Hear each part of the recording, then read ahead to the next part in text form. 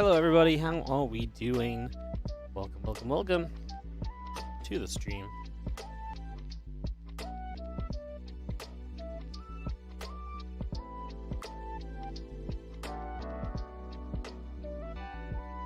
Some fun matches first round already actually here in today's event.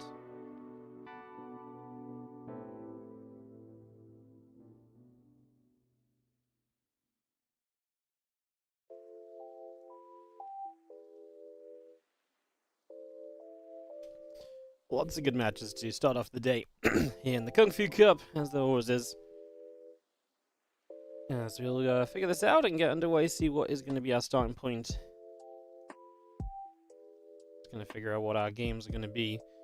Lots of players signed up. Hero, Young, Trigger, Sue, Skillet, Spirit, Ethermal, Gumiho, Lambo, Showtime, Coffee, Mana, Milky Cow, Clem, Trap, Mixu, Creator, Classic, Yeshi, Nightmare, Beyond, MaxPax.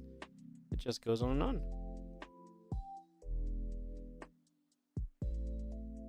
I'll just go on Fianchi Thermal. I kind of want to go Mixu, Trap into the winner versus Clem. I do think that'd be very fun, no? Twitch chat thoughts. I kind of think that's very fun. My other thought was doing Hero Young first. Or Nightmare versus Beyond. I think Nightmare versus Beyond is good, but I kind of want to make sure I see the Clem series. I do see Beyond here. I do not see Nightmare, though. Yeah, this could be a fun one. Excuse me. As we get ready to rumble. See what our plan is going to be.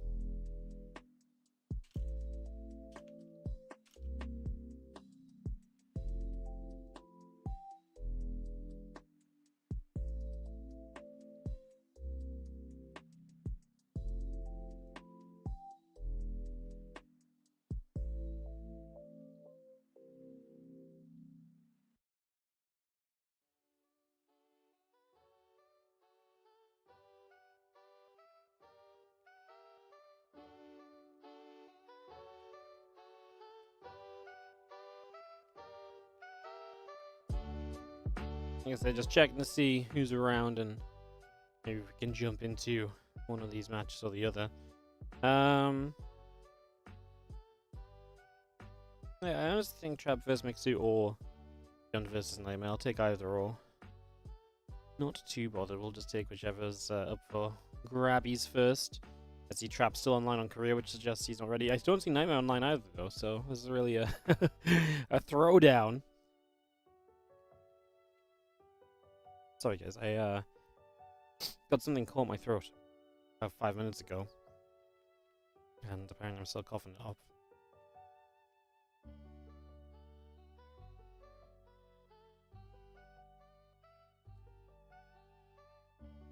Bum, da, da, dum, bum, dum.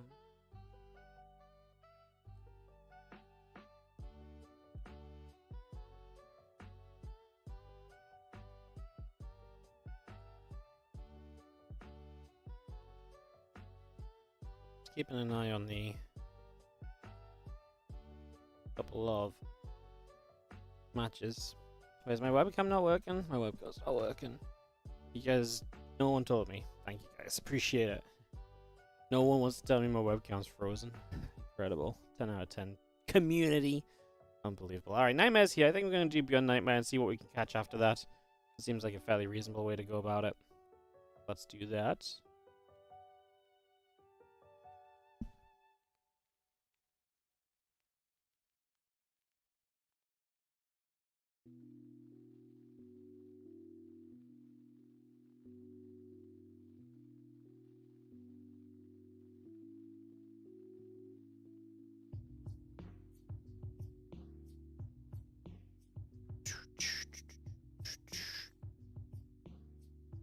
Alright, so we'll get into Beyond vs Nightmare because it seems like it's going to be ready to go as soon as Nightmare's online. Get that set up and we'll have some TVP to start the day. Awesome.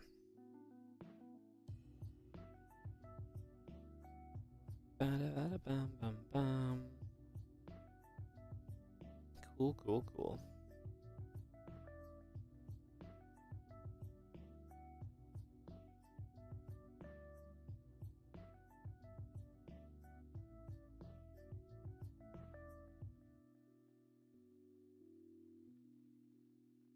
Alright guys, couple moments.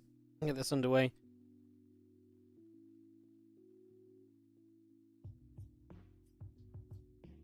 Just gonna get an invite in from Beyond a Nightmare. Some TVP, like I say, to start things off today.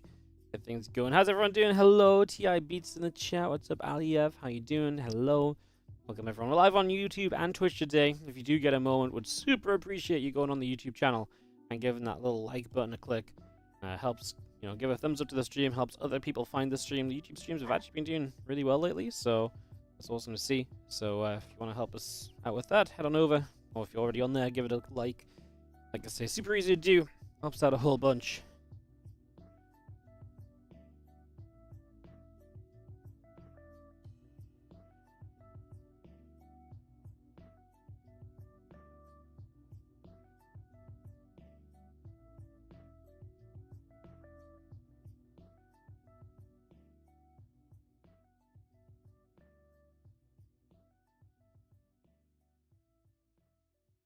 Alright, so yeah, we're waiting for Beyond the Nightmare to video up. Sorry. I'm gonna be 1 minute quickly as soon as we get into a lobby. Try and clear my throat properly, but I'm holding out for that lobby to come online. Holding out for a lobby. New.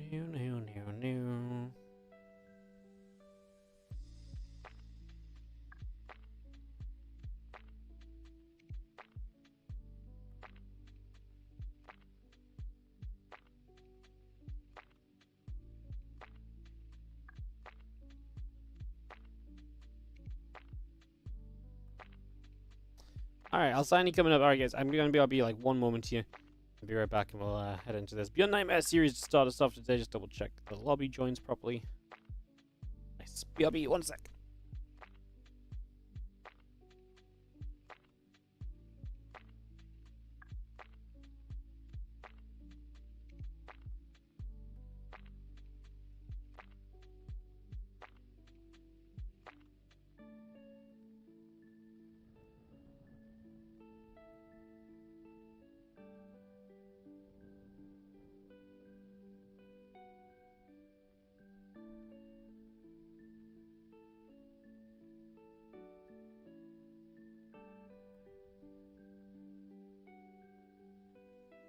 Alright, players are going as we get ready for Beyond versus Nightmare here. Get this underway on our signing to start off the series. So let's kick this off, our first match of the day. Gonna be some Terran versus Protoss action. As we have down in the bottom left hand corner, the blue Terran play here, representing the Shopify Rebellion. It is Beyond. Representing Bleed in the top right, in that red, it is going to be Nightmare. Game number 1 of our best of 3 here. What's up, Resonate? Thank you so much for the 18-month resub on the Prime. Much appreciated. Hope you're doing fantastic. Thank you so much for resubscribing. Thank you. Pro Pylon coming up, Refinery, Depot, and an SCV all coming in as well. What's up, Sue? Watching from China. Hello, hope you're doing great. Thank you so much.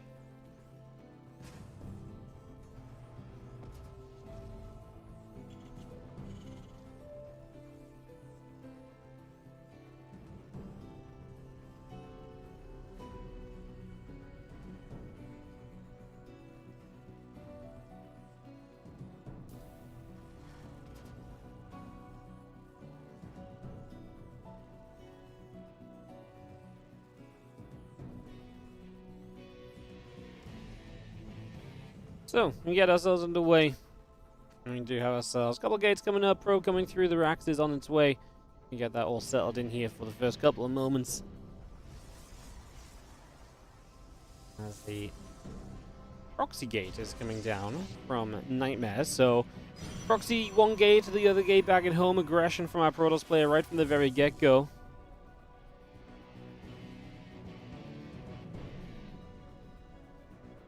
SCV is going to chase the probe around a little bit, and again, the Reaper on the way out. The command center is still building through. Orbital not far from being finished, as the probe and SCV are going to have a little slash down on the low ground, but that'll be that for the moment. As the factory continues in, CC's on the way up. Reaper is building as well. SCV also in production right now. Gun this probe out into the center, taking the watchtower. And we'll continue out across to the upper right-hand side.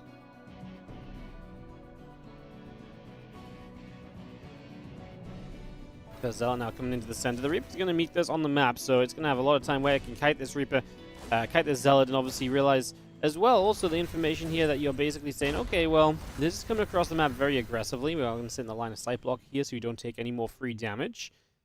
As we have the Reaper just going to be chilling out, and the Zealot will continue to kind of chase forwards. Reaper is just going to kite a little bit. As the Zealot continues through now. At the same time, the first Stalker is out, and the Stalker will hit the Reaper, but Reaper can get to the main base still. But she decides just to back away. I was going to say that direction may not be the best for reinforcements coming. Might make it a little bit difficult. As the two Stalkers and the Zealot together will start to deal some damage to that reactor.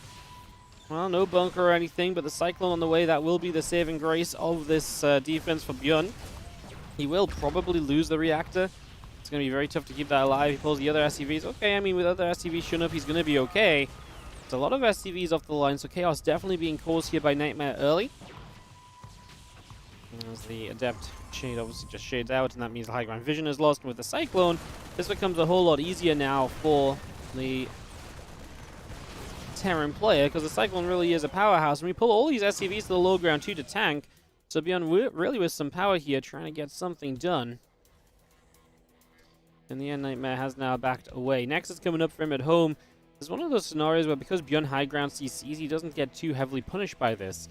He is going to be very safe because of that high ground CC, and he is going to be able to finish that up and, you know, get SCVs producing throughout. So he's in a good economic position, honestly, coming out of this scenario. And coming out of the economic advantage, he's also going to be setting up to, well, as the starport drops down, have a bit of a tech advantage too. He's got a lot of powerful units, and his opponent is not going to have good tech for a long time. One Cyclone goes down here. You can see the other Cyclone goes down as well, but it is going to come at the cost of quite a few Stalkers. Marines will continue to try and push that back, but how long can that continue for? Probably not too long. And now the Stalkers are going to come back again. Marines taking shots. New Cyclone shows up, though. Not enough Stalker firepower to turn that Cyclone around properly. There's an SCV still building up the bunker, and a couple more SCVs are going to come pulling out. Cyclone still locked onto the Stalker for the moment. As the Marine also taking some shots in this bunker. SCV goes down, and the bunker will be killed. / cancelled now as well.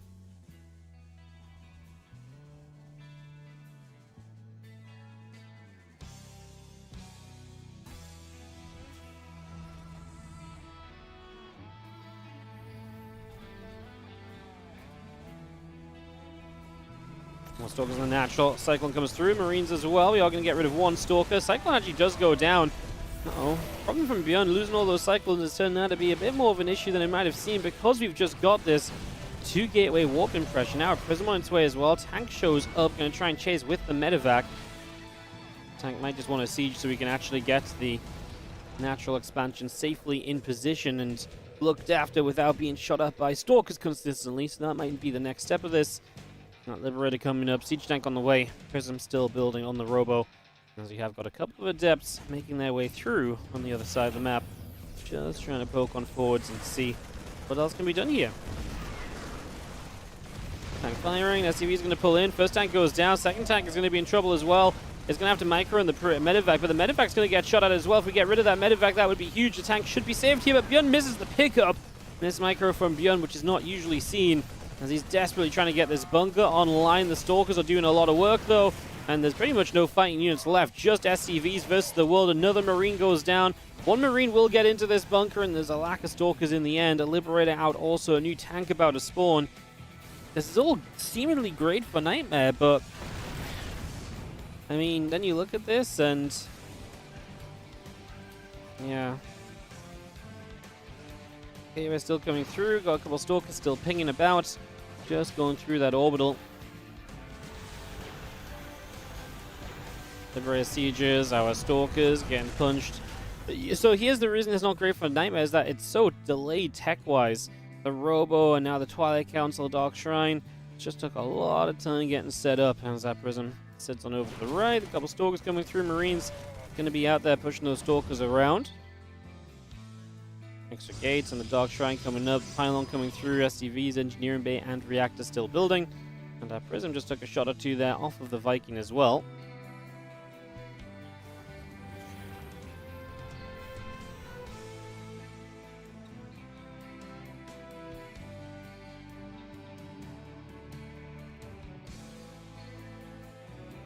Clip continues to the upper left-hand side. We will see the, again, Dark Shrine and everything just coming through. Waiting for those DTs to strike. Like I say, Bjorn, I guess tech-wise, initially, he had that advantage because he obviously had the factory and starport tech coming up, but he did lose a lot of those cyclones and everything. So I was talking about a tech advantage. Maybe it's not really there for Bjorn as much as you might expect it to be. Stuff like the stim and +1 only just now starting. The fact you're going to get delayed a bit by these DTs as well. These are all issues. As the DT initially went to try and get the natural siege tank. This DT walks back into a scan that was already up, so that would have been a mistake, and DTs are going to get to work here. This scan is going to cover both DTs, but that one should be able to slip out of here before the other units arrive. 6 SCV is going down. The Liberator, though, is going to equalize the damage taken. 7 probes go down. Liberator now killed as those Stalkers get across and Observer sieges out the front. +1 attack. Stim pack being brought into play. There's going to be seen an extra couple Marines coming through. The barracks are all coming up as well. Forge and Colossus continuing to build. And this Prism of Nightmare still around in the center of the map, just for a little while, seeing what else is going on. Obviously, would love to reinforce after dropping those DTs off. Maybe a bigger push to take advantage of the DT damage and the early damage. I think it's clear that the tech issue is not a problem at all for Nightmare. I think he's going to be absolutely A-okay.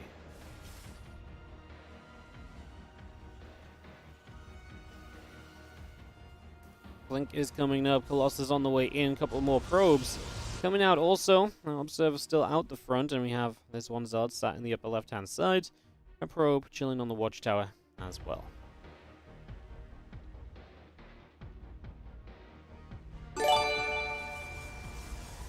Hey, what's up, Jacob Vogue? How you doing? Thank you so much for the 27-month resub. Thank you for subscribing at the start of the Kung Fu Cup number 6 today. Again, another week of this Kung Fu Cup action. As we got Colossus Corona Boosts continuing on the Robo facilities. +1 attack, Extended Thermal Lens, Blink, and Shadow Stride all coming up as well. So we continue bringing that all through. And as much of it going as possible here. As a few probes transfer from the high ground toward the low ground. A couple tanks get sieging. Bio sitting out the front with the Medivacs as well. And we'll just have 2 more Medivacs and those Marauders coming up. +1 armor and combat shield all building. And the Bio will stim into this gateway. Just going to knock that down and take out a pylon as well. It's just going to take all of that out.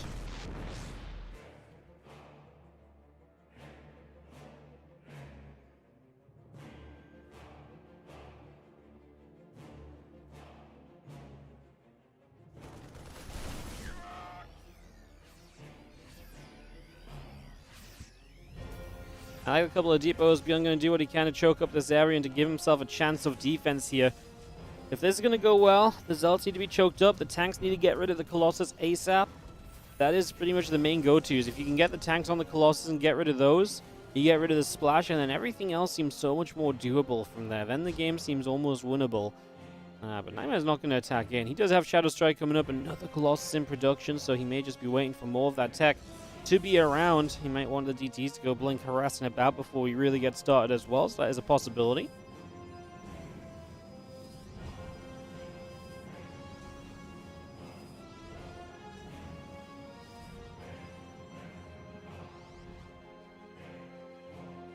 Army cells in the center. Robo facility, Observer coming up, +1 armor coming through.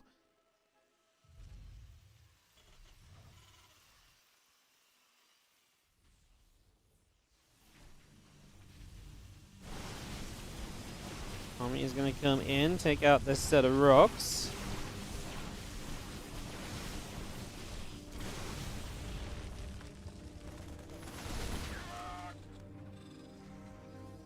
And 2-2 coming about, +1 vehicle weapons. I mean, Nightmare is pretty much maxed out. There's not really anything to wait out for anymore.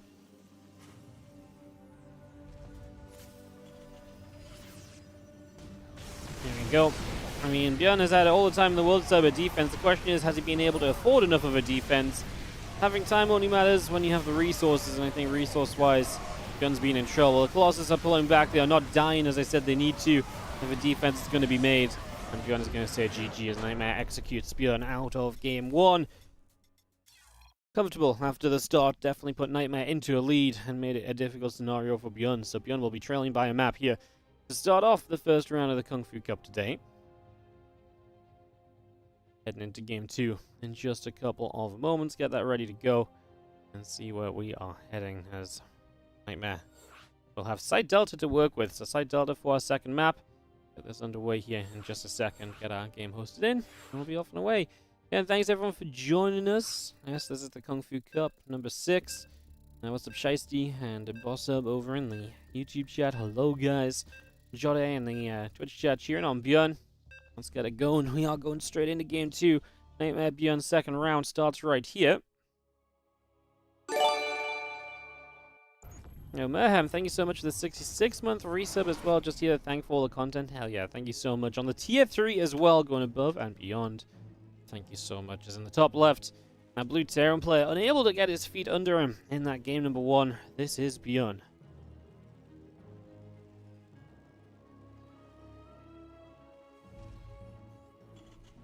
In the bottom right, our red Protoss is Nightmare.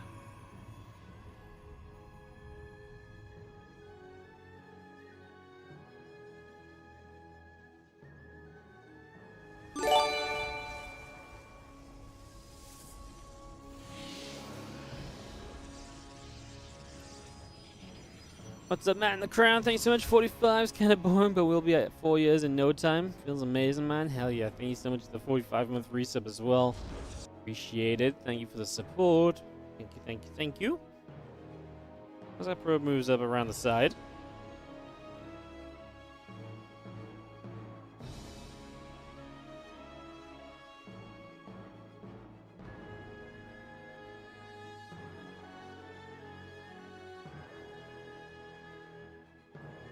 Tracks on the way, gateway coming up, probe and the SCV all coming through.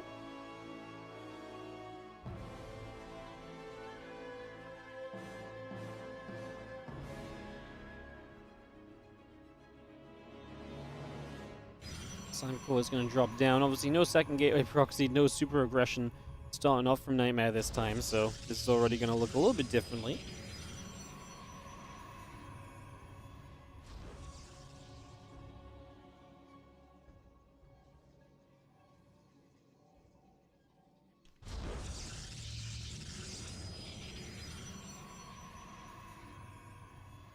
Decided to go about to finish. Nexus is coming in. Now Factory is coming up here from Björn as well, so we get that on the go. Refinery continuing up as this Reaper makes its way now down toward the bottom right hand side of the map, so away we go. Again, Nexus halfway done at the moment.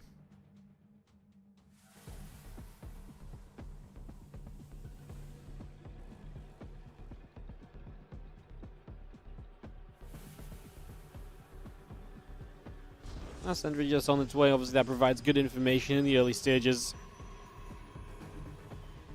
Let's just have our Reaper patrolling at the front end. Well, Adept just kind of chilling out on the ramp as well. So again, just setting out over there. Everything getting settled in. Twilight Council building from Nightmare to get us started off here as well. A couple Marines in the Widow Mine coming through. And we got ourselves a command center, including a reactor on the way. That's also being added on here. And the Naturals just getting that up as well. As our Reaper continues to patrol here at the front.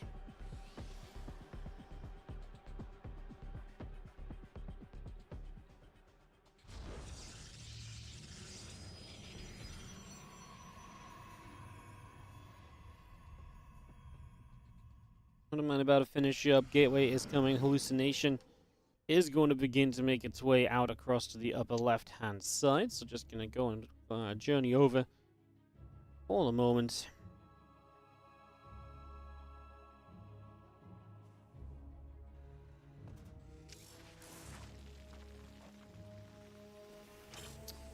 Hallucination flies through overhead. Factory comes across. A few Marines are going to be there to chase that hallucination away as well. A couple additional gateways on the way down, and Starport lands onto the Tech Lab, where we're going to start up the Raven. Tech Lab now coming in on the factory. A few more Marines popping out in the barracks. One more racks over here. Gonna fake the cloak, just try and pretend this is Banshees to the scouting of Nightmare. So, gonna try and do that if another hallucination flies on through. The Widow Mine drop, meanwhile, sets up over the right side. Ready to come diving forwards for a moment. We unload, and the first Widow Mine goes down in an instant, honestly. And now the second Widow Mine does have a little bit of an up and down scenario to fight through. Uh-oh, medevac in some trouble. Still gonna survive. We're gonna be super low. This wood of mine hasn't fired yet, remember, so you want to get it burrowed and firing, and it will go for the one probe that gets split away from. Nicely done. Very nicely done, as Nightmare will then come forwards.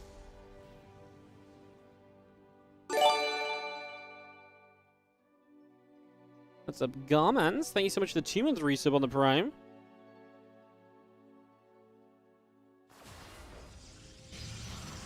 If we're gonna get chased.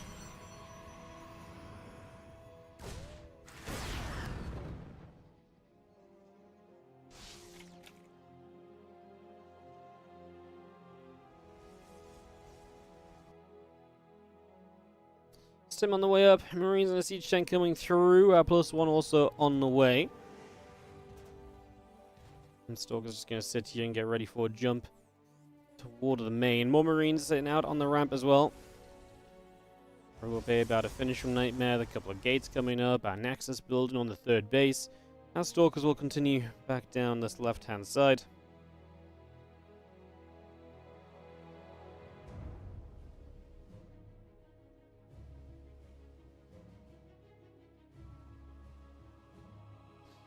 Stalkers continue over. Sentry sitting nearby as well.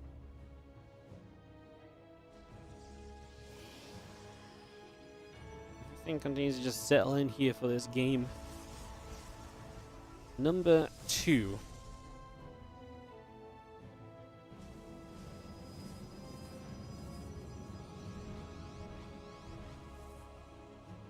Once it comes out, I'm going to see against Impact +1, Combat Shield.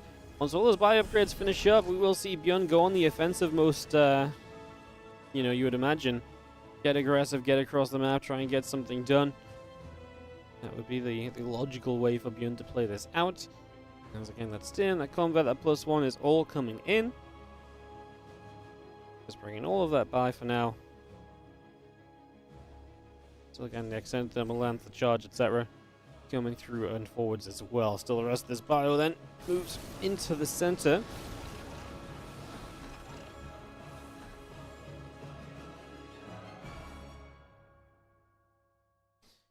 Big push from Bjorn. I mean, as his upgrades are finishing, he'd love to make use of them ASAP before the Protoss has more and more time to set up against it. So that's definitely one thing we continue to watch for here. If Bjorn can get in position, but honestly, I feel as though we've got enough here from Nightmare anyways. I feel like he'd be absolutely okay if this came into a fight at the moment, although the Raven goes in for 6 probes across the map, so that's obviously a pretty big deal. Raven gets a lot done.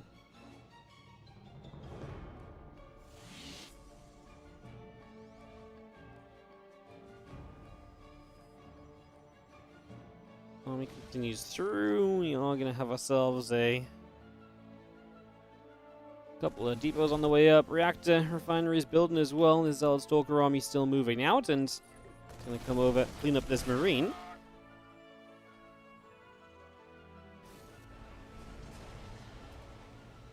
The Viking numbers continue to come through. The Marauders continue to build outwards. This army of Nightmare sitting in the center, and a few Zealots on the right-hand side thinking about making their move as well onto this Bioforce. It looks like Nightmare definitely wants to attack, but is it worth it?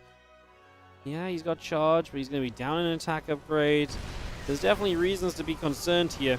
And as away we go, we're just going to send it. So let's see, the Colossus getting shot at by the Vikings and the tanks. Now the tanks will go down, and the Vikings too. One Colossus will be left alive. Extra Zealots warping in, but is it enough? The Colossus needs to go fight the Marines. The Marines currently just hitting Zealots freely as this Colossus took forever to turn back onto them. Can you imagine all these Marines got lasered so much sooner? There's actually a huge difference that would have been made. Nightmare is in a world of trouble because he just lost everything. His economy is not super great either, and I wouldn't say he did that much to the economy to make up for it on top of it. So just, yeah, Colossus coming through, Bio continuing forward here, and the Colossus will fall. Let's continue to fight, just have ourselves a few extra Zealots getting warped in. I'm just going to continue to push across for the moment as our Stalkers continue to try and do a little bit extra. The Medivacs pulling back away over to that right-hand side. The Prism loads back up. +1 armor coming through, +2 attack coming in on the Forge.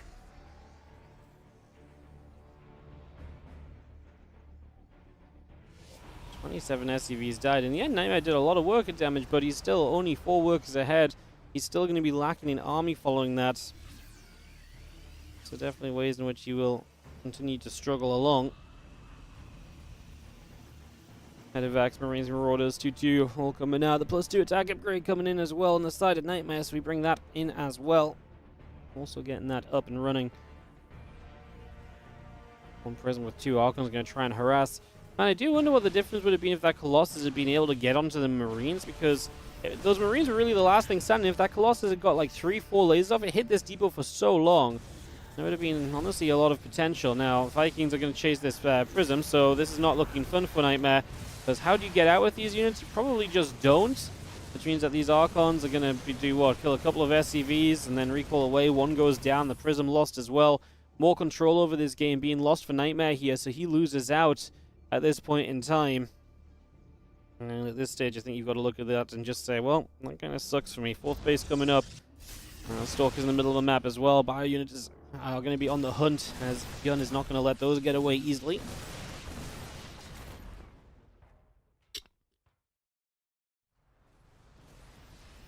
Beyond just so far ahead in supply. Nightmare's doing what he can. Zealot's running in on the sides, but yeah, he was very committed to that attack, getting something done. He needed something to come out of it, basically. And based on what we're seeing now, he's looking at the repercussions of it all. It's easy to state.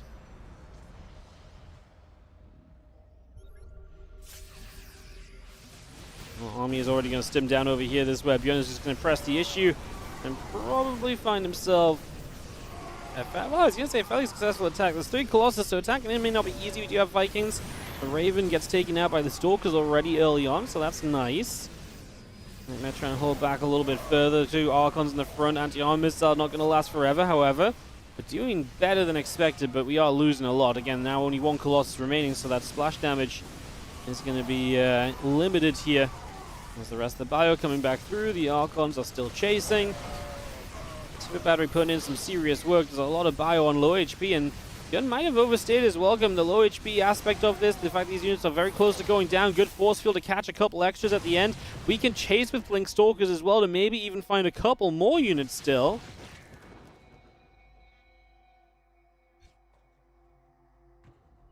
Nightmare is going to hold, and Bjorn went a step too far.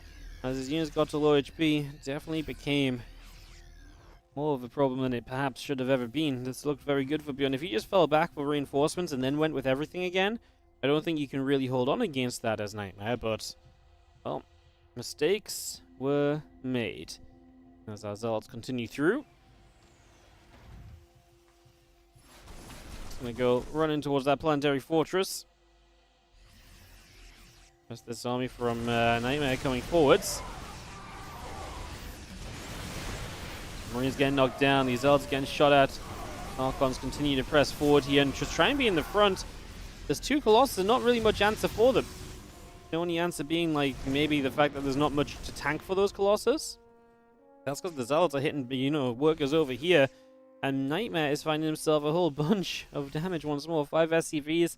Those Zealots get away. He pulls back the Colossus. He killed off a bunch of the Ghosts as well, so the Ghost count is limited. We are still fighting here in this game. 2-2 to 2-1. Beyond has started is 3-3. That will be a 2-1 upgrade lead. 2 armor and 1 attack during the time at which he has 3-3, so that's an opportunity to be seen as well. Army moves up and actually going to catch a couple of bio units that just strayed too far forward, including the Marauder. One of the more expensive units there, and even gets that final Marine too, so we're really capitalizing already. Disruptor coming in, 2 more Zealots are building.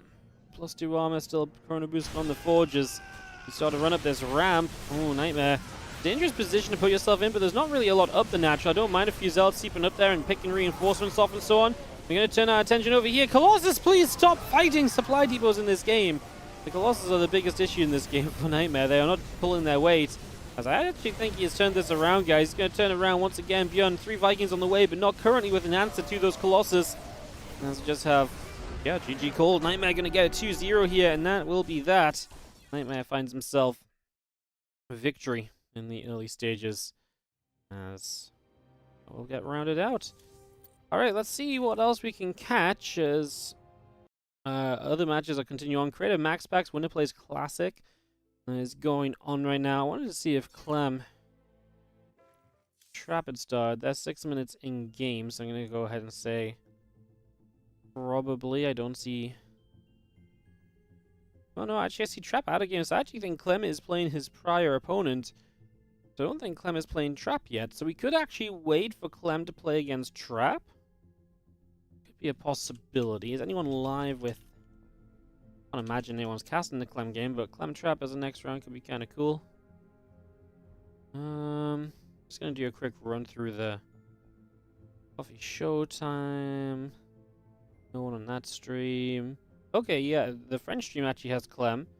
Oh, Clem is literally about to win. So Clem's about to win 2-0, and Clem's gonna play Trap, and we can cast that. How about that for a set of matches coming up for you guys? So Clem versus Trap coming up next. Nightmare PvT really good. Yeah, Nightmare's been really good in PvT lately. Like, since the patch kicked in, Nightmare's PvT has been, like, way better than it used to be. Kind of a little bit wild. Alright, so Clem against Trap should be coming up, guys. We'll get this on the go in a sec.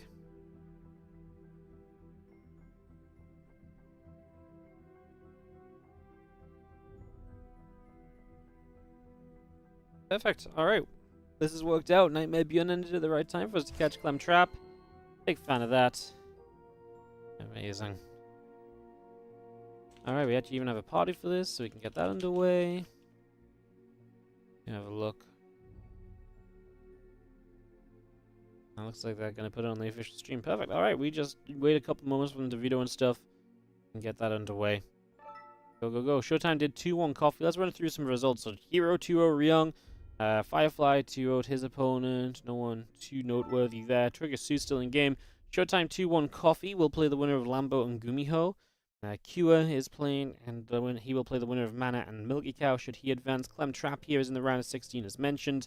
Classic plays Creator or MaxPax, and Nightmare plays the winner of Shameless / Young Yakov / Yeshi. Looks as though that section of the bracket's just taken a little while to play out, so waiting on that to continue through. As our first veto is coming in, Clem will lead the veto process with a veto on Dynasty. We casted Clem Trap in this event a little while back, 2-3 weeks ago, maybe 4 weeks ago, and Trap took a map and he kind of made Clem sweat a little bit, so kind of excited to see. Did he take a map or did he just make him sweat? I want to say he took a map, but he might have actually been just a close 2-0 where Clem brought it back in a game that was way closer than you ever felt it should have been. No, Trap did take a map. Kung Fu Cup. That was actually edition number 4. That was on the 22nd of May. Yeah, well, it was still about 3-4 weeks ago, right? So, yeah, 3 weeks ago. That was the only time they played this year. The last time they played before that was the WardiTV Casters Civil War. Back in 2022, of course, Trap is back from his military service. And still trying to reach that kind of level that Trap was at prior to his military, so still trying to get there. As we get ready for this incoming PvT in just a few. Get this set up and rolling, guys. More SC2 action coming for you all today. Again, Clem versus Trap, our next round of games.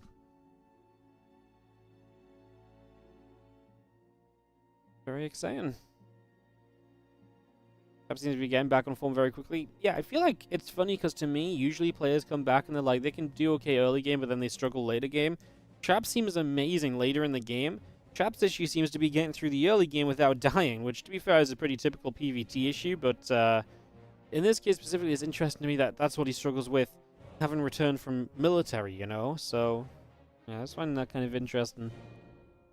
As Dynasty, Crimson Court, Ghost River, Golden Aura, and Slight Delta are vetoed. One more veto from Trap, and we will have a set of maps.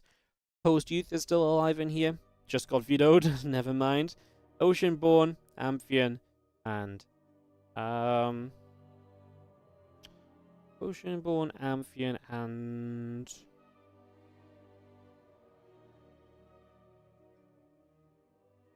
what's left? Feels like there's been so many vetoes. Ghost River vetoed. Amphion. So Oceanborn. Amphion. Dynasty got vetoed. Crimson Court got vetoed. Golden got vetoed. Psych got vetoed. Oh, Alcyone. I looked at Alcyone like 3 times. I was like, I'm sure that got vetoed, but I must have just been imagining that one in my head a little bit. So it's going to be our 3 maps. We'll see what the map to start us off on will be here in just a second.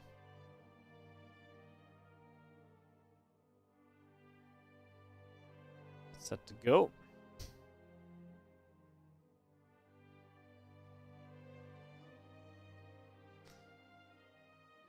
I'm thinking gonna be our opening matchup, so we'll just take a second to get into this, guys.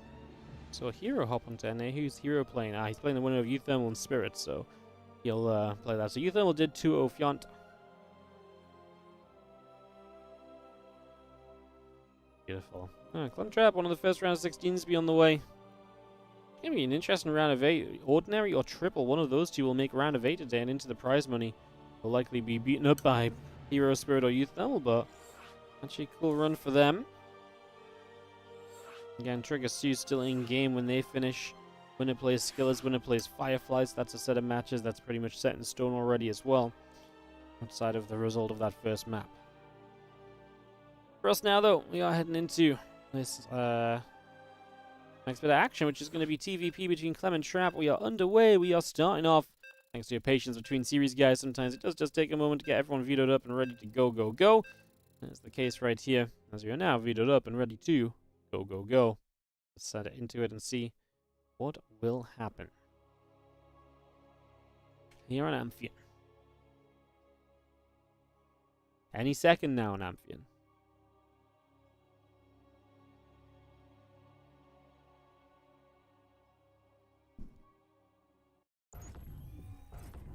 In the top left-hand side to start things off will be our red Terran player. This is Clem from Team Liquid. In the bottom left-hand side, our blue Protoss from Gen G. Cool to see another big-name team picking up a player in Starcraft 2. We have Trap. Gen G big in League of Legends, if I'm not mistaken. Big Korean team. Now having their foot in StarCraft 2 with a player that may not be at the eSports World Cup next year, but if this was to be a thing next year as well, Trap is a very good player to already have in your pocket before he gets picked up by another team that's willing to wait out the clock and roll the dice on the potential of, you know, next year's eSports World Cup being of a similar format with the team things and stuff going on as well, so yeah. Alright, well, we've got the official WTL obs in here, so I can follow his camera for a little bit instead of paying you guys with my painful observing. So we'll jump on his cam and have a look to see where everything is going here for game number 1. Because there's going to be a Trap Scout into the upper left-hand side here on Amphion, just moving in nice and early. Probe starts to nibble up a little bit, SCV taking some damage. SCV on the other side of him, Clem trying to return some fire. Reaper, Orbital, both on the way up. Cybercore still coming through. Just for the moment. As we do have that probe escaping out of there. So Orbital Command still coming up. The Reaper still coming by. Cybercore and the Nexus just coming by as well. And we have ourselves this probe still moving out over the edges. Again, Cybercore is about to complete. The assimilator's coming up right here. Just getting this all on the way.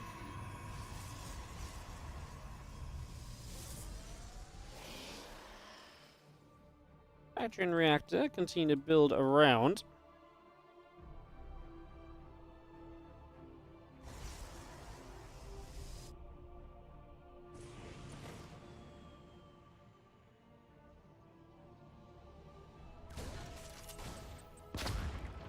Just having our Reaper coming in. The Adept is going to be there to play the pushback though as well. It's just going to chase that out of here. Pushing everything out for the moment. Looking good. As you see the Adept coming through, also ready to chase.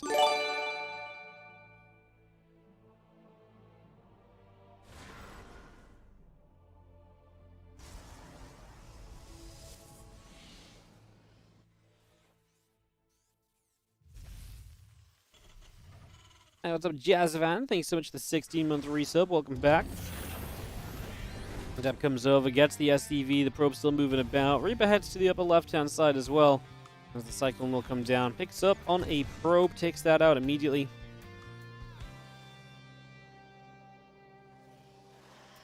Well, couple CCs are still building on by. Obviously, triple command center from Clem wants to play an eco-focused game. Don't want to put too much pressure on in these early stages. He's kind of happy to let it go a bit later. Interesting though, because as I was saying, my current opinion on Trap from what I've seen of him is that he's better later in the game than he is earlier in the game. So I'd say if this was kind of, you know, of Trap's choosing, I feel like he would pick something along those lines right now. I don't think he's too upset about it.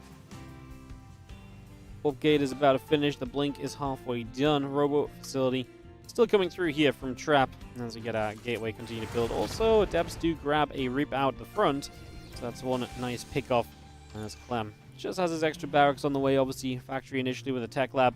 Get a tank up and start looking to stabilize in these early stages. Couple of racks still coming online. The CC finishing orbital command about halfway done as well. Additional Marines in production in the SCV also producing. Tech lab coming in from Clem.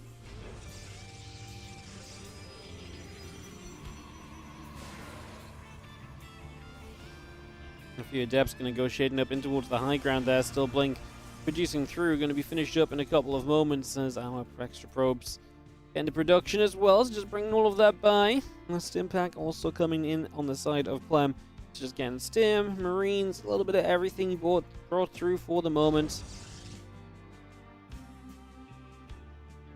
And stim and combat shields combined, going to give us a fun little way to move forward from as the extra Marines are coming out also. Observer still producing on the side of Trap. Stalkers pull back, and again the Nexus and Obs. This Trap just goes towards 3 base.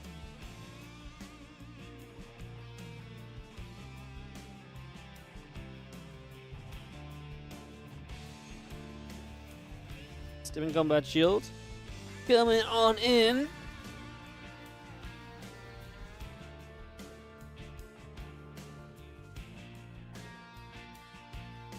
And of course, Clem has no real intention of being any sort of aggressive until he gets to that set of upgrades. You know, the longer he lets his 3cc advantage kind of kick in for, typically the better off he's going to be. The Cyclone here will pick off the Adept as it's going to go hunting for that probe as well, I believe.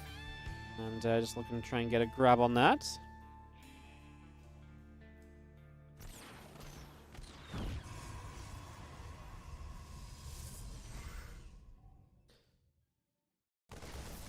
Single Marine just shows up, looks to see the saturation on his third base, get a rough idea. Hey, is this a real third base? Are you actually trying to mine from this? Or is this maybe a bit of a fake out? Definitely a bit of a question mark.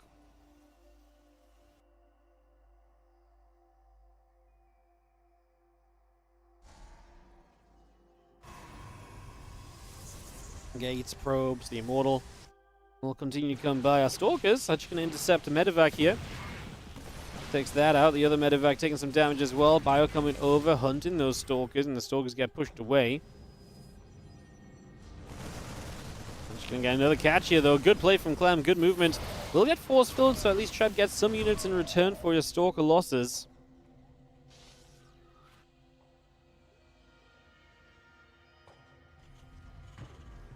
Plus one attack about halfway done. The Templar Archives is halfway done from Trap as well. Charge still building.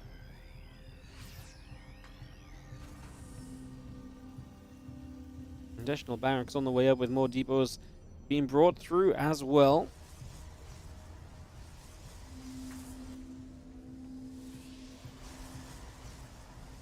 And there's Trap's tech. Storm on the way up. That's one of the things he's definitely seen success with as of late. So seeing that Storm upgrade coming in now definitely sets us off in a good direction.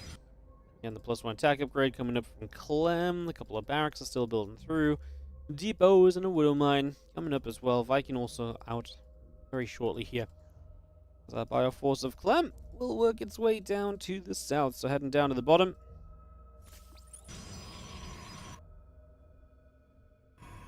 Our Bio Army will collect together. Looking for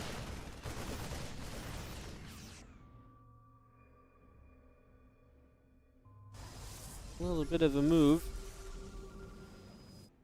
Another High Templar warping in. Still got our Storm coming up. The extra gateways are coming out. And Clem It's going to have the engineering bay and the armory coming up as well. 2 more Vikings and Marauders still coming up. The Widow Mines are building from Clem also. Additional Zealots will warp in, and we will drop a Nexus down on the 4th base. Just going to put that straight through. Clem not able to get in position to deal with that. May want to open up those rocks if he wants to have that as an aggressive option. His own 4th base delayed by these Zealots, which he's only able to catch 1 of, or 2 of. So that's not going to be too much of a denial from him too quickly. Army continues back down to the bottom. Again, Forge, Robo Facility, Robo Bay, all continue to build. Our Prism is coming up halfway done with the +1, halfway done also. Our Bio gets a catch and an Observer over on the left-hand side, so that's a nice, lovely little pick. More Stalkers warped in once more here from Trap as you continue to bring those numbers up. Robo Facility, Robo Bay, all coming about. Our Bio unit's still unloading out towards the center. So we head ourselves around the right. Still got a Prism loaded and making a bit of a move as well. A couple of Zealots moving forward. Going to take some shots.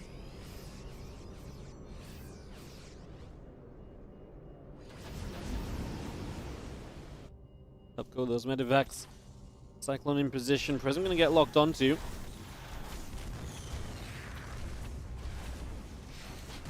Mine goes off. Prism will fall, so that's actually a big pick. It's going to be seeing a Ghost on to get some snipes up. Some Marines going to fire in toward those outs as well, trying to play the cleanup game.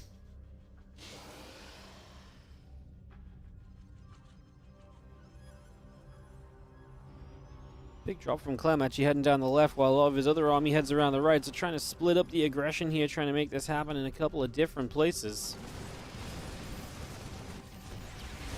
It's a first storm. Obviously, you drop into the...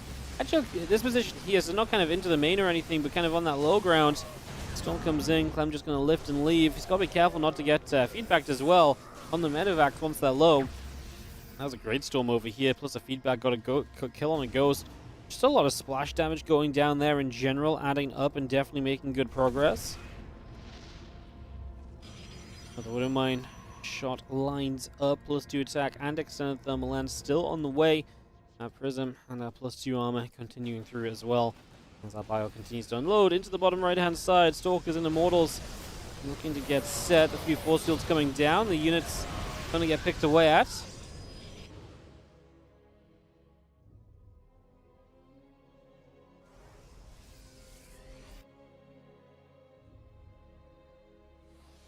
Medivac's actually going to boost into this main base where we are going to see the unload. Battery is going to take some damage. Storm is already split away from Bio, continue to chase down. So Immortal getting caught by the units trying to give chase as well. We just have ourselves one Immortal dropping. Bio still fighting. Pylon going to go down. 5 gateways and the Forge all depowered. Huge moment right there as we have the Bio still pressing through. Nexus gets killed off, I believe, not even cancelled. Clem does just have the supply advantage right now as Trap trying to hold on in many different places, but it feels like Clem has just taken one too many advantages. Snipes off that High Templar out of energy anyways, but of course, still nice to make sure it's not there for the future now.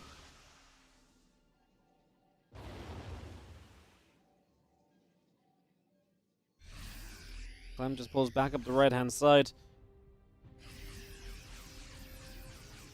Escaping away for the moment. Once again, an army of Trap is going to set itself right out into the center very early on. Moving forwards very swiftly as the rest of the force from Trap gets set up a little bit as well, trying to figure out what the plan may be.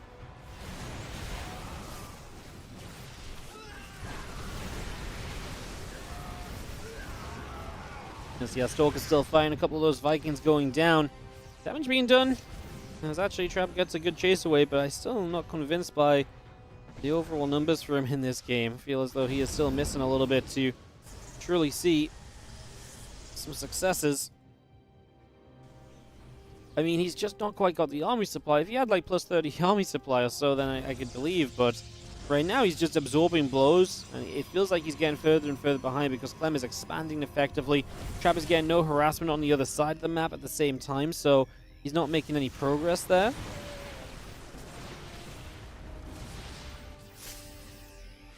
Fire moves forward again, just going to go after a pylon and a few probes. Will be kind of caught in the crossfire of this Bioforce looking for the base. 6 probes going down already. Looks like we're going to keep on fighting. We put up the EMPs quickly. Marauder heavy, able to fight Stalker and Colossus. These two Vikings here have a chance to finish off a Colossus. They will turn around and do just that. So now there's no splash damage. Without splash damage, you've got to be afraid. But the Prism starts to move forward. Clem splits. He actually does eat a couple of storms in the end, but I don't think it's enough to stop him from just attacking this position. Cannon will go down. Reinforcements from the right side. That means Clem's attack on the right side is going to reset. Clem just uses this army as now a bait. Moving elsewhere as the army on the right is back in, and that's where a lot of probes are going down. And Clem with the multi-prong absolutely overall giving himself an advantage as Trap is right up through the middle of the map, by the way. Big army looking good. Making a move to the top. But mine gets picked off there. Stalker will go down. We blink and get a medevac again. Clem 30 army supply ahead. Just needs to show it, really. Another empty medevac. He'll get jumped on here as Clem makes some sloppy mistakes. Doesn't need to bring them back in the way, which he's doing. And is making this a little bit tougher for himself. Get rid of the pylon now. Probes are dropping down as well. The rest of the army from Clem through the center and over to that left-hand side. Stalkers blink in. The medevacs will be destroyed. Those few Zelds are still getting catches and cleanups.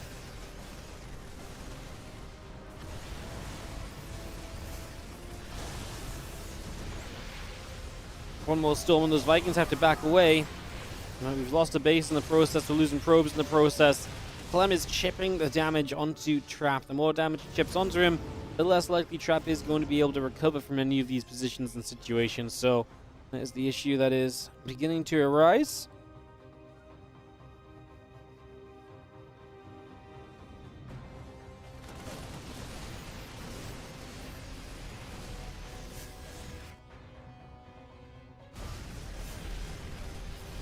Fire into this base here, just going to drop off in the main and just work its way through a bunch of gateways, so looking for damage there as well. Gateways being depowered. We've seen them gateways in that forge depowered a couple times over at this point. Seems to be a continuation of what was happening previously. As they are going to stand and fight here. The storm coming out. The Colossi will fight to clean up. Clem has a massive army on the right-hand side, however, so able to start pushing through on that right side, able to start making a bit of a break. Now, Crap somehow just about hangs on again, refusing to die, but he is down a base. Clem mining off of a fifth in the upper right corner. That's a big deal. That's money he can continue to work with. As another storm comes out, we are going to see Trap actually taking advantage of the moment. We'll get rid of a couple of these ghost cells. We'll get in front to try and tank. Of course, his army is not huge, but just making do with what he's got, trying to find a way to stay alive.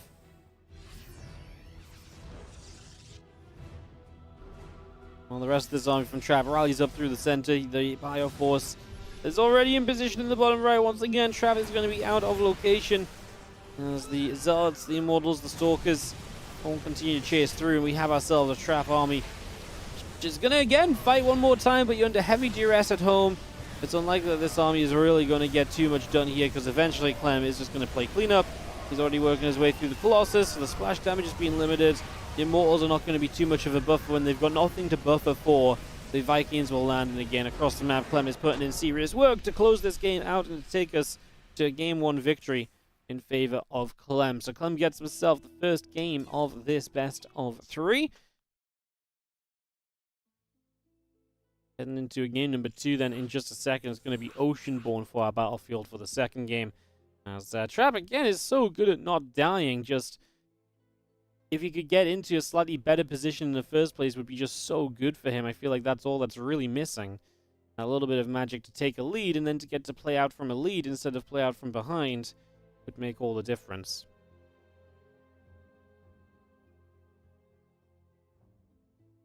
That's Trap. Yep, that's Trap.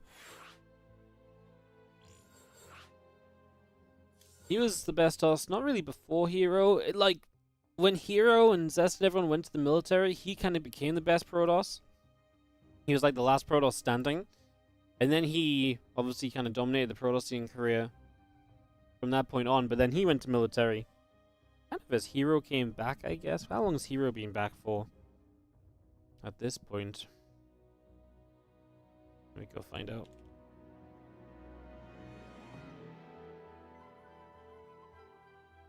Yeah, Hero came back 2021, actually, did he? Is that really true? That's crazy if he came back in 2021. How is that a thing? Time passes so crazily, I swear down.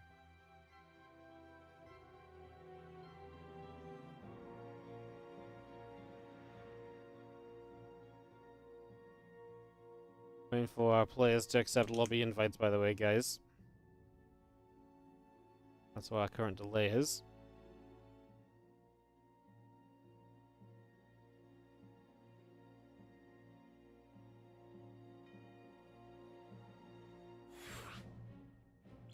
I think the first time Clem didn't accept, now Trap's not accepting.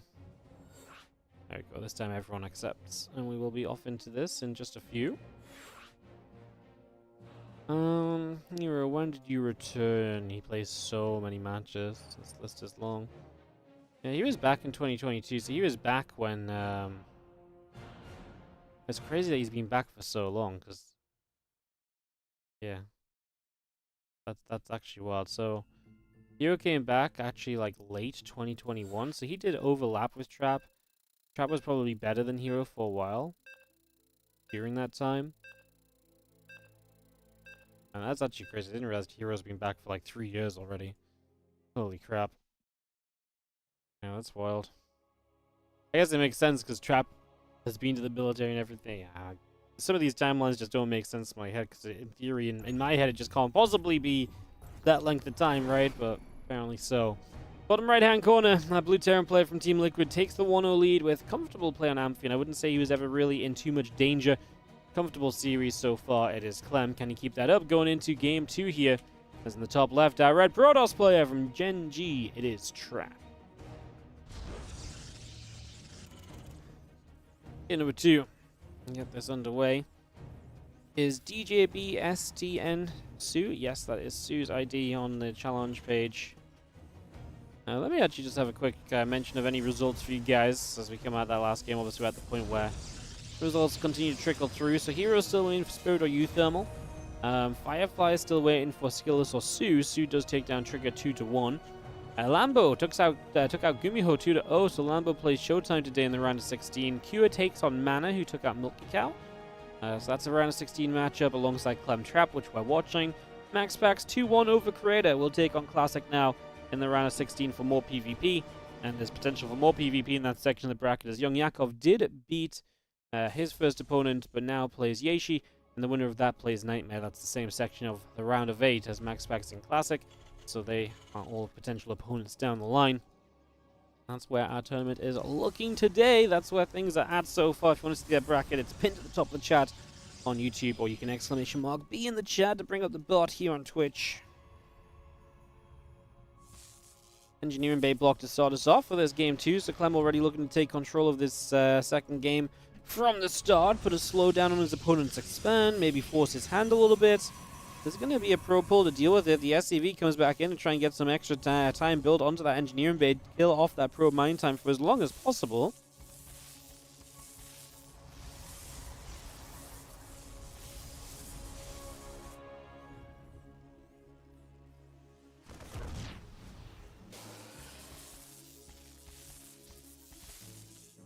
Probe's nibbling, Engineering Bay taking some damage. Factory is still coming through. Assimilator and Adept continues to come by.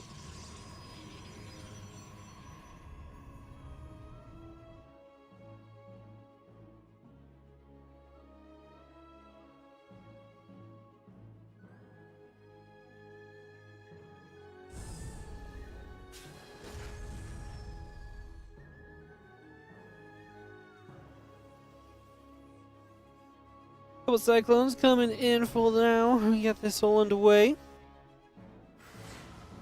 It's a Stargate from Trap to mix up his openers from that Twilight last time around. Couple Cyclones coming through from Clem. The Adept is going to shade up the ramp. Cyclone still building out. And the commence in the building from Clem is going to be about halfway done. Refinery coming up also.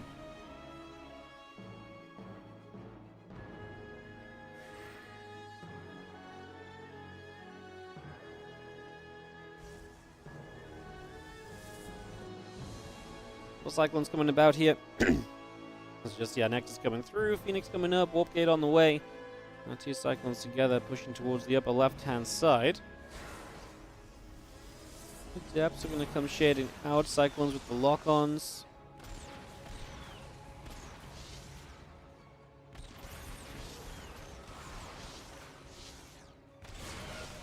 I'm just going to fire up. Those Adepts taking some damage. Cyclones lock on again. Battery being drained of energy. Once the battery energy is gone, you kind of need an overcharge here, but that is going to be one dead Adept before the overcharge comes through, so it would have just been better to put that in a little sooner. The Hellions try and dive by. The Cyclones still going to be the damage dealers on the front lines. I wasn't going to really deal damage to the Cyclones right now, but obviously by trying to dive by with the Hellions, you force one of the Phoenix to use that energy early. Now the Phoenix will use energy onto this Cyclone. We're going to put a Widow Mine or two a bit further back. We got more Cyclones building from Clem as well. And this push continues for the moment. Series transfer out from the main base. Orbital coming online. Again, Cyclones, Viking, Marine, all coming through. The Phoenix and the Gateway coming up. Adept thinking about shading around a little bit here, as again our two Cyclones are still coming through. About halfway done at the moment.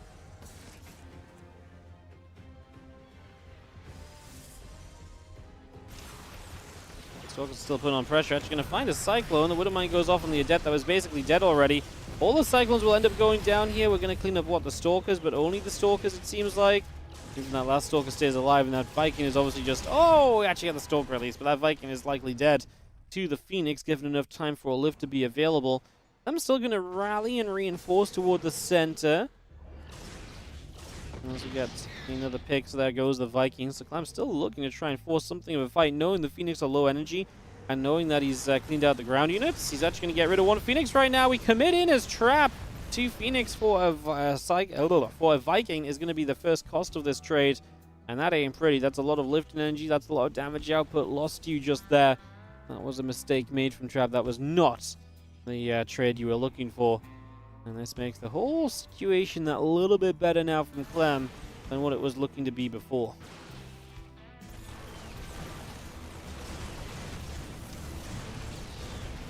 Stalker's coming back through.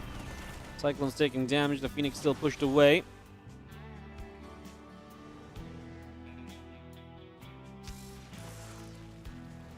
Bit of Mine's burrow up once again. Stimpack, Cyclone, Viking, Marine. All being brought up currently. Battery putting a little bit of healing in. A couple Widow Mines sitting out the front. Twilight and the Gate coming online. Nexus also finishing fairly soon. Probe gets blown up by a mine.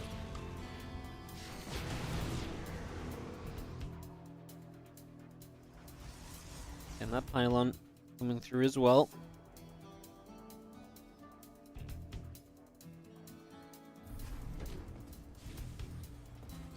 Well, game settles down. All of this early kind of trades. Resource lots is in favor of Trap. And his economy has been fine as well. Now getting that third base rolling with the probes, producing 3 at a time. Get that income set up to rumble. Is Phoenix into Twilight a thing? Yeah, absolutely. Phoenix Charge is super powerful. Phoenix Charge shuts down a lot of early attacks because the Phoenix can lift the tech units and the charge offs can just overwhelm if you're reliant on those tech units to be successful. Phoenix Charger is the sort of composition you don't want to go pushing into too early, and then you just transition to a ground army from there. Phoenix Colossus is a little bit overall maybe safer and more defensive, whereas Phoenix Zealot is like the aggressive option from this. I might even be able to get aggressive with Phoenix Zealot as well if he feels as though he's done enough early. So with these early trades, he might be feeling that he's able to kind of get enough Zealots out there. He can have an influential kind of swing on some early fights, so that might be something that goes down.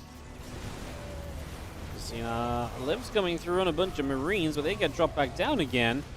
There's quite a lot of Viking Cyclone. These are units which are going to be okay against the Phoenix, but terrible against the Charge Lots, so be watching for those. Nexus drops into the 12 o'clock position. We get that going.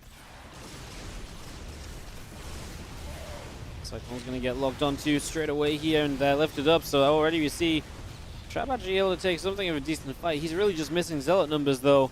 He is whooping piling off to the left side. It's not super nearby. That's going to be another Phoenix already low. The lower that all these Phoenix get, the less impactful they're going to be. And at some point you're just fighting with Zealots against Bio. It seems as though this is not going to be enough for Trap. These first few fights were not good enough at all. He's going to rally some more units forwards. The Vikings may want to tank right now, although Clem is going to prioritize saving those in the medevacs, but either way, he's going to get a few zealots out of it, so Clem is still trading fantastically in the scenario.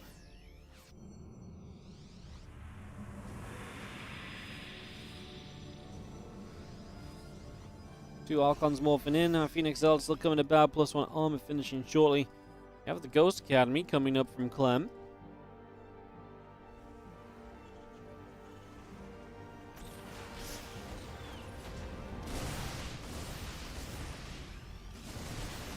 Medevac loads up. The few Zealots continue to charge through. Widow Mines going to be going off. One Phoenix going down already. Other Widow Mines going off as well. Zealots are still getting collapsed on. As all those Zealots go down, we can turn our attention to the Archons now. Both Archons there going. The Bioforce still fighting against those Stalkers. Vikings going to lift back into the sky. We see the rest of the Bio still coming through. Zealots just going to continue up as well. Just going to get into this mineral line.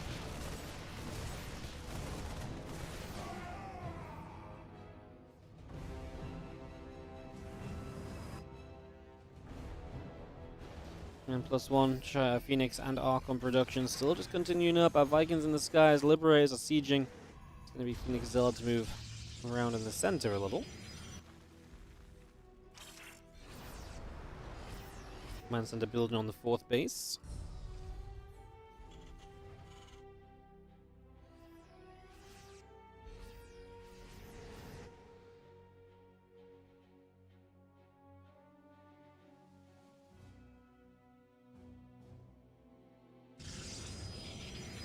Another Robo facility coming through. Phoenix and the +1 attack upgrade coming about. Our Forge continues in. As do have our Viking Bio army still pushing the Phoenix back a little as well.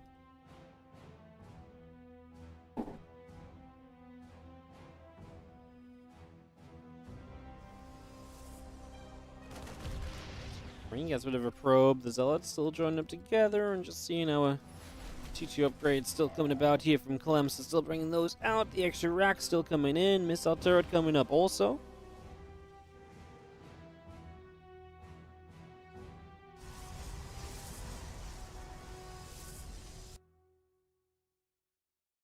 T2 blink coming about. That robo base still coming online.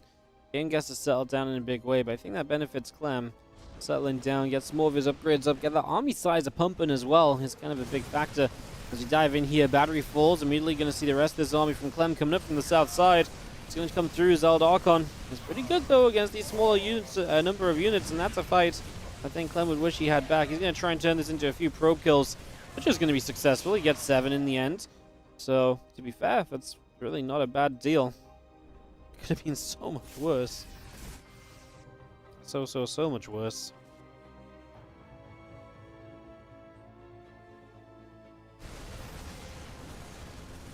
Well, Bio just finishes off this gateway. Storm is now going to be on the way up, so we bring that in on the Templar Archives. The Zealot, and get rid of the Widow Mine.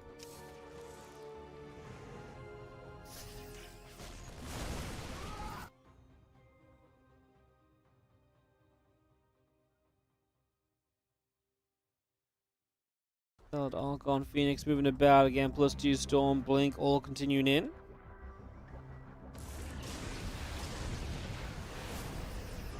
Gonna see those couple libs still firing back. The Phoenix taking more additional shots of damage.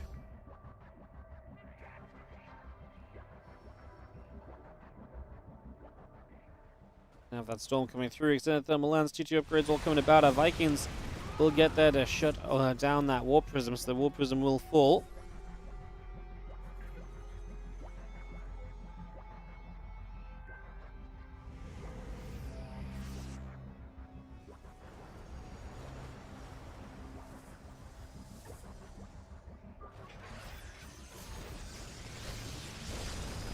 Pushes up the left-hand side. Trap going to be in a little bit of a bullied position here. The Vikings can get a good advantage over the Colossus.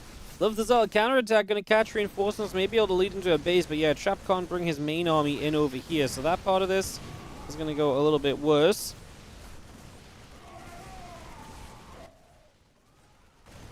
He's going to get rid of this next in the end. Still, Trap just counterattacking. That's going to be his focus at the moment.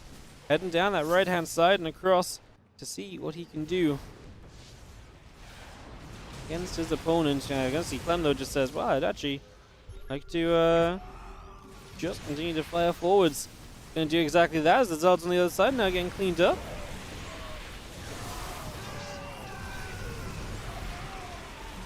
Fire still pushing in. These Stalkers taking a lot of damage. Clem is eating some storms, but the overall power of this army is quite clearly at the moment in Clem's favor. And going very strongly as sentries and Stalkers taking hits. Disruptor goes down.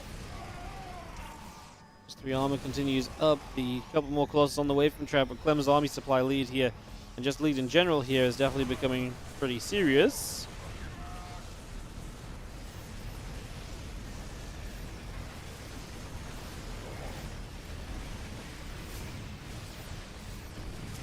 Clem just continues to attack forwards. There's not enough from Trap anymore from Clem. A longer series, but a very comfortable one. I still don't really feel like Clem was in too much trouble at any point. The start of this game was a little bit funky, but when Trap tried to capitalize on what had happened, nothing really came of it. Nothing really became a bigger issue. And Clem does move 2-0 through into the next round of competition here, dispatching of Trap. And moving onwards, Hero is going to be playing Spirit. He got a Spirit 2-0 D Thermal. The winner of this, so Clem plays Cure or Mana.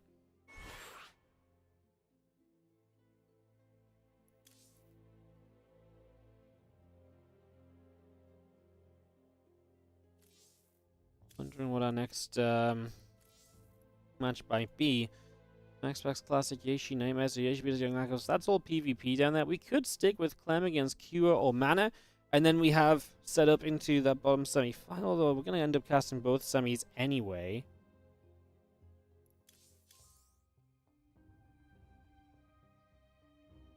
I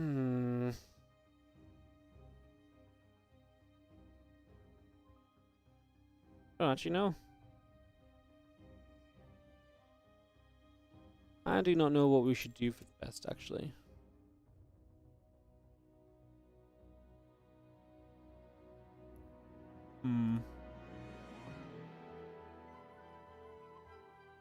Obviously, a few of these games already underway as well and in-game.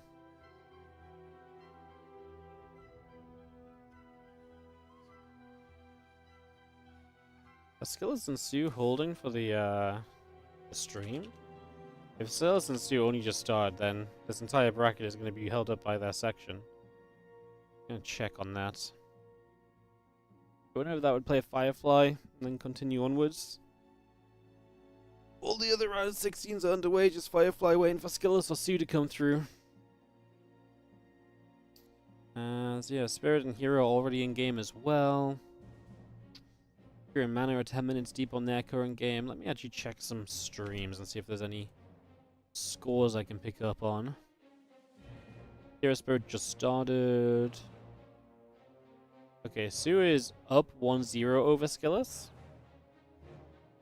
And they're just starting game 2.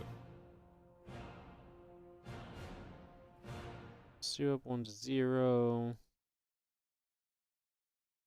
Oh my god, everyone's casting Hero Spirit. Maybe we just wait for Q and Mana to be done. We follow Clem for a bit. Let's go MaxPax versus Classic. They're in game as well. The problem is everyone's in game already. There's a lot of possibilities. Just a lot of people, like I say, have already started up their action for the day. So, all right. We'll take a few moments then, guys. We'll chill it out a little bit here.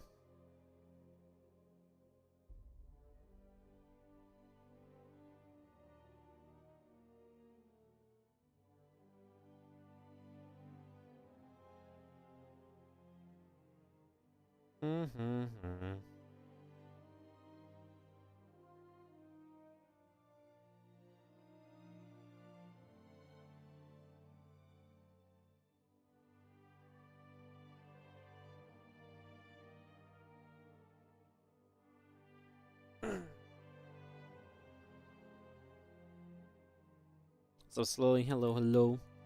Mana just came out of game, so we might have a Mana versus Cure result or next game. If that's the case, then we have a game ready then, because we can either follow the winner in versus Clem, or we can obviously watch the next game of Mana and Cure themselves. So those kind of feel like our options right now. That kind of feels like the logical way to go for the moment here. So kind of thinking that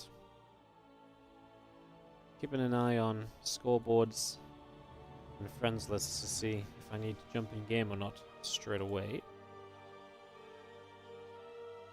And there's a replay. So yeah, lots of the round of 16 underway. Obviously, some of the round of 8 starting to be filled out. Still plenty of games to go in today's Kung Fu Cup. That much is for certain. It is Kyo versus Clem coming up. So Kyo versus Clem coming up. So we'll get that on the go in just a few. We'll get that ready to go. And kick off into some TVT. Perfect. So it'll be TVT, guys. But it is a round of 8 match. And it's going to be a fresh series, whereas everything else is kind of underway, halfway through. So if we do this, we can probably catch another fresh series and then into the semifinals and stuff. Seems like a pretty reasonable way to go about things. Lovely.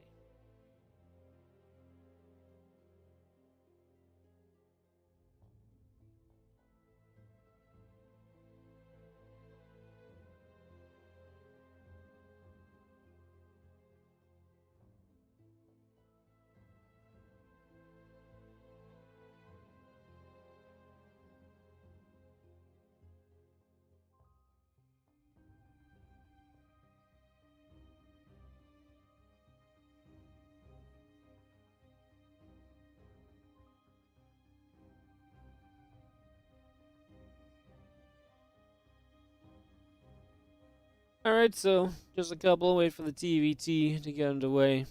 I imagine Clem and Kyo just taking a moment after their previous series.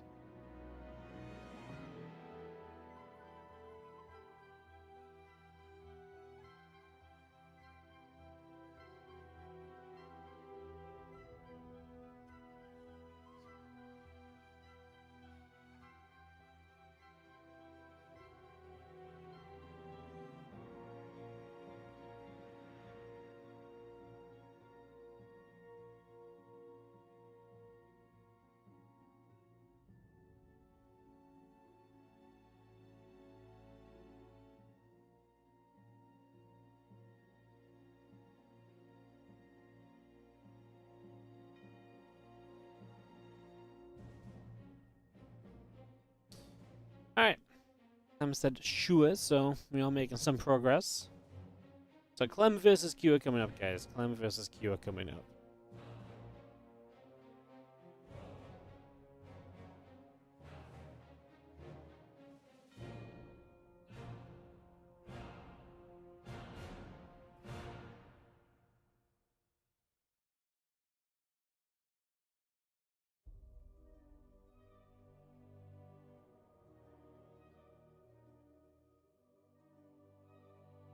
So a few moments, we'll get some Terran versus Terran on the way.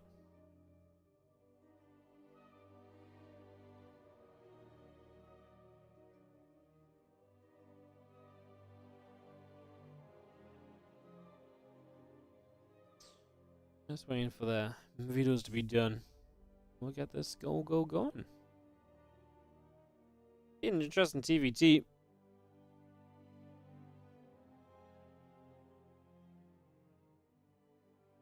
Euthermal versus Hero, please cast that. No, Euthermal got knocked out by Spirits. The Spirit's playing Hero right now. That's happening on some of the other channels. That was already underway when we came out of that previous series. That's the problem right now. Everything was underway. So, yeah, MaxPax just 2-0 Classic, for example, so he's now waiting for another fresh matchup. Honestly, if the Asian Nightmare don't take too long, we'd have a semi-final set up very early here on that bottom side of the bracket, so that is a possibility. As we'll be, say, just waiting for Clem and Q to do their videos. Hopefully get back on track in the next few moments.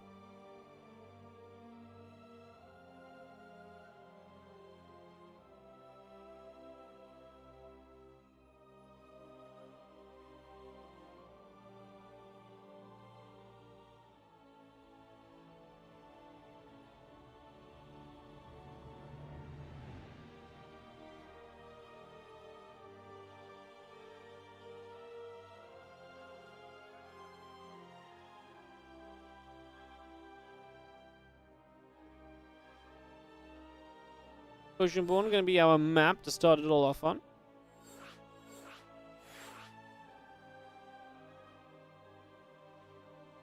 Let's jump on into this and get this one ready to start.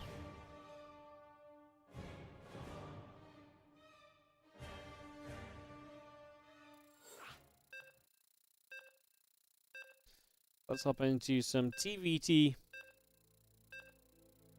Clem versus Cure.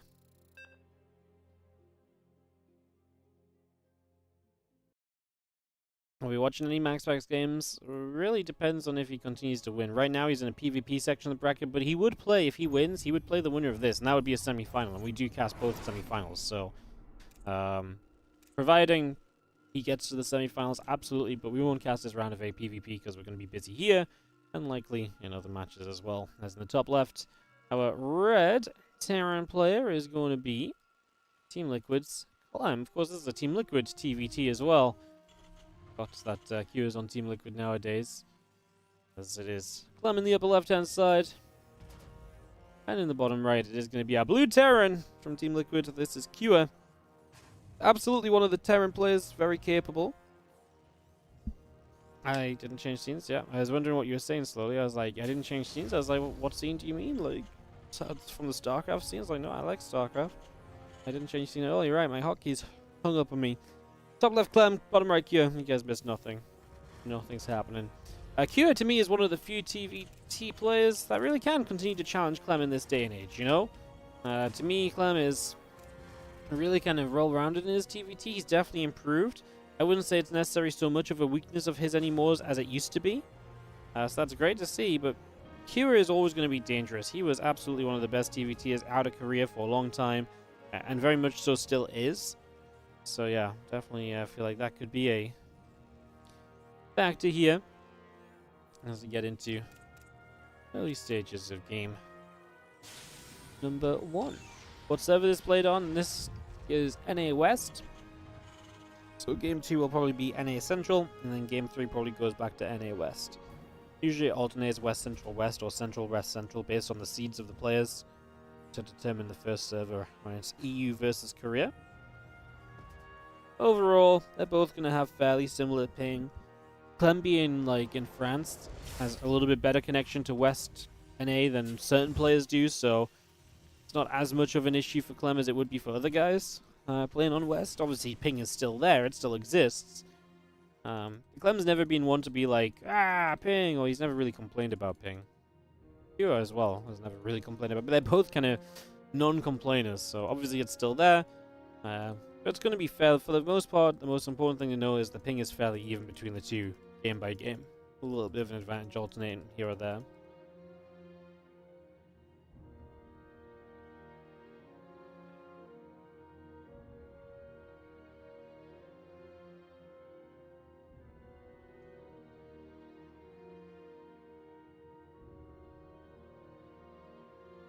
Alright, Hellion is on the way out from Clem, and Q is getting a couple Cyclones up already, so just getting that underway early on. As do have the starboard going through, so that is going to give you that little bit of early aggression most likely in these early stages. Get that set up and underway. So a couple Cyclones coming through quickly.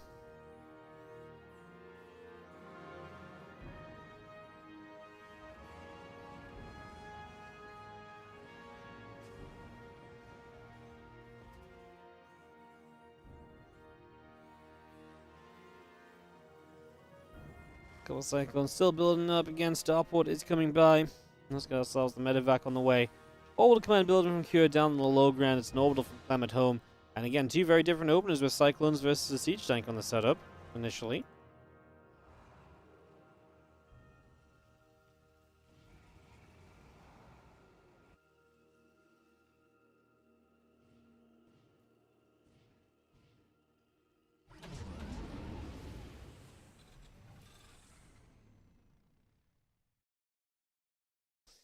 Well, plenty of Cyclones. Clem needs to be careful. Obviously, don't lose the medevac. That could be one of your advantages. Very early losses. Clem's going to take big damage on the medevac. Lock-ons weren't available. Otherwise, that would have been dead. And that was already kind of bad for Clem. Cure out in the center, taking advantage here. Getting damage dealt early.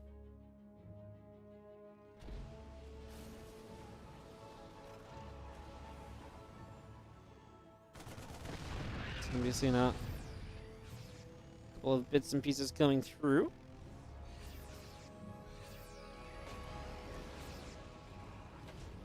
Gonna have our Cyclone's gonna load up, and away they go.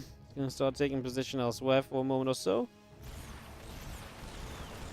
As you have our Cyclones logging on, a couple of SCVs are gonna pull forward. I mean, Clem have to find a defense here, auto turret to help. I mean, one of those Cyclones is low. Now we're gonna drop on top, puts the medevac in a little bit of danger on getting out of there alive. So that medevac also trouble for a second. It does get out though, so that's gonna be okay. It's not too bad, all said and done here. As do have ourselves the medic still coming through. Now the medevac actually from Clem in some trouble. Extra Cyclones here from Q, and he is able to continue to hold his position out over on that right side of the main base. So able to make a bit of a getaway.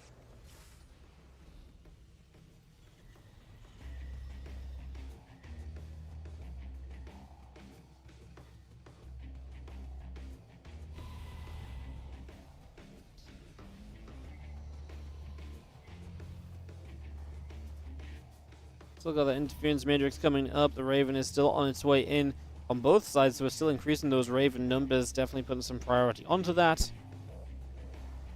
As this medevac continues through.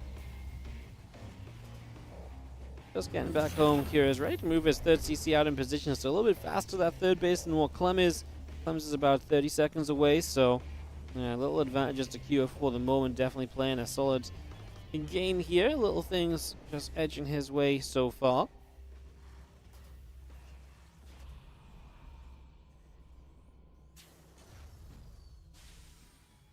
Tanks, Marines still moving out through the center. We do have a couple barracks and engineering bays building from Kira. Reactor comes up from Kira as well. Still got a siege tank popping out. A couple of SCVs coming through. 1-1 upgrades will start on the side of Kira, so getting that underway. It's going to be a stim pack on both sides.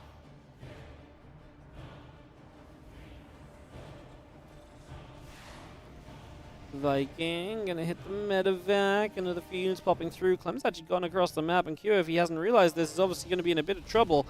Both armies are going to eventually just end up kind of base trading here. There's not really much of an alternative. He's better prepped for it. Well, Q's third absorbs a bit of time where Clem sieges and stops. Realistically, Clem needs to get up into that main base, and he needs to do that ASAP. Like, there is value to shutting down the natural, but yeah, Q has the right idea. Get on top of the freaking production. Production is going to be the most important thing right now. SCV trying to fight auto turrets to keep some control over the main. But yeah, if you can just get on top of production, nothing else will ever build. These tanks are going to siege. Make sure you don't friendly fire. The last thing you want to be doing is blowing up your own Marines when you're going to be limited on unit count. And they're actually blowing up his own siege tanks here as well. So much friendly fire from Clem. I think Kira is right not to siege up his tanks. You can see the difference. There was no units here that Clem really needed to be sieged up to fight. So if he just stayed on siege, I actually think he would have had way more army left alive. I think Clem's mistake there was yeah, actually pressing the siege button. It's funny, usually not sieging is your problem, but this time sieging was the problem. That definitely feels a little bit costly because, yeah, friendly fire has absolutely added up.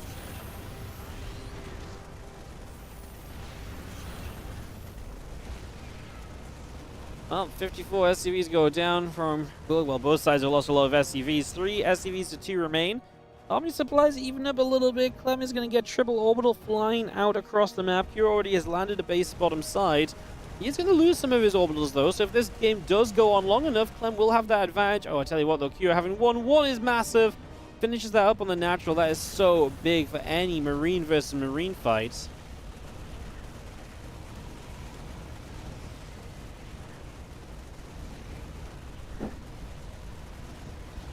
I mean, big deal if you get rid of 2 orbitals though, right? Because you might just be able to outmass to the point where upgrades are not going to matter again. Clem does have mining available to him. He has SCVs alive, so he can build as required. He can build depots and so on if needed. The production of Q again away. Clem's production did not have such a fortunate time. He did not get his production away.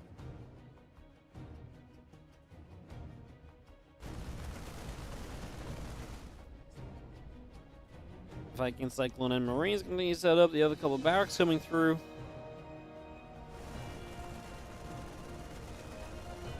Just see the depot. And the corner getting picked up, like I said, with triple orbital. Clem is in a better eco position because he's going to have 3 orbitals to the 1.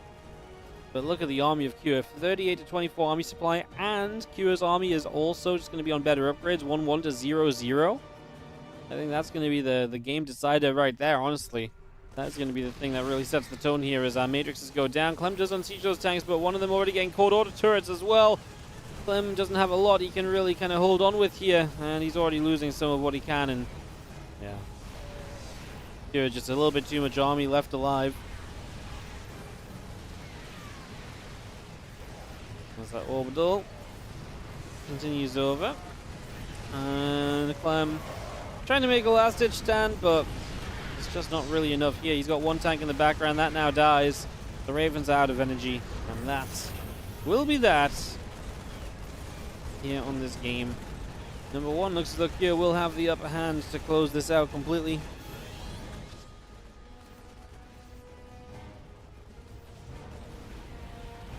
Just having ourselves the medevac still coming through. The orbitals are still on the move as well.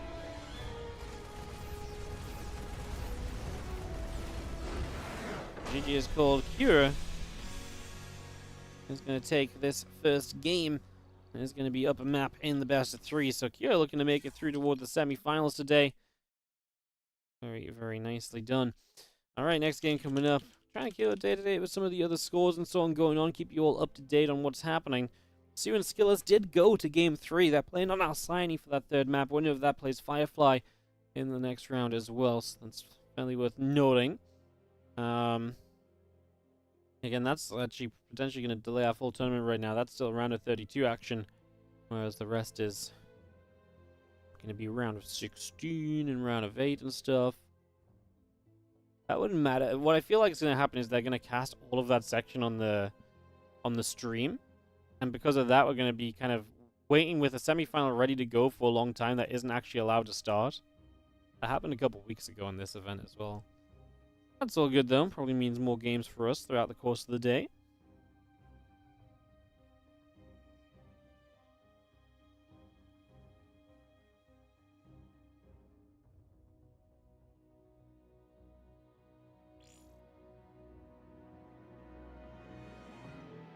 Ghost River comes in for map 2. We can get this started up.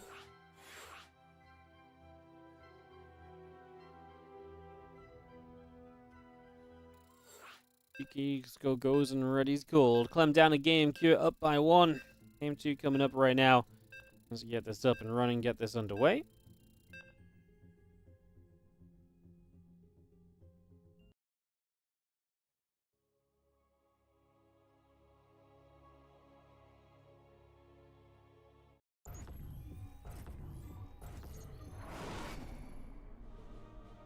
And remember to change the scene this time so slowly doesn't tell me off, as we have in the top right hand corner the red Terran who is down a map. This is going to be Clem from Team Liquid taking on the blue Terran in the top left hand side, also from Team Liquid, Cure.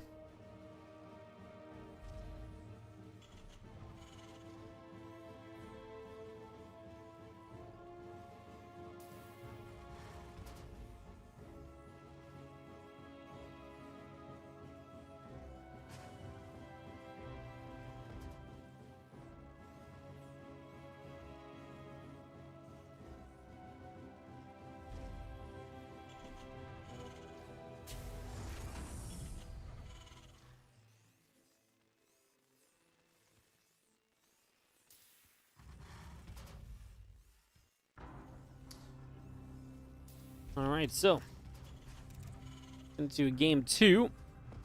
Yankyo with the 1-0 lead.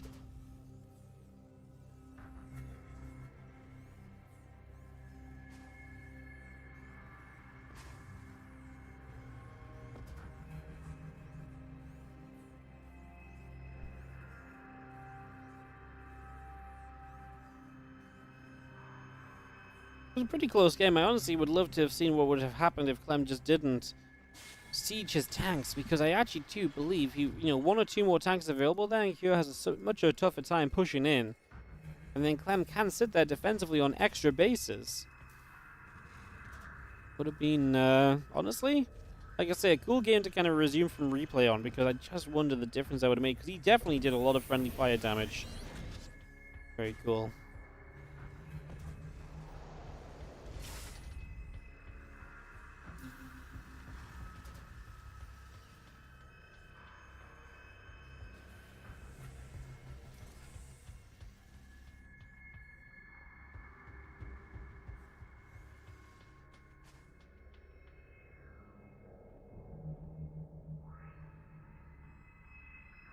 Oh, Reaper continues to the upper right-hand side. We see the SCV coming over. A couple of Reapers, factory all coming through.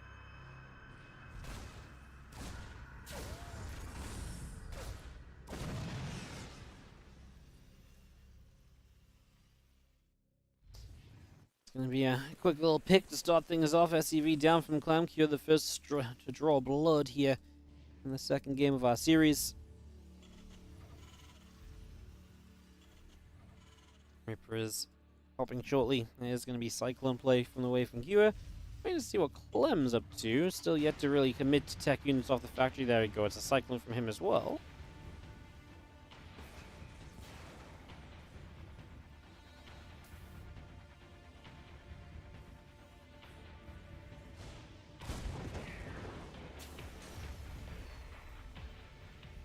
Cyclone coming on both sides. Obviously, Clem, really one of the turning points for his TVT in the past year or so was when he kind of started playing the Cyclone style. He actually became a much more confident TVT player, a much more comfortable TVT player when those Cyclones became a thing in this matchup. Once again, the most recent time they became a big thing in the matchup. So, kind of seeing him building Cyclones here fills me with a little bit more confidence. He is playing a much later setup in general, though. CC slightly later. The starport is delayed as well, so he's going to be much later to a medevac. So just little things definitely go in the way of Cure early on. We'll see how well Cure can take advantage of all that as Reaper's going to pull back in towards the natural. And set up over here as the mule drops in. And the units of Cure continue to move out through the middle of the map, so continuing to get across to the other side. And set up there for the moment.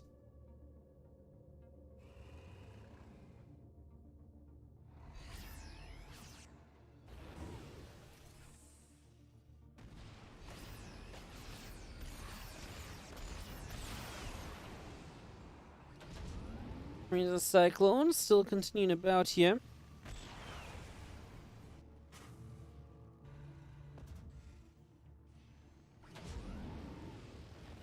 Gonna have a medevac flying overhead.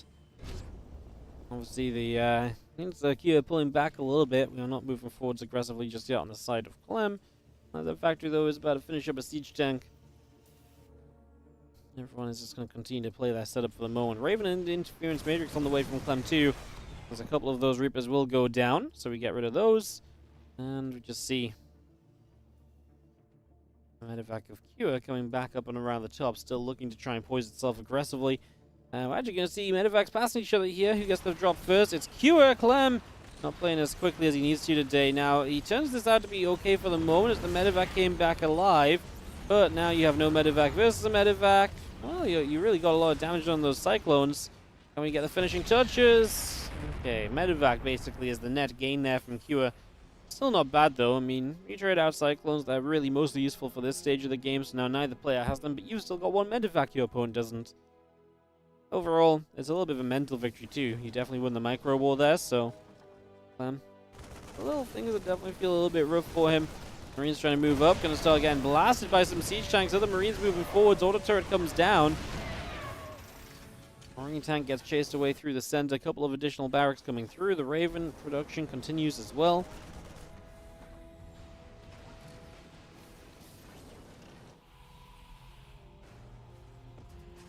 Barracks and engineering bays are all on the way out. The extra Vikings coming in from Cure.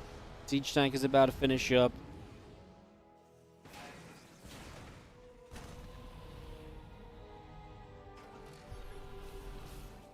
Dropping a scan down.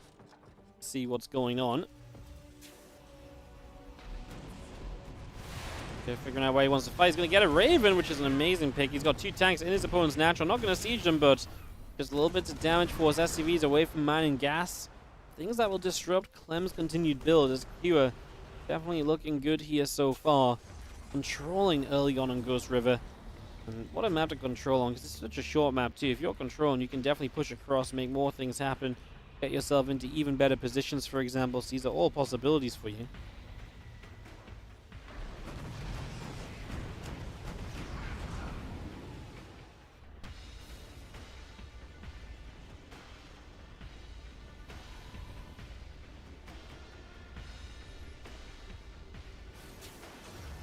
Hold command lands over to the front.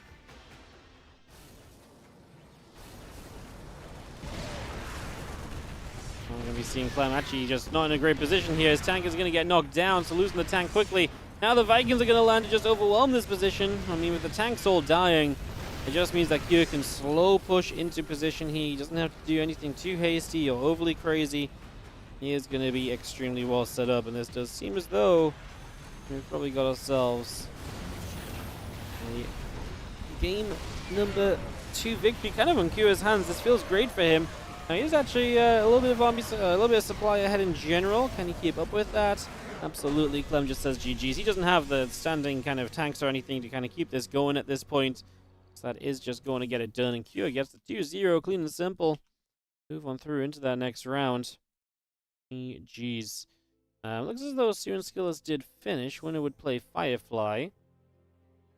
Not sure what the result was there. It's not updated on the bracket yet. That is pretty much what we're likely going to end up following here. Is, by the way, Spirit 2-0 Hero.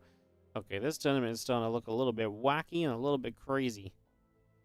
Results are kind of popping all over the place. My goodness.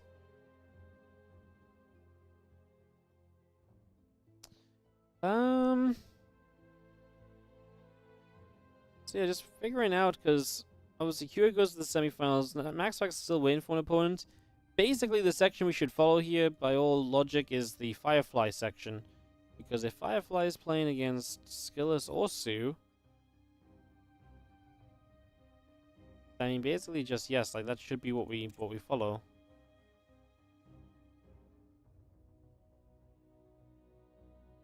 Or did they have a disconnect in Skillus Sue? Skillus just came back online, Sue's still around. Not sure what the... And there's no result reported. I say, not sure what's happening on the Skillus Sue matchup, and that would be pretty heavy in determining what's going on for us here.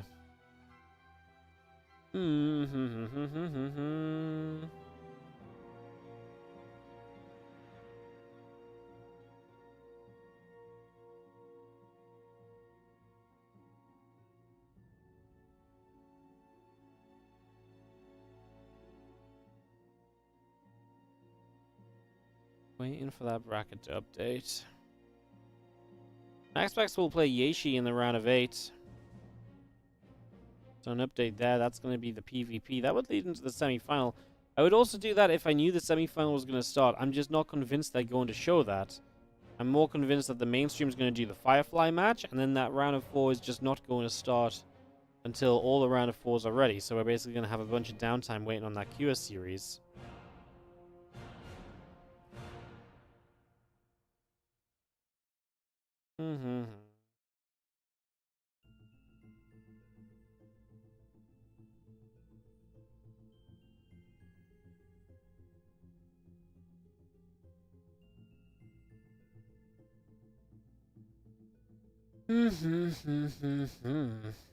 Alright, well.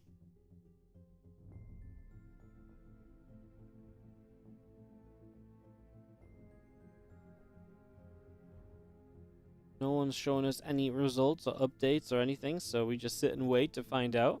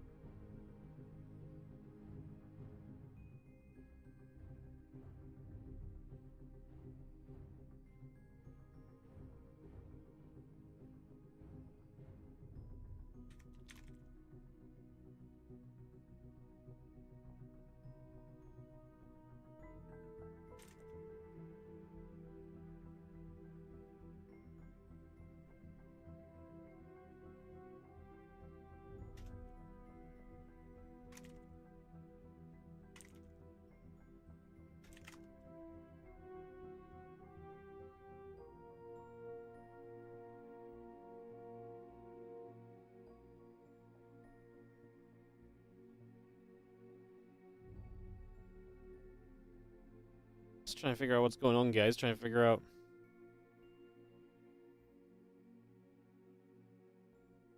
what happened with Skillus.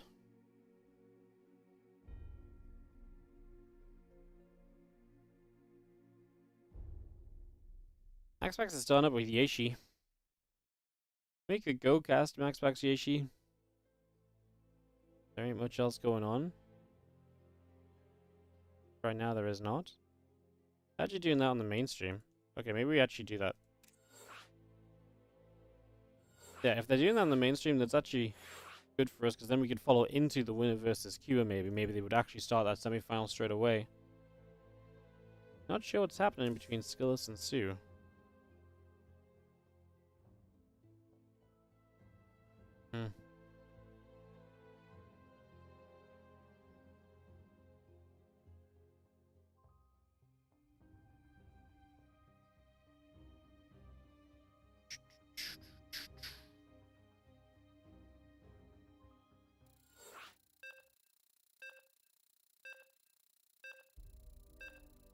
Alright, let's see how this goes. MaxPax versus Yeshi. I'm gonna jump into this and get into some games, guys. Some PvP coming up. Like I said, I've got no idea what's happening between Skillis, Sue, and that result is just not reported. I'm not sure at all what's happening in that regard, so hopefully we have some info soon.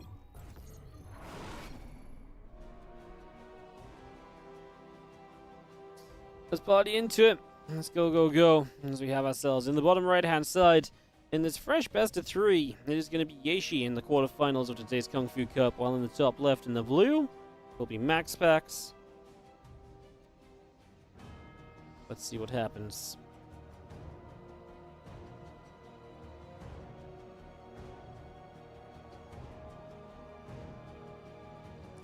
So, fresh best of 3. This started off, and yeah, like I say, it might be that they actually just follow this into the semi-final, which would be neat. Not have too much downtime. I just do not know what's going on the other section of the bracket. Like, I don't know what they're what they are doing, to be honest.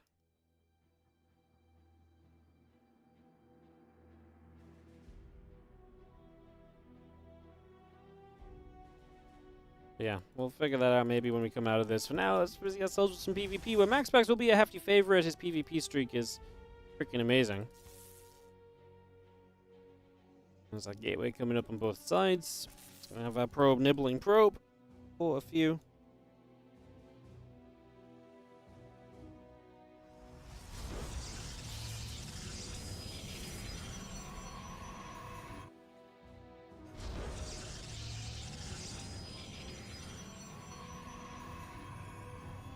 Nexus drops in. Again, Cybercore's coming up. The probes are continuing to build. Getting ourselves established here for the moment.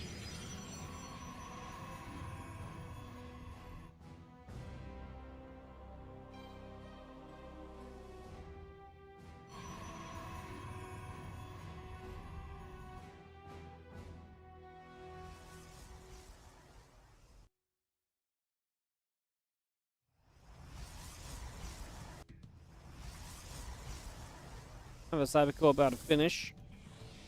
Just bringing that through as well. Just for the moment.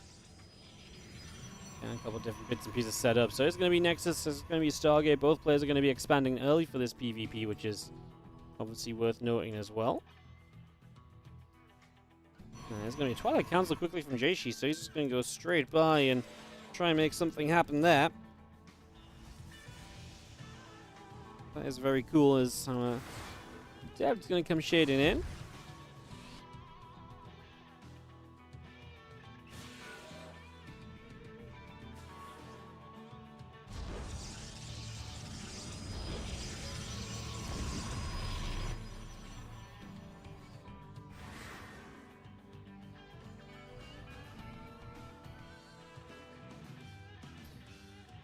The Stargate still chrono boosting along. Gateway coming up and about for the moment.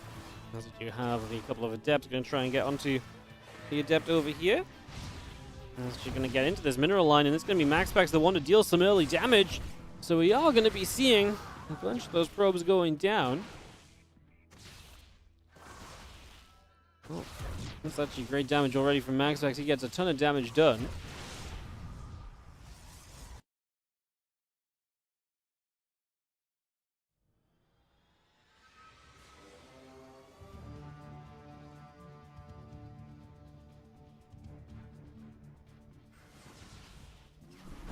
Oracle shows up from MaxPax as well to get even more damage. He's now up at a 7-worker lead. That's the kind of advantage that just never really disappears. In a mirror matchup like PvP, you're basically always going to maintain this lead, so that's a pretty sick place to be in.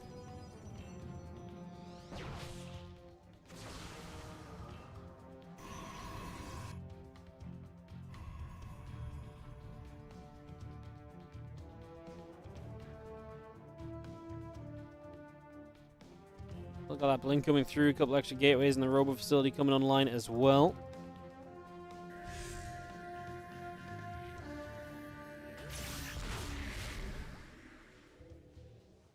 Stasis Ward doesn't do too much, at least he manages that, but he has to. I mean, he's 11 workers down already.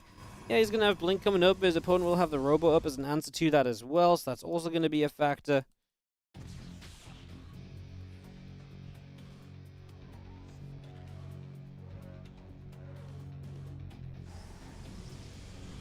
Definitely a fair few reasons why. And you'll see the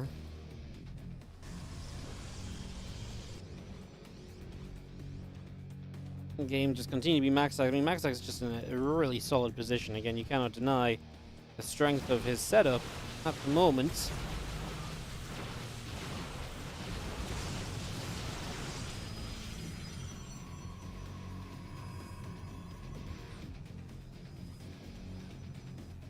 League goes such a long way, and especially in a mirror matchup where everything else is even, it's going to be so hard to find edges back in. Jaishi has the blink, and that's pretty much his opportunity. If he tries to blink forward aggressively with an Immortal here, it's just going to be super tough to break through. And again, that's because MaxPax has done things in a pretty good manner. Like I said, doing things in kind of the way we'd expect him to. Putting himself in some good spots early.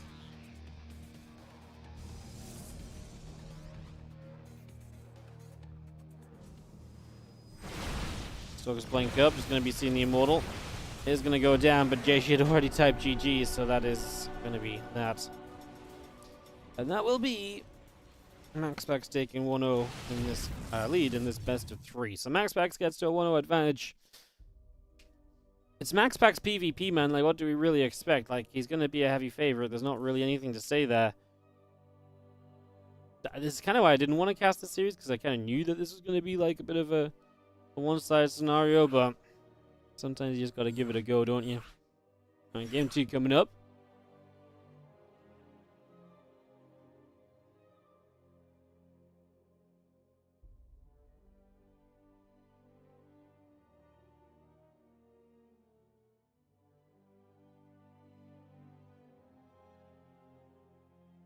There was a shield battery in the natural, and there was a second one building as well, so MaxPax was really just fine. I mean, Jaishi was just forced into the all-in position. Obviously, when you're all-in, you got to commit to some fights you don't really want to be committing to, and just like that, the games end. Sometimes it be like that. Sometimes it be like that.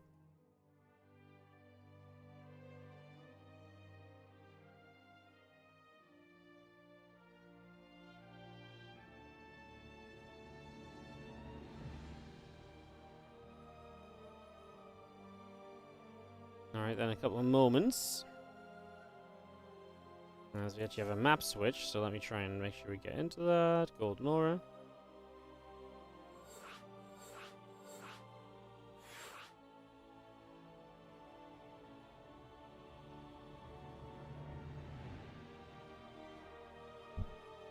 Everyone's ready, and we should be good to go here in just a second.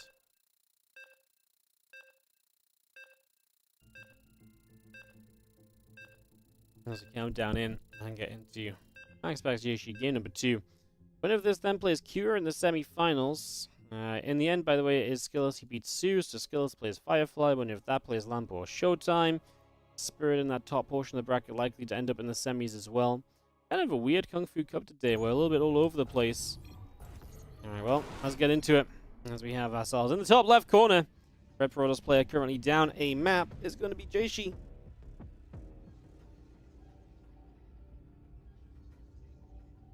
Taking on the blue Protoss in the bottom right corner, we have MaxPax.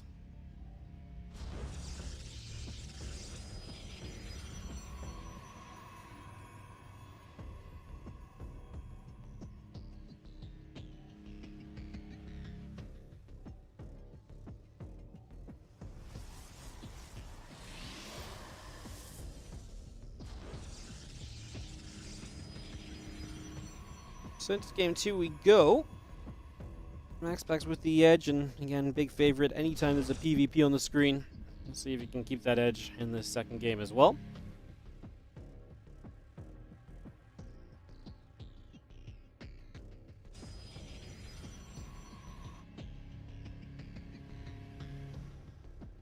Getting this settled in, getting this underway, see where things are headed for the early few moments here.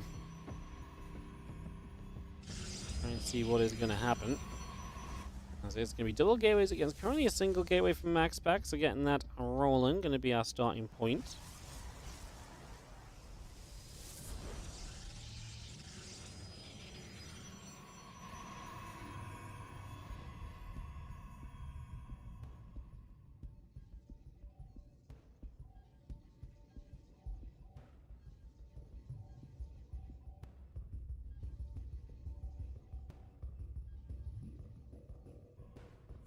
And just taking ourselves a few moments as we get ourselves the gate, the cybercore coming through, waiting to see whether MaxPax is going to make use of the fact that this is going to be just that one gate, so he will likely be set up to expand. He might still go for the Nexus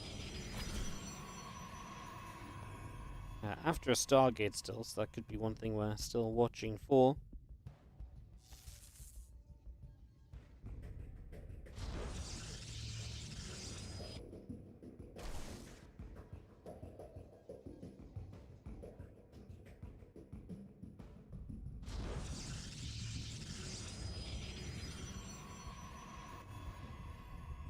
Sitting back for the moment, a couple of extra gates continue to come through. Bringing a lot of this in, we get ourselves a Stargate, the Warp Gate, all coming about here.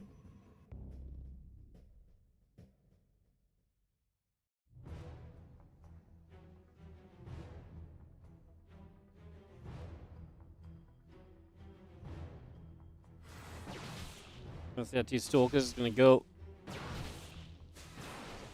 fight against that Adept, so Adept going to get chased away over to that right-hand side. Couple Stalkers able to grab that. Stargate finishing. Nexus building up as well from Jaishi.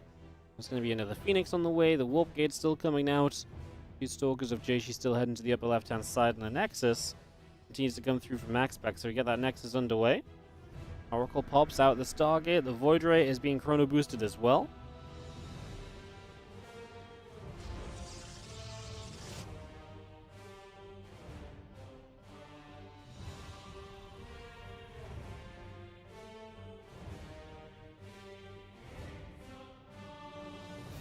Once the Oracle can be away from MaxPax to apply some pressure here while still mostly just being safe. But with Phoenix out, the Oracle gets jumped on. Instant recall is not good enough. Two Stalkers and two Phoenix are going to be more than enough damage output to out DPS the recall timer. So that Oracle will indeed fall. It is going to be down and out here for the moment, as we look to continue onward. Well, next is back to Chrono Boost, and Twilight Council is on the way as well. So bringing that up, getting that going.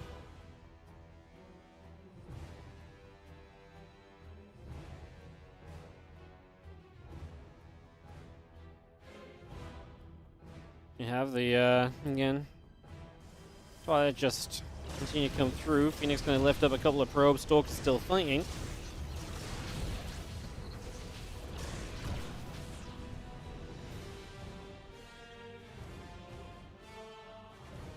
Blink's building. That's going to be a fairly even situation, actually. Blink on blink timing is pretty similar. And yeah, MaxPax to the open Stargate, but didn't really do much with it. He's now up against a Stargate that was much more effective with those Phoenix, and they are able to get some kills, and Jason might have just about the edge here for the moment. Just about able to take the slight edge thus far.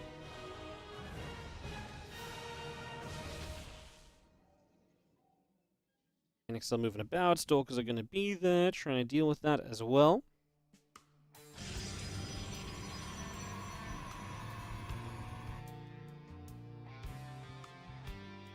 Battery coming up, extra gates coming through. The blink is halfway done.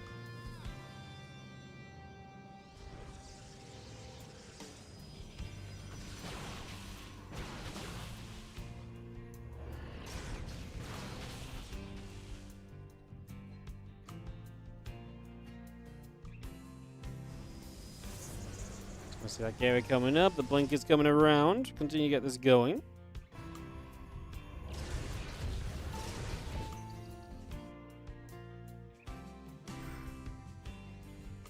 More Stalkers coming up the left-hand side. Stalkers sat tight on the natural of Ieshi here as well.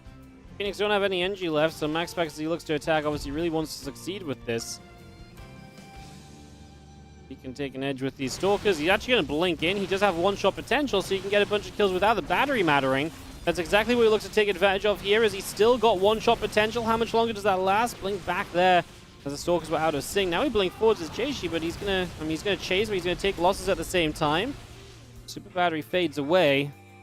Again, that one-shot potential was huge for MaxPax, really enabled this to happen. Phoenix have some energy coming back in. Got to be careful as MaxPax, because if you engage in and the Phoenix lift your Stalkers, then it's Stalkers you do not have to fight with. And blink back pretty quickly on this one. We actually blink in chasing as Jeishi. So he's going to come through. MaxPax, what are we going to do? Targets down a Phoenix. Blinking away again. He's got his warp in pylon just to the left here, so you will have new Stalkers showing up nearby.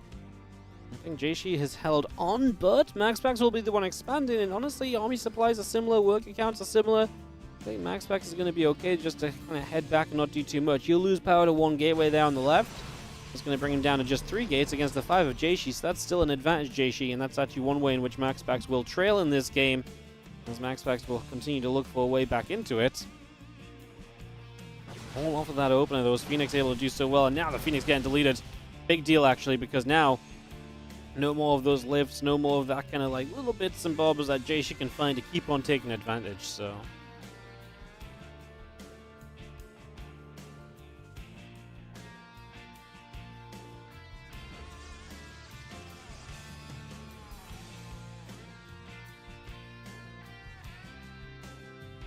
Again, charge coming in, we get ourselves the Forge, the Nexus continue to come up, batteries coming in on the side of MaxPax.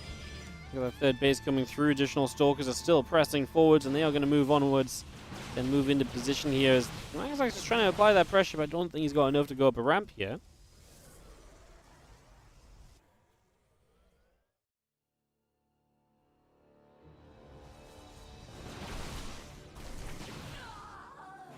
Stalkers chilling. More Stalkers warping in, plus one and Immortal continue to come through.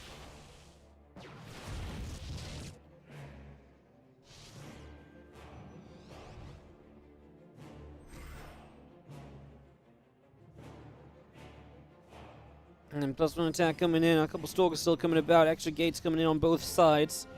And we'll see.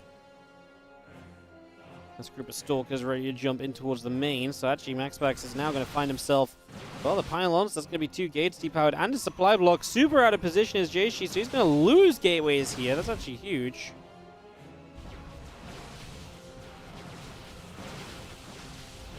Stalkers pulling back around. Okay, we'll come in. We're just going to be seeing ourselves. Stalkers still getting going. Stalkers will pull back.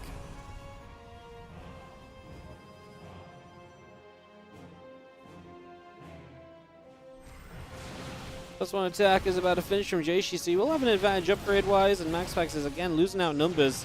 So he gets rid of a pylon and a couple of gates. Is that enough to make up for everything else here? Faster fourth from Jeishi as well. MaxPax just cannot keep up numbers-wise. 20 to 28 Stalkers. He has an Immortal, so if this comes into a more defensive position, maybe that Immortal can come into effect, but for the moment, he's still trying to find avenues of attack, and it's not really going super well for him, I would say.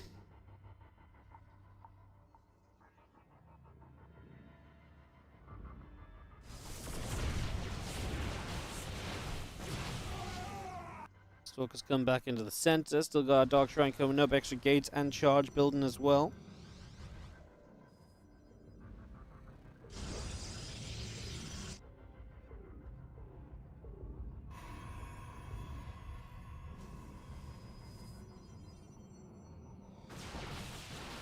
Stalkers coming through. Just going to have ourselves the Stalkers taking some damage. Zealot's trying to charge forward as well. Stalkers still blinking back. 2 of those Zealots go down, plus 2 attack on both sides. A charge building on the side of MaxPax. Prism's halfway done. The Dark Shrine is halfway done.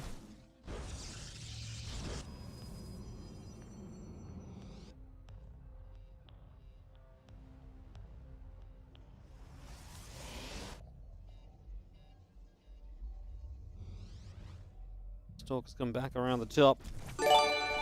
As we have MaxPax still looking for openings and edges. The charge lots here, I don't love the Immortal being here. I feel like this army from MaxPax is kind of meant to be one that can kind of back away, but he's bringing his own charge lots too. These are some of the few short seconds where he's going to have an equal upgrade situation very shortly. +2 from Yeshi is done, and then it's not going to be an equal game at that point. At that point any further. Prism in the main base, MaxPax looking to split up the aggression and the directions. Your DTs are a part of this, so Yeshi has to make sure he doesn't fall apart to that. That's one major way back into this game from MaxPax. There are cannons, and that means that the DTs cannot stay alive forever.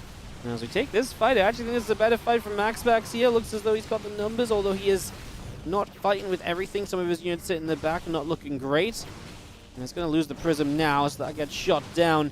And Yeshi continues to play good, defending the third, defending the main base. Both these defensive points were absolutely well held, although he was a bit far right there, but not much that can be taken from it. And that is going to be MaxPax still in trouble. Yeshi continues to lead this game, and everything that MaxPax does has not really kind of re-secured him an advantage. That was nice because he gets rid of the Prism. That means that any continued attack here is going to be slowed because you're not going to have the Prism to reinforce. MaxPax honestly ends up losing a few Stalkers for it, though, so far forward and unable to blink away for a while was what Yeshi was able to capitalize on there to get a little bit more out of this. Stalkers still ready to fight on in. Bizarre's ready to lead the charge forward as well. Shadow Stride coming up too right now.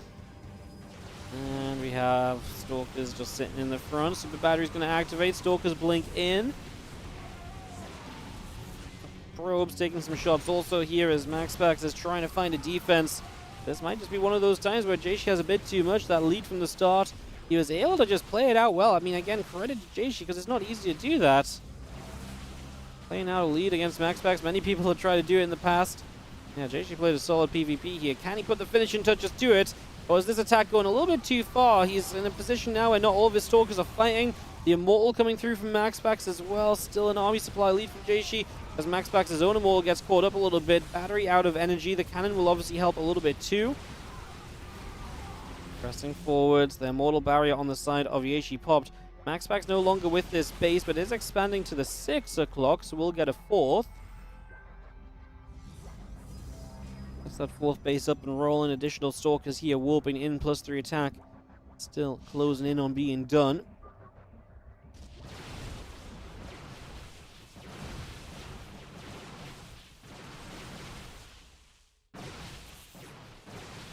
Pylons being picked away at.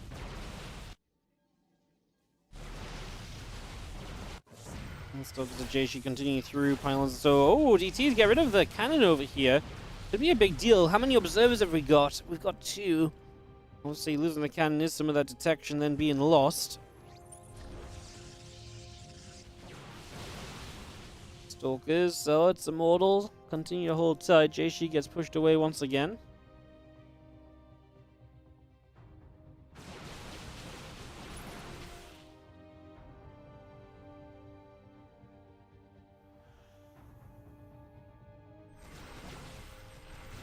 Stalkers continue to blink to the high ground. Actually going to be a cool move because it takes away a lot of the defensive aspects of MaxPax's play. And with an upgrade lead, Yeshi is going to come in, deny the Forge, so we'll maintain an upgrade lead for even longer here. All the Zealots of MaxPax unable to get to the front, and that makes this an ugly fight. And we're going to get stuck in the front as well. So many Zealots just doing nothing. As MaxPax blinks, his Stalkers get stuck again. This couldn't have been any worse of a fight for MaxPax. The Zealots do leak forward now. Enough of them get through before the sentry warps in, so no further force fields. Honestly, my big question is almost how is MaxPax even making this look somewhat holdable still? As DTs warp in, whoa, if we don't have detection here, this could be a big deal. We blink forwards and not everything can get away easily. Prism gets attacked initially by those Stalkers. We will actually finish the Prism off after as well. Obviously, MaxPax DTs across the map are putting in work, so he is up 20 workers, but it's about turning those 20 workers into more of an army. And if an Observer shows up, then the DT defense is not going to last much longer unless we can continue to get rid of the Observer, which there is one right there. MaxPax only has a couple of Stalkers remaining. His own Observer needs to stay alive to be able to make that play, though. Yeah, now the DT defense will not cut it, as MaxPax will lose yet another base, and Yeshi continues to hammer down his point, which is that MaxPax probably shouldn't still be in this game, but MaxPax using every avenue to try and stay alive, to try and make this work, but in the end, it just ain't going to be enough, and Yeshi is going to find himself game 2. We're tied here in the PvP. So we get tied up and head into a game 3.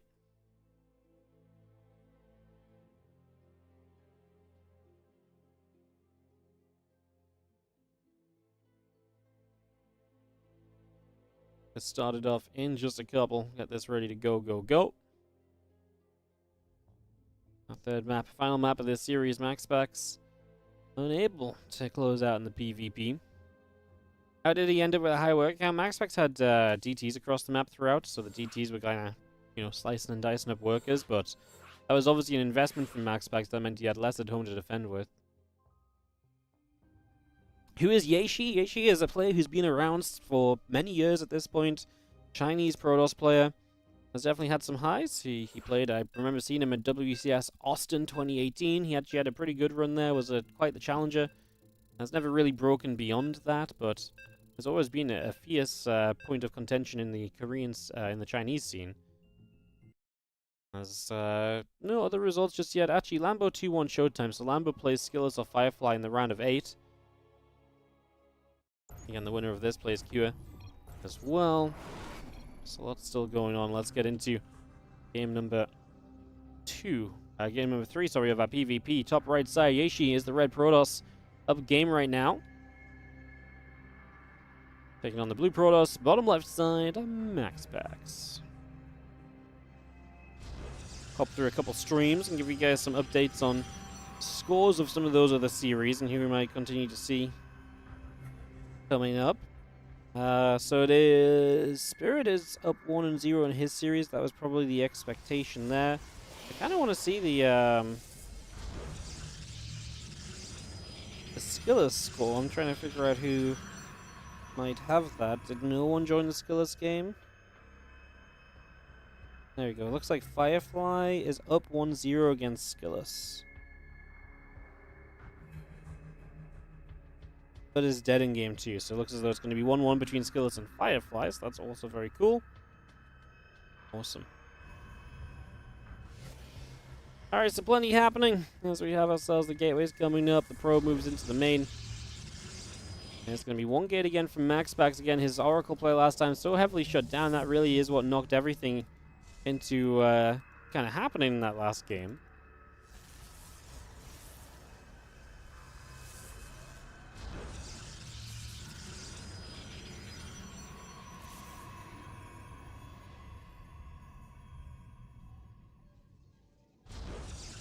Cybercore going through.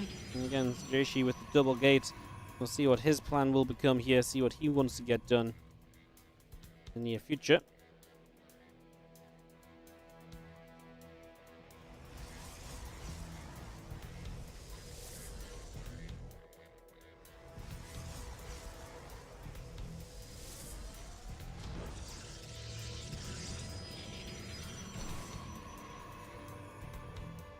Stargate coming online then, and bring that through for the moment.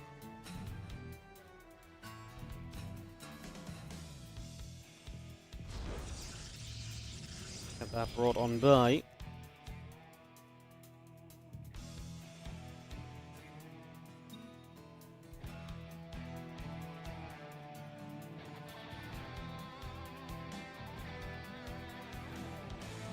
Stargate is about to finish on the side of MaxPax, so he will go Stargate again. Stargate's kind of important to him when he goes for these one-gate Nexus openers, because the Stargate provides a lot of his initial defense. So yes, he goes for an Oracle, but the potential to have a Void Ray out and utilize that Void Ray in a good way is pretty important to MaxPax. He continues to try and utilize that a lot of the time, so likely see that gain here.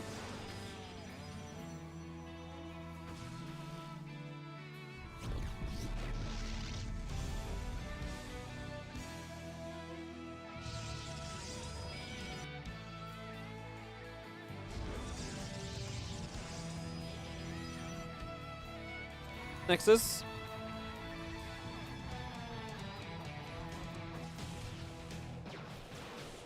Going through, couple of Stalkers firing in depth.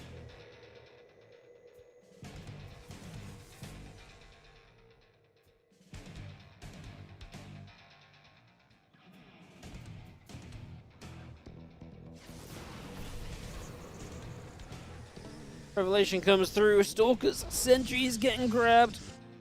Let's have ourselves obviously some vision being gained. As the tech choice comes in, he's going to head into that Twilight Council.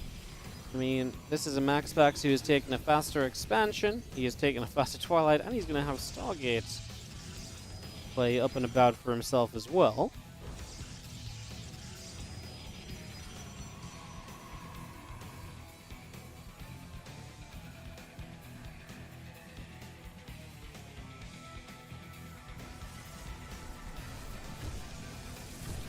Oracle coming around the back, going to get rid of a couple of probes.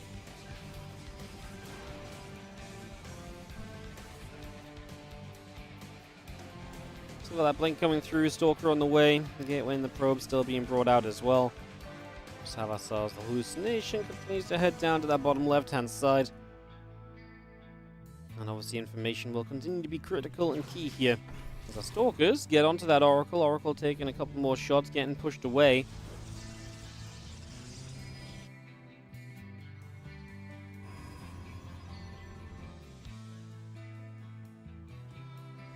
Stalker's pulling all back, hallucination's gonna fade, Stalker Void can stand up against the group of Stalkers and a couple of sentries making their way forward as well. We go back and forth just a little. We're gonna get a pylon kill, force field drops into place.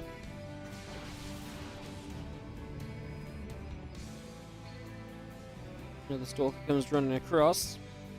We do actually have MaxPax setting up the pylon behind the gold mineral line as well, so looking to establish a play there as Yaeshi looks to get a third base down on the bottom right corner too. Stalkers get rid of that pylon so it will fall. And again, blink coming up on both sides. The gateway and a couple of probes still coming about from MaxPax also. So a lot of that comes in as our Forge starts from Yaeshi. And the gateway as well, the Nexus coming through. Again, blink on both sides. The pylon here behind the gold, ready to create some warping potential.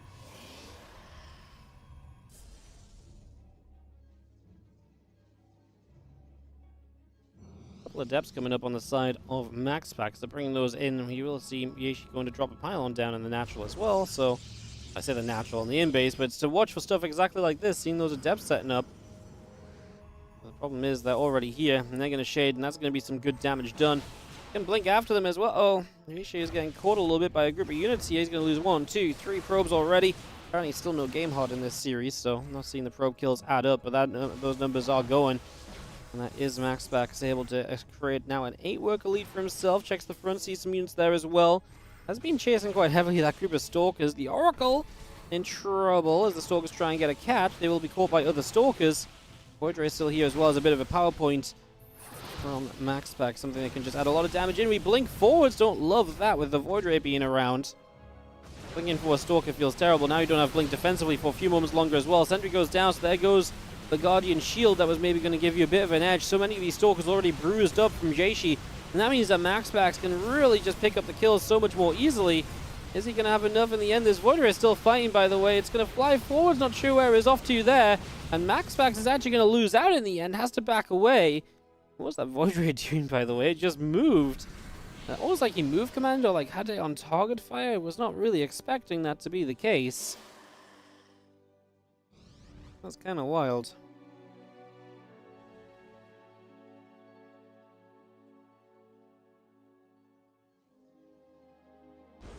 Charge is finishing soon. +1 attack is about to be done. Gateways, probes, all continuing.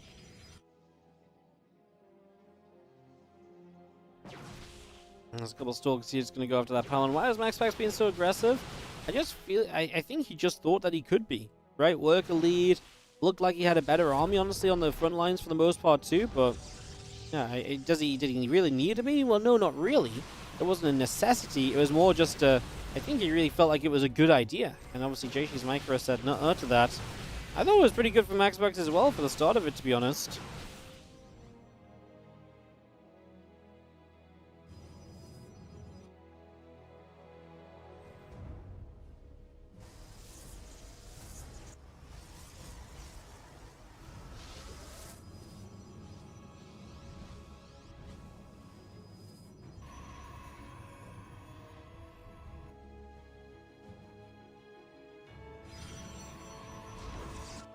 Well, plenty of cannons still coming in from Yaeshi. The +1's done from him, and that will even up now from MaxPax. MaxPax still has a 12-worker lead. He still has Well, he's even got a gold base now as his fourth because he's actually expanded on the outside of the gold, which means that he does have access to those gold minerals and a rich Vespian gas. So the bonus of taking that position later in the game, if you can defend it, is going to be that. Stalkers and Zealots come through. The rocks will begin to go down. So we open up those rocks. Stalkers still continuing, just going to get around here. Zealots moving about as well. We are going to be seeing MaxPax. A little bit of a supply lead at the moment. Oracle trying to set up a stasis. Going to get denied as the Oracle connects in and succeeds there.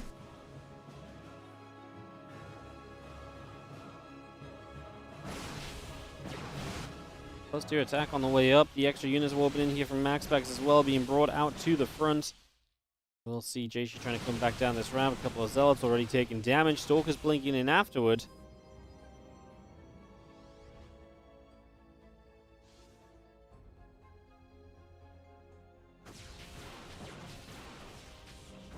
Stalkers will go. Zealots take some shots. We go charging forward. We will see another Stalker or two showing up as well. And this is just going to be MaxPax continuing to go fighting.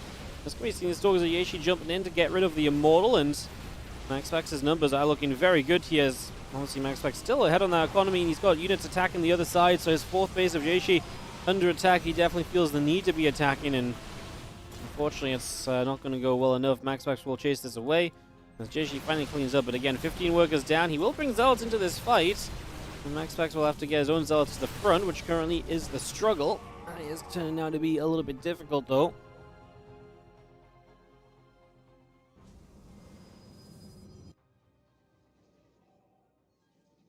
Let's do attack about to finish from MaxPax. Cannon and the Nexus both on the way.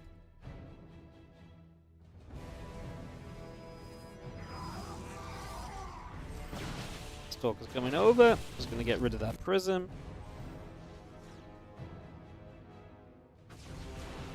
And the Stalkers continue to come through. Pylon taking some shots of the Stalkers from MaxPax pressing forward.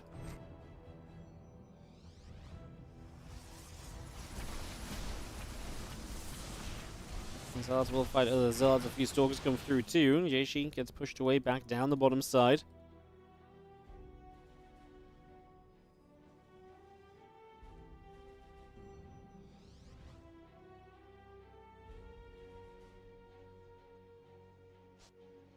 MaxPax obviously with a 30 supply lead. Upgrade advantage ever so slightly in his favor. It's going to be evened again now. There'll be a slight timing window on +3, providing the same amount of chrono boost go into upgrades.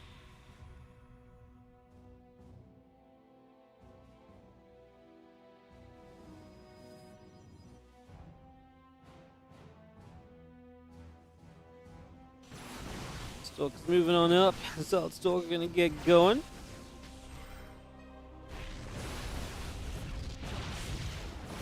Going to be seeing a dive in on this right side. That base in a lot of trouble. I mean, Jaishi will run in to try and play defense on it.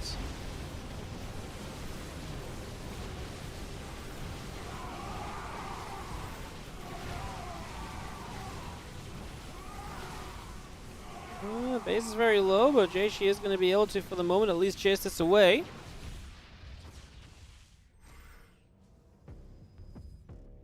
And Stalkers continue to pull back.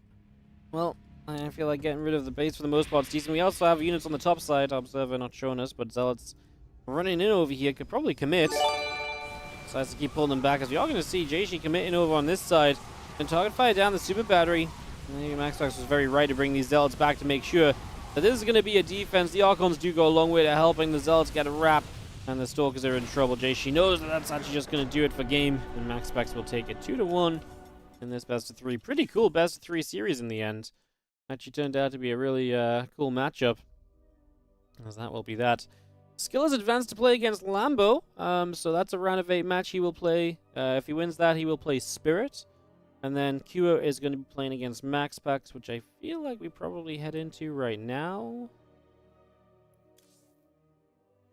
So maybe that really depends what's going on the what the stream is doing. They might do Skillless Lambo first. Just figuring out if they're going to do Skillless Lambo or let us start our semi-final. on Q versus MaxPax, because obviously it kind of depends on what the mainstream wants to do. So we will just figure that out. I mean, did Skilless MaxPax already start? That's a good question. Skilless Lambo already start? Yeah, great question, in fact.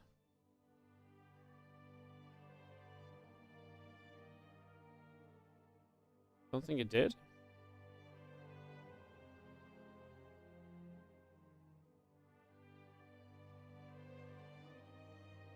Just trying to figure out, guys. I'm gonna nip BRB myself to take a break, but I'd like to know what the plan is before we be right back.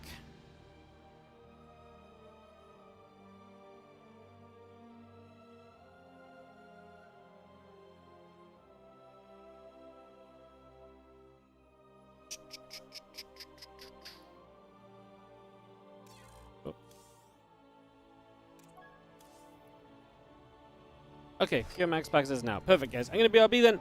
Cure MaxPax will come up when we come back. I'll see you guys in just a sec.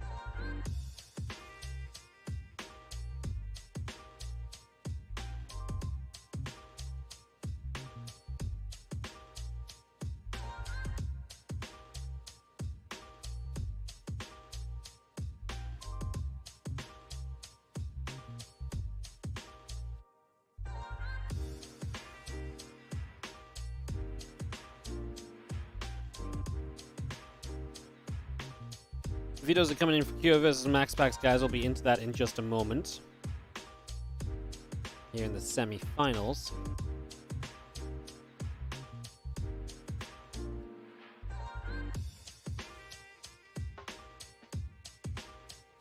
I'm gonna get myself a snack during the break, which is why Ellie is here staring at us.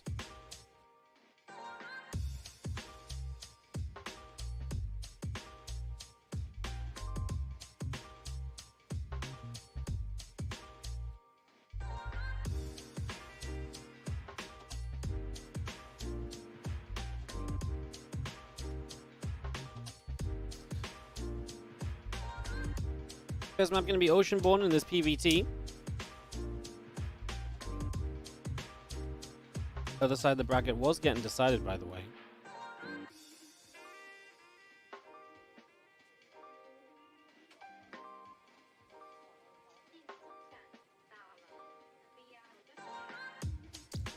As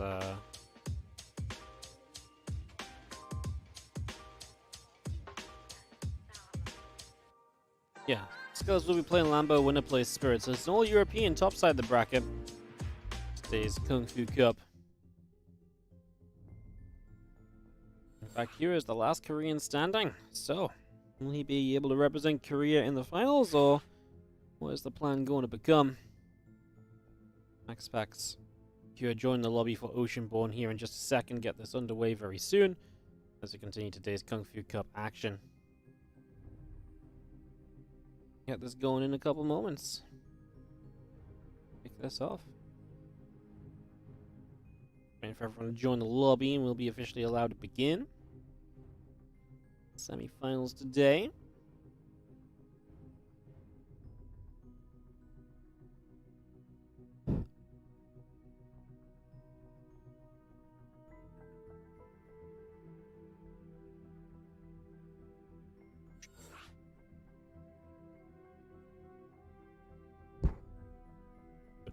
Dog hairs floating about.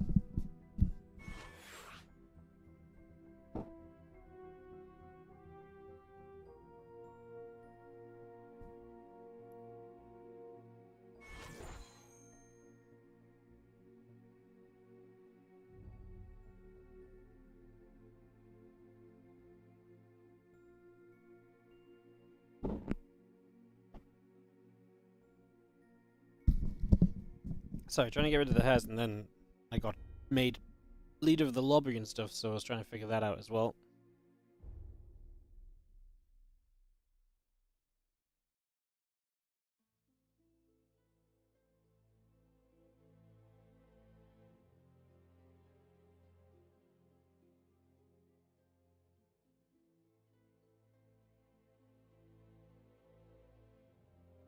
Alright.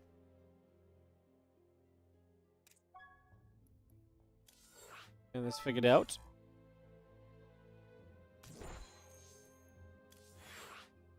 Getting this started up. As we are in the lobby, just waiting for official reasons to begin.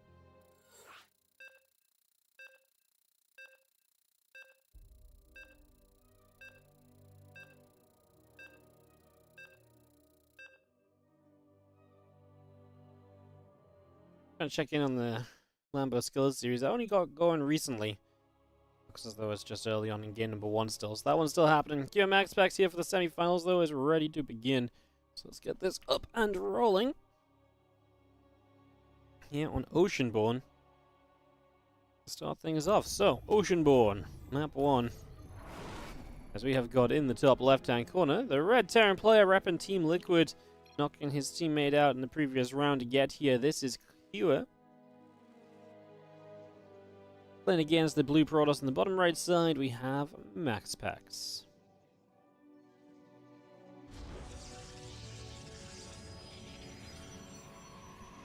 Game 1 of the best of 3 TVP. As we get this up and running on Oceanborn, we get this settled in.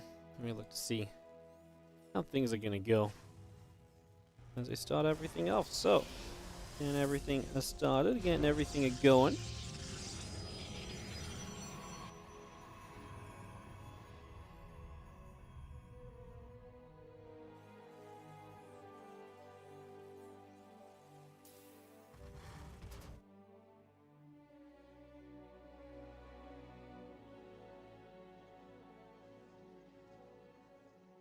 Racks and the gas coming up, the gate and the gas coming through, and get everything settled down for a couple of moments.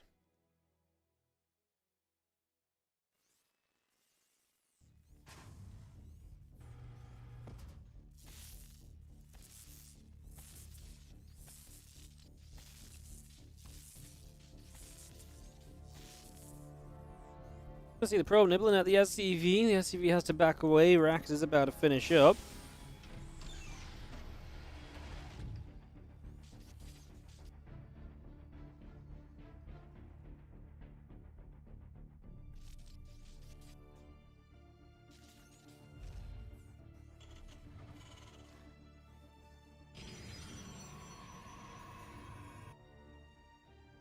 See that orbital command center, reactor, but everything coming through, the Nexus and the Cybercore coming up, the assimilator building as well.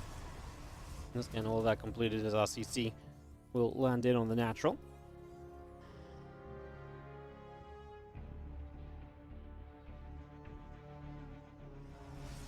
Gonna finish that assimilator here as MaxPax.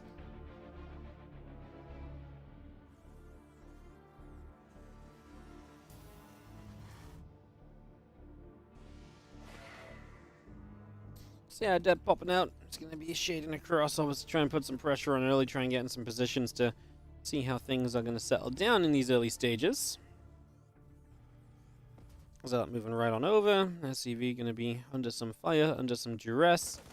And as the Marine comes back over, and the Zealot will take some shots as well, as a couple Marines are going to show up. Zealot and the Adept combined are going to move up, and the SCV getting chased. 2 more SCVs have to pull down. No bunker here. These MaxPax will get some decent damage. 2 SCVs, both the Zealot and Adept currently alive. The Adept even turning around to get another shot off to help scare those Marines off and give his Zealot a bit of time to regen some shields. Adept 2 coming in a second. Obviously still not enough to one-shot Marines. Need 3 Adepts for that, and that would have been really good if you had that right now. As the Zealots can still tank, and that's the issue. These Marines getting chased down, more popping, sure, but the Zealot will tank a few shots and give the Adepts a chance to get up and do okay. The Adepts commit to the shade, which means they're in the mineral line. And we're going to start killing some SCVs. There goes 1, there goes 2. Obviously, this is now flatland where you can fight against the Marines as well. I think the priority here is absolutely going to be on SCV kills. Maybe one more shot on that Marine that's low. Might actually still get it here as the Marines come over to the corner to get the Adept. The Adept doesn't have time to fire before being killed. Good attempt, though, as we just have the orbital command on the low ground, setting up Blink, Gateways, Robo Facility, all still building. We have ourselves the army of Cure begin to move through to the center of the map, so making a little bit of a journey across down to the bottom right side.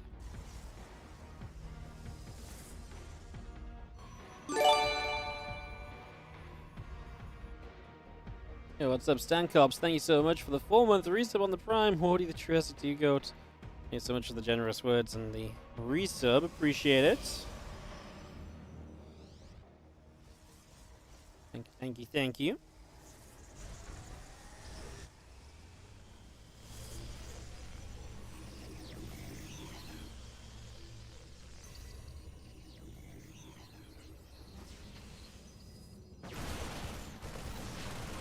I'm just going to move through a couple of Storks getting shot at. We are going to see the medevac obviously helping provide some healing here. And, well, actually, the prisoner has to come back from MaxPax to help save some of these Storks. So a little bit of a push across the map.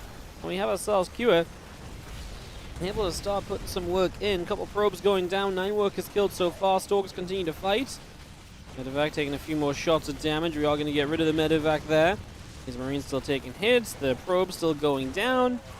And it's going to be 12 workers killed. What a counterattack from Cure to get 12 workers. Puts himself in a worker lead. Plus, he will have mules to work with as well. So that's obviously a fantastic position just across the board here for Cure.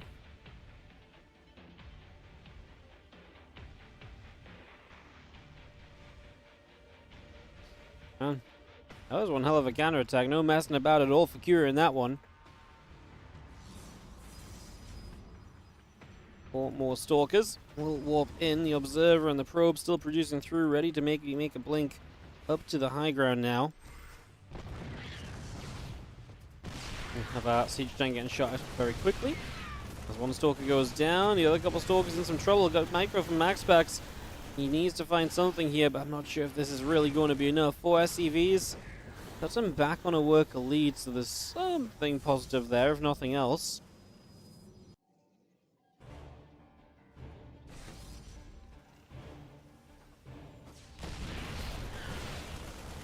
Stalkers blink onto the natural. MaxPax is one of the best at finding positions and openings with those Stalkers. That's why his 4-gate blink play was always such a terrifying one. Prism so close to going down there. He took some probe damage at the same time back at home, so that's also going to be hurting. Not exactly ideal.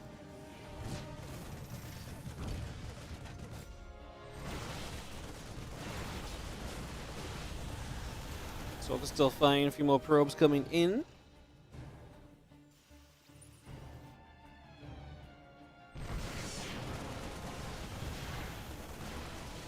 So Stalkers continue up to this high ground. Stimpack is actually going to get denied here. A few more Stalkers still building up as well. Continue to get those through. As this is still got potential as MaxPax. Look at that blink back as well. Realizes he can get away to the sides and not take the tank shot. Now fighting the starport. SCV still off the line, and MaxPax is starting to wrestle this back into his favor. MaxPax making the plays.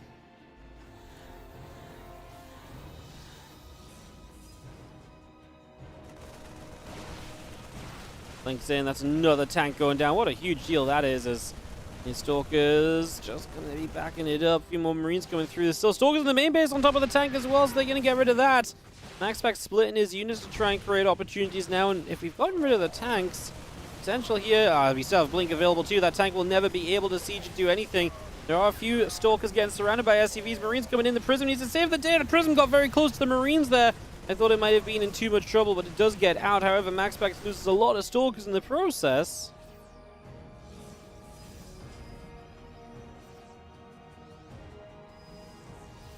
More Stalkers warp in. Again, +1 attack and Stimpack coming through. Actually going to get rid of this bunker on the low ground, which is nice. One less kind of defensive holding point for Kua. As the Stalkers pull away, the SCVs will take a few more shots.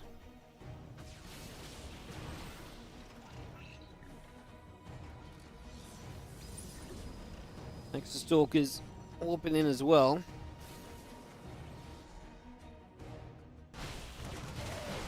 A few Marines still getting shot at. Depot going down. We are going to see MaxPax blinking across. SCVs will take extra shots of damage.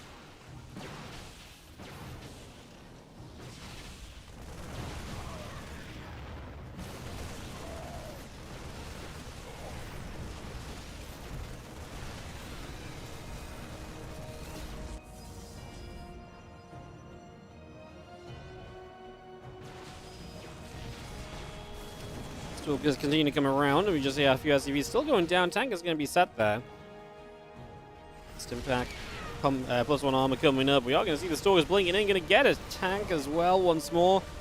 MaxPax is down 15 army supply. You cannot really fight the Marine Force head on, and once Stim is done, that's going to be a huge, huge deal.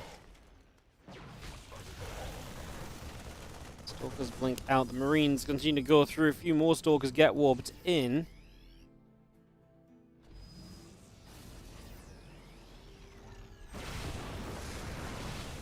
Stalkers blinking up again. Continue to try and trade this. The Prism continue to lift up a few of these Stalkers. Might run them around. Marines are kind of getting bled out at the moment. A tank will siege. Blink out from the main base. Nexus, Forge, Battery, all being brought through. Even Charge getting started up here on the side of MaxPax. So bringing that in as well. MaxPax with 3 base coming up and online. Very fun game so far, action-packed, and definitely, MaxPax, doing damage early, then Kua countering. MaxPax has been on the offense ever since, trying to drag himself back into a leading position. Worker count is fairly even. As you're going to see, the third CC of Kua is probably going to die here, so that's a nice catch from MaxPax. That's a very simple denial. Starport still doesn't have an add-on on it either. The fact he has Stim now is such a big deal, though. The Bioforce is going to be so much better at dealing with gateway units such as Stalkers. That is such a huge part of this game. That upgrade being available is massive right now. Absolutely massive.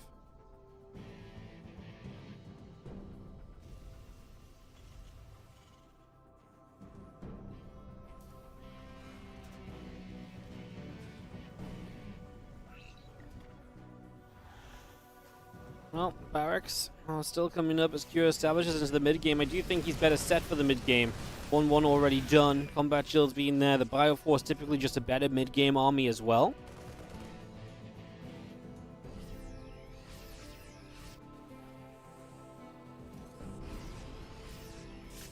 The Barriers will just stim up. Stalkers are going to get pushed away. Extended Thermal Lance and +1 attack continue to come by.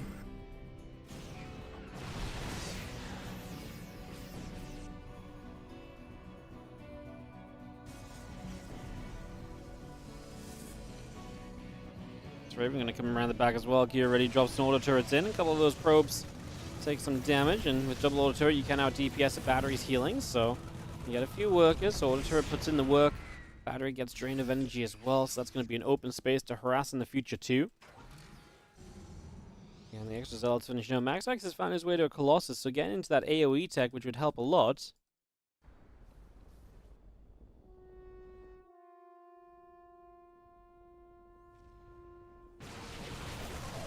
Stalkers will fight, the Marines will take damage. Stalkers do have to blink away in the end. I do feel like MaxPax is kind of done dealing damage with those Stalkers across the map. I can't really see that continuing too much further. The extended Thermal Lance about to finish the +2 attack upgrade on the way up on the Forge as well. Still got Forge number 2 on the way out. The Dark Shrine coming in with the cannon. I guess going to pick on the hallucinations, trying to scout around, and Kira's army does seem terrifyingly powerful at the moment. It looks so good. As he chases forwards, a couple more Stalkers get dropped.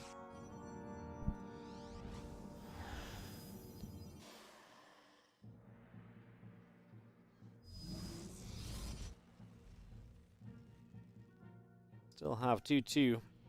Now with Kira on the way, so again looking to extend that upgrade advantage for a while longer. As MaxPax will try and dive in with the Prism. Kira just going to pull back and deal with this. Don't want to let this go too far. We're actually going to see the Prism potentially denied before the warp in. Nope. Viking shots are a little bit too late for that, so the Zealots do get the warp in before the Prism dies, and that will keep Kira pulling back, and MaxPax trying to hit the third base at the same time, taking advantage of this situation. He doesn't have a lot to hit the third base with. It really was the out-positioning that he was hoping to capitalize on here, which he does okay with. Don't get me wrong, he gets 7 SCVs out of this thus far, but there's also a lot of Zealots, and this army is still nowhere near secure, as we are going to go diving. Q is going to say, I want those Colossus. You get rid of those splash units, and that's going to be a huge factor. Stalkers going down, expensive units to replace as well, and units that you kind of need at this point, because you're going to need them to protect the Colossus from future Viking production. So every Stalker loss is one that will be replaced at some stage, as the Bio still chasing, gets one more Colossus too, so completely putting that tech count back down to, well, not quite 0. There's one Colossus remaining, but really resetting it in a big way. One Colossus is not really that scary for Terran to stim into, so that makes this army so much more manageable for the foreseeable future. As Kua sets up some tanks on a fun position, safe position. Definitely going to zone a lot of his opponent's units as he looks to push in toward this 4th base. If he can win the fight over this 4th, Kua is set up for success. As you're going to see 2-2 to just +1 at the moment. No +2 attack finish just yet from the Protoss.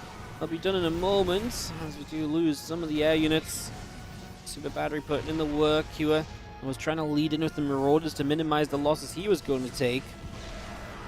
Stalkers coming back through. A few more Zealots are coming up. As DT is actually kind of annoying. Scan's not currently available, so DT going to get free damage done. DT's across the map as well. Q's just going to dive in, try and make something of this before the DTs have their say, but I think the DTs are going to be a little bit too good. 20 workers down already, 23. Kira is losing so much economy, and he's not winning this fight. He will not win going across the map as the DTs do masses of damage, and Kira was not prepped for it at all. MaxPax is going to take himself a win in the first game of this series. Isn't that a result? That is a little bit bonkers of a result for sure. GG's for that game 1. Lambo leads 1-0 over Skillus, by the way. They're playing game 2 on Roddy's stream right now. Winner of that plays Spirit in the semi-finals. Could be a fun one as well. Lambo Spirit was a banger at Dallas, if I'm not mistaken.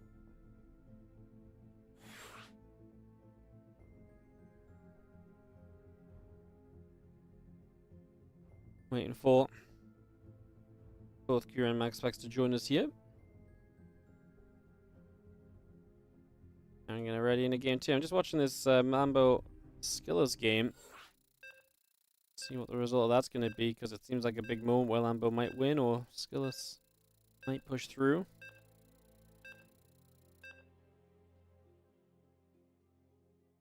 Just trying to see if we can get results on that before we head into this game number 2. Looks pretty good for Skillus to actually tie that series up and to even things out here 1-1.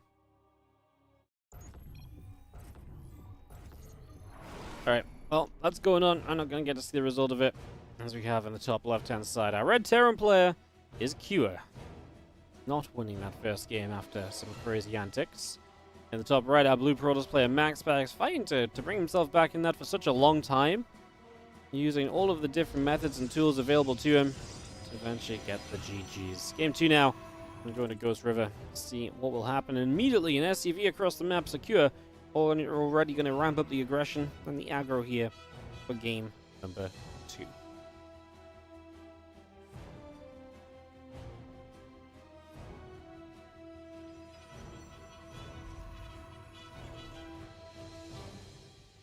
Alright, racks coming up, our gateway and assimilator coming in as well.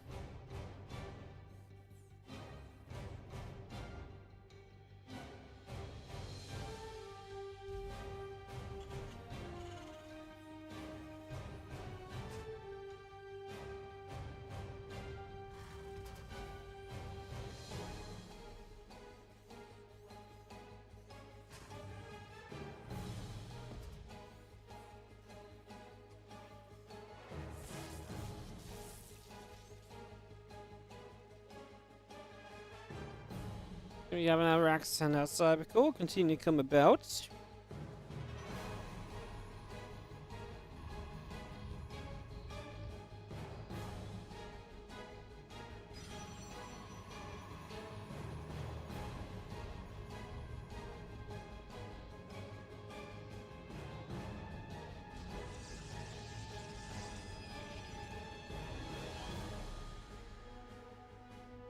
River is being built.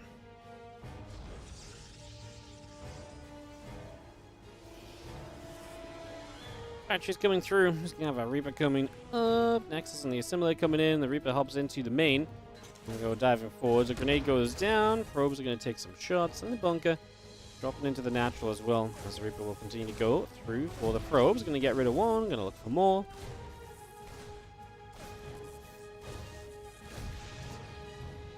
Two workers killed already. Zealot on the low ground does cancel up the bunker, as that is not a perfect Reaper wall. So mistake from MaxPax and Cure. He's going to be able to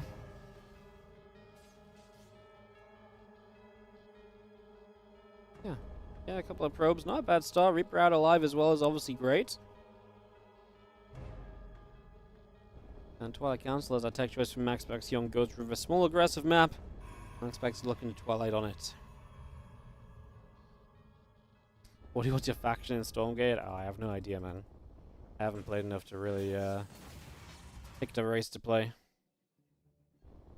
I'd probably just play all of them if I play Stormgate a lot. Probably just play random or something. I mean, I'm never going to get very good at one race anymore, so just play a little bit of everything. They all play very differently, though. It's kind of like in SC2, Zerg versus Protoss/Terran play very differently. I feel like Protoss and Terran are like the natural off races for people who play Protoss or Terran, because a lot of the skill sets come over very naturally. But that kind of applies in Stormgate, where I feel like going from Infernal to Vanguard to Celestial, every race feels so different. What bots have I got in Battle Aces? Oh, I play, my personal favorite composition so far in Battle Aces was Blink Mortar. I also enjoy playing Blink into like an advanced recall kind of mass unit strat, was kind of cool. Worked very well against a lot of what the guys were playing kind of meta-wise. In the last time I played. Yeah, I really like the Blink opener, but I honestly feel like your opening units have so much potential to be anything. Like, they are all good and bad in their own different ways, you know? Like, I don't even know if any of them are, like, particularly, like, overly set up one way or the other. It's cool.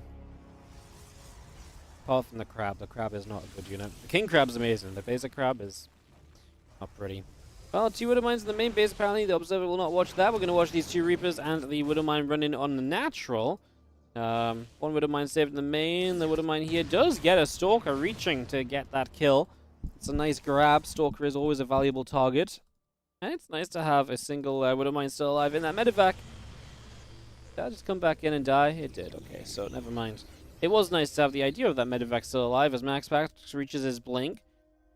3 gateways of blink pressure coming through, so not the most aggressive it can be, but absolutely looking to be a good amount of pressure in general. As we get that on the way, this Raven's still moving across the map, and the Stalkers, a few of them trailing through the center to the upper left as well, so getting that on the go. Also, here's our Raven continues across. It's going to be dropping in some auto turrets perhaps on this natural next couple of moments. Probes will be chased, and so Kira looking to deny as much mining of MaxPax as possible, take economy away from him in the early stages, and go from there. As the Reaper shows up and actually going to get a couple probes again, so not bad. Kira got to be happy with the damage he's able to do early on. Has to be able to defend now, though. Stalkers blink in. First tank shot is good, and they're just going to have to micro these Stalkers back. They would need another blink to get on top of the tank, and that would be the issue. If you blink on top of that tank now, it's a little bit late. Are we too close to another tank popping? Yes, the next tank is up. Actually, if we siege that tank in the same place, I don't love it, but then obviously the Marines are going to be good damage dealers as well, so that alone might be okay as we're going to blink some of the Stalkers down. Going to keep 4 healthy Stalkers alive in the main base, and that means we can go and try and grab a couple of SCVs, just 1 shot, 2 shots, and then probably lift into the Prism. There's actually going to be a 3rd shot as well, so just takes 2 tank shots, and we get 3 SCVs as the Raven is still a point of contention. On the other side, going to be going for a couple of probes, so MaxPax still losing workers, as he is establishing his 3rd base, and is yet to really establish a worker lead in the game, which is typically going to be looking good for the Terrans, so gotta feel great.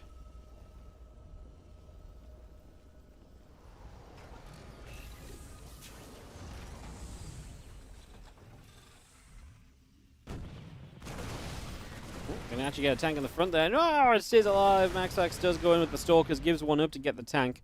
Obviously, if this is going to be a push from Q, then you do want to be serious about defending it, and I think any tank you get rid of is going to be huge.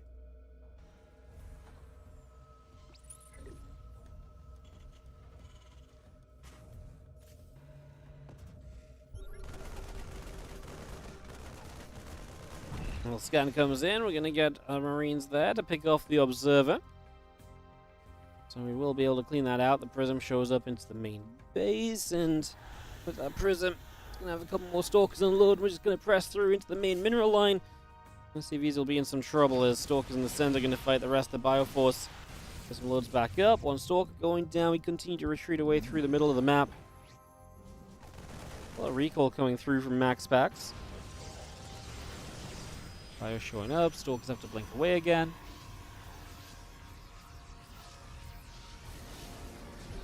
I see those Stalkers going to go after the siege tank. 1 or 2 Stalkers getting shot down already. Fire going to keep on pushing forwards. Pylon denied. Powerful push from Kira at a powerful time. +1 is done.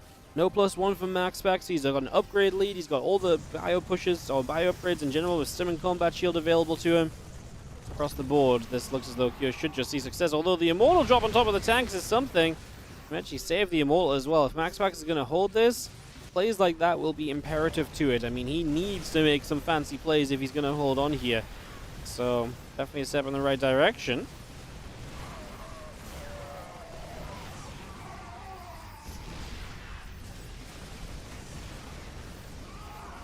It just looks as though he's got too much bio, though. 1 tank still remaining. This 3rd Nex is in heavy trouble, as the Prism will be a good target as well. Get rid of some of the micro potential. Thought he would have targeted that.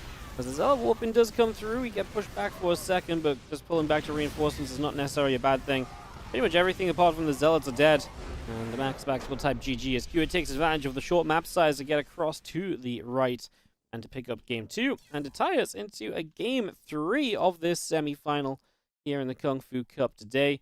And yeah, semi-final going the distance. Skillers and Lambo did go to 1-1, by the way, so they're playing a game 3 already.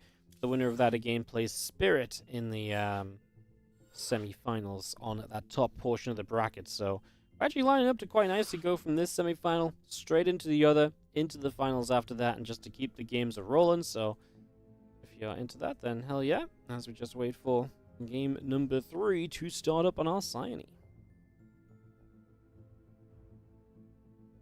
Let's start it up here.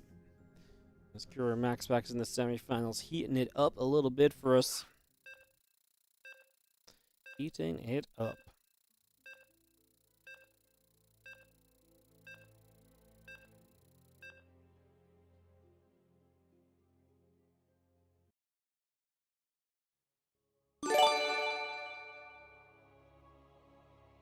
What's up, Tree Lover? Thank you so much for the 6-month resub on the Prime.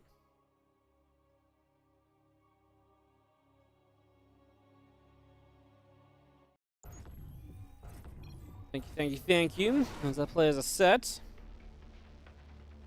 into game 3. Winner goes to the finals today. Bottom left-hand corner, Red Terror, and is going to be Team Liquid's Cure.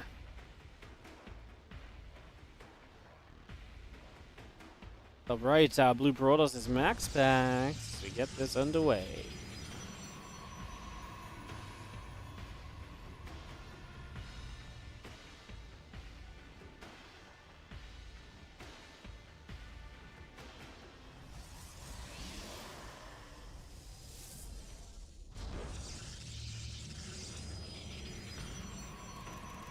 Alright then, a final map between these two, one final to decide who gets to go to the grand finals today.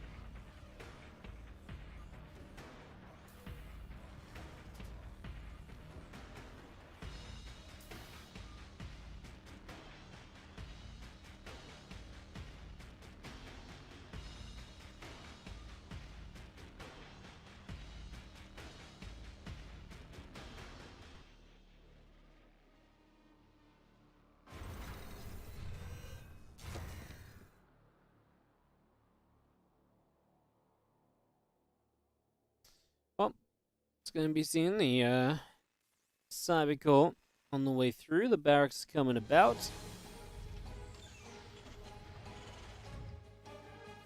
We're going to see what the tech choice will be here from MaxPax. Cyane might be trying to switch it up into a Stargate or so outside of these blink openers. Do things a little bit differently, maybe.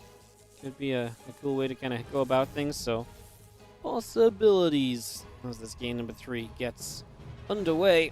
Again, the Nexus coming through for a couple of moments. And that's set up.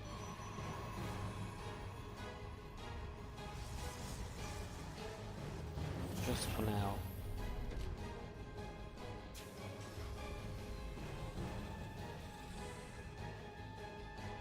So yeah, again, things are ready to roll as Reactor and a Factory both come through. The SCV coming up, the Adept and the Warp Gate coming up as well. And the Nexus comes through on the natural expansion, and we do continue to see Cure just scouting about and around on the map. The Factory will finish up here in a second, as it is going to be Twilight Council. MaxPax again, so... Well, okay. Twilight Council for game number 3. I'm kind of surprised we don't see any sort of Phoenix stuff, honestly.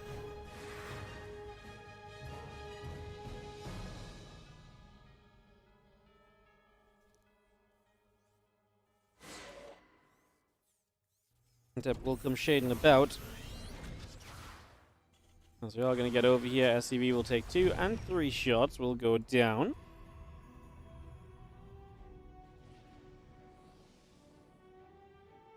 We're going to hop up, move in toward the main base, try and see what's going on. Let's just have our blink coming through. The Warp Gate is setting up. All of that being brought into play alongside this right now. So just getting a lot of that on the go right here. See how Siege Tank continues to come through.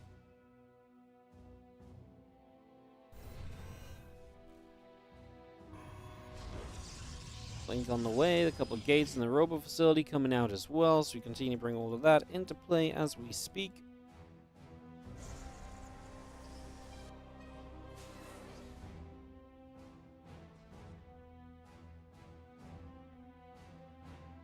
And a few Marines continue to move down also, so yeah, just everything getting set up here. Think Robo coming on through.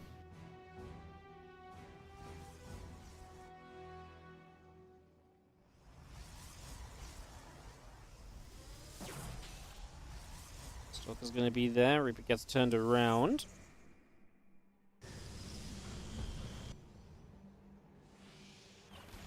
See the blink about to be finished here. MaxPax going to be playing with 3 gateways once again, so it's very happy with this style.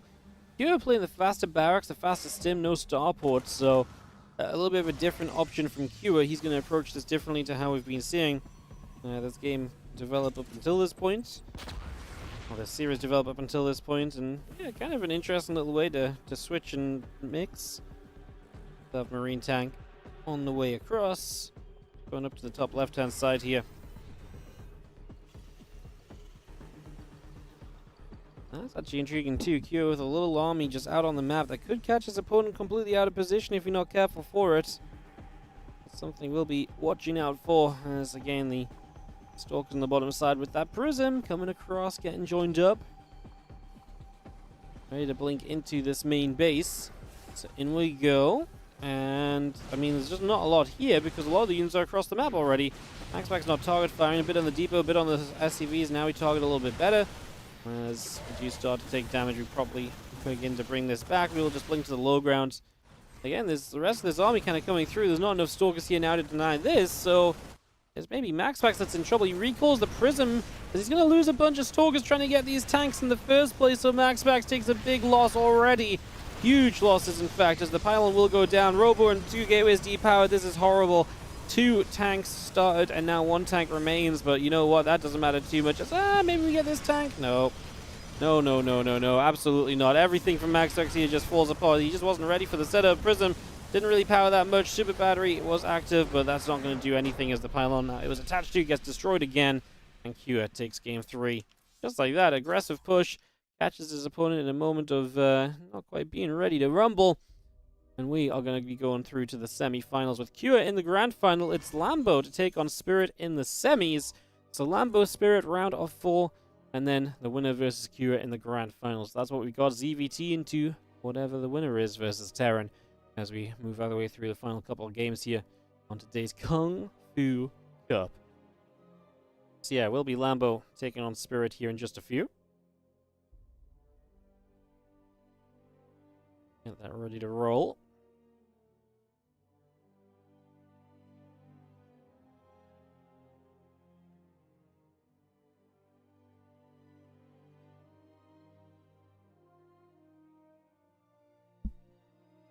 Oh, stretch out a little. As we get, again, this Lambo Spirit series ready shortly, I imagine, on the European server.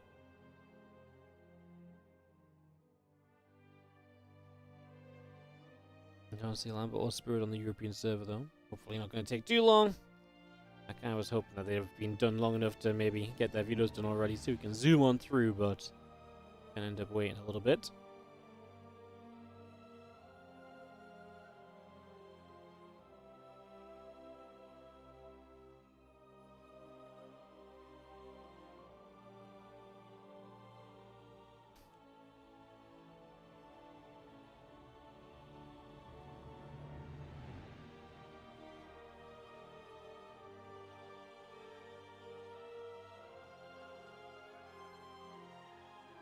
Alright, they're in a party, so we'll get joined in on that and ready to partay into our series ASAP. Semi-final number 2 coming through.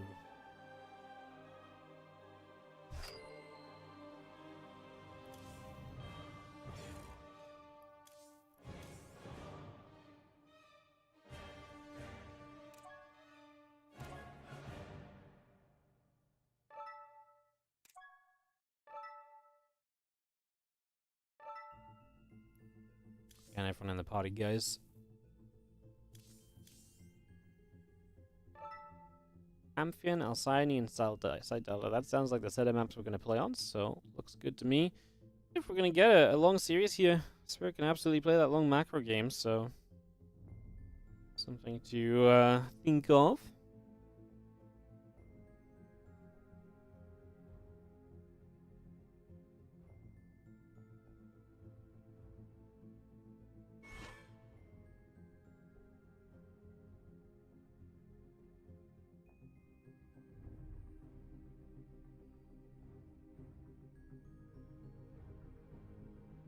Going for a map to be given. I believe Amphion is map 1.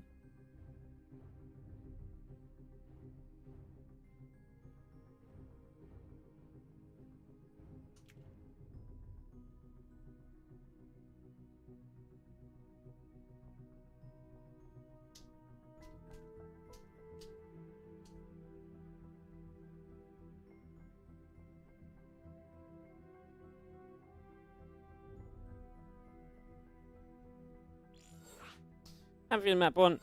Let's start it up. So Amphion Alcyone, then Site Delta. That's ready to roll on out in a couple of moments. Get this all started. Got some Terran versus Zerg. And then again, Q waiting in the grand finals. Get this underway. Ready, go, go. GLHF coming through.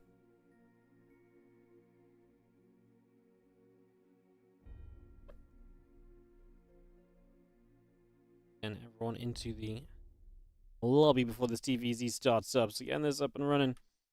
Then we get Spirit and Lambo ready to start. So Terran vs Zerg starting in right now.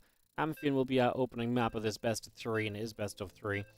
As yeah, the result was, I think it was a 3-2 in favor of Spirit when they played in Dallas just a week and a bit ago. So yeah, I think Lambo even had a lead in that series and threw it away.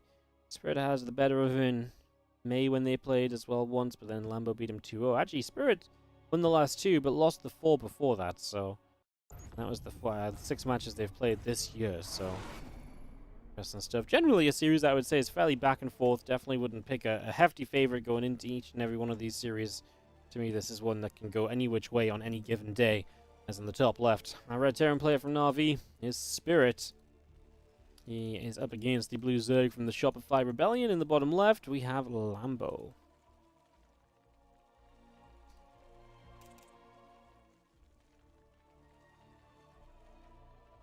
Alright, well, we start off game number 1.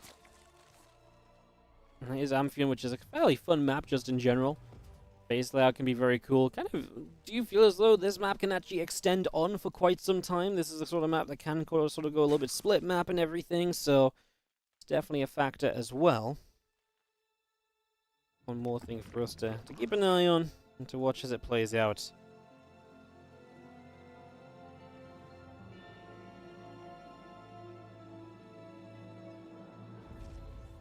CV will drop down the command center. CC on the way up, hatchery coming through, everyone getting ready. Beautiful day. Alright, if we're just going for a moment or two with no proxies or anything, guys, and a CC first especially, I'll just take a quick moment to do a little bit of a sellout that we've not done yet today. If you're watching this one, then of course do all the usual stuff to help out and to follow the channels. You can follow on Twitch, you can subscribe on YouTube to see when we're live or to see other video uploads, etc. Clicking those buttons does help us out a whole bunch. Even if you don't necessarily come back off of them, just clicking them gives the numbers to the streams and obviously helps out a whole bunch as well. So do that. Obviously, if you're watching on YouTube, like the video too. Super free, easy, and simple to do. It takes about a second if you're already on the YouTube video. It really does not take long, and it helps us out a big amount. Helps more people to find the video live, and also once we're finished up for the day, people can still find the VOD more easily as well if there's more likes on the video. So do check that out. And of course, if you're really enjoying and you'd like to support a little bit further, you can consider subscribing to the Twitch channel or donating, cheering, and all the rest of it. You can become a YouTube member as well. Those monetary ways of support do help out massively. Obviously, we run our own Starcraft 2 events. We put a lot of money into those. And obviously, this is my full-time job, so gotta make some money to pay the bills. If you enjoy what you're seeing, do consider doing the supporting. Because like I said, it helps out a whole bunch. With the salad segment done, our factory. Oh, and use your primes if you're on Twitch. Prime sub check. Okay, cool. And so we get into this. CC first gives you a bit of a boosted eco as Spirit. He's on double gas behind it. And will be, again, enjoying that little bit of a boosted economy. But I wonder how aggressive he goes off the double gas, or if that's just going to be a follow-up into a third CC fairly soon anyway. Spirit's the kind of guy who will, like, super eco into super aggro.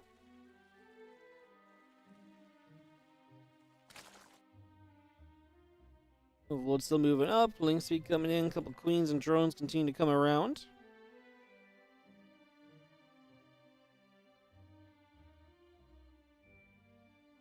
Hallian's still building, the CC's coming up.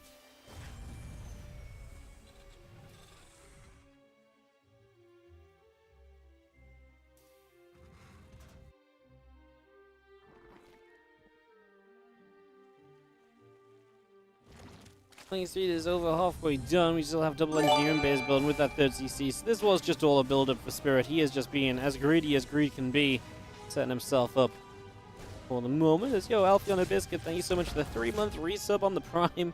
Any primers? Thank you so much for the 3 months. Appreciate you dropping the sub on the channel today. As Reaper and a couple of Hellions get out, Spirit will start to take some map control. Lambo just heads straight into Lair, so nothing from him is overly kind of greedy. Just 3 hatches, Lair. Gonna set up to be able to tackle a little bit here fairly soon.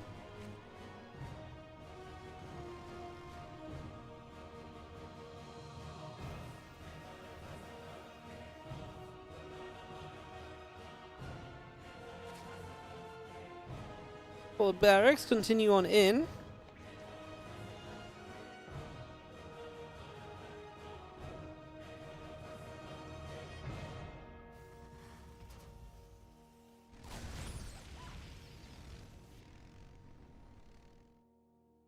One upgrade, stim pack coming through and get that underways here.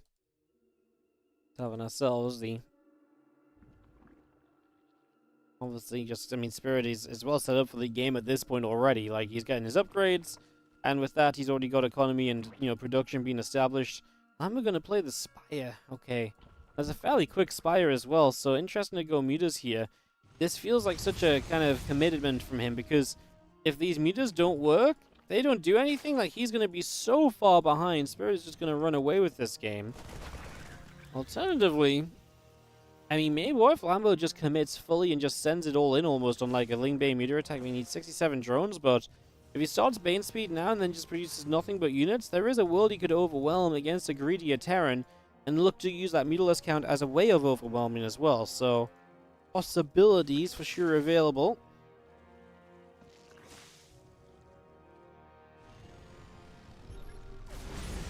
Hellions and Reaper come forward, a little bit of creep spread will get cleaned out. We do have the armory building up from Spirit as he gets ready for 2-2. It's a little bit late compared to what it could have been. Like I say, no Evo chambers on the way from Lambo, no upgrades. Kind of makes me feel like we could just go for that. Like I say, spam a bunch of units and just never stop. And now he adds on Evo chambers. So, I mean, it doesn't make too much sense with the drone count being the way it was. And I feel like it'd be very risky. But, yeah, 6 mutas startups. So you're just going to rely on these mutas to try and put some work in. As we have our Marines coming about. They're going to be in the medevacs in the center there. Ling Bane Queen continuing through. And the Marines already unloading. Hellions morph into Hellbats. We press forward. A couple of those creep chambers already being knocked down.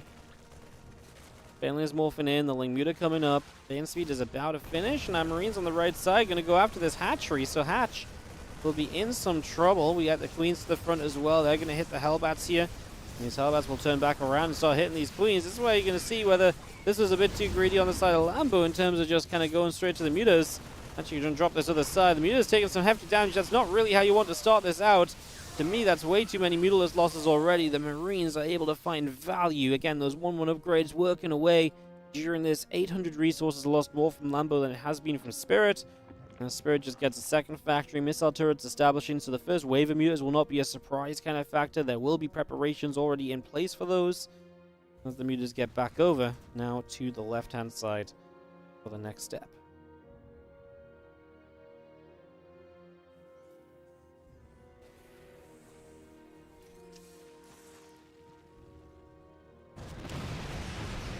It's our turret. Mutas take damage. You just see the Marines still coming over, chasing those mutalisks around again, pushing them away. Extra Marines come in from the upper right-hand side. 2-2 upgrade still about halfway done. Command Center factory build, and also more mutalisks on the left side gather up, and we'll begin to make our way forward.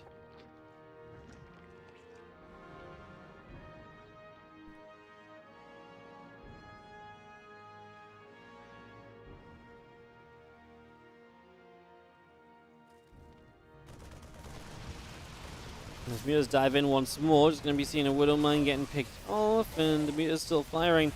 A couple of these Hellions going down as well.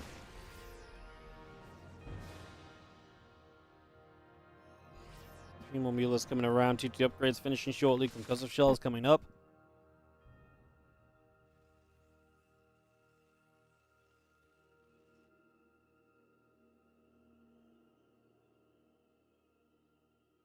Just waiting for that 2-2 to be done. Drilling claws is still on the way.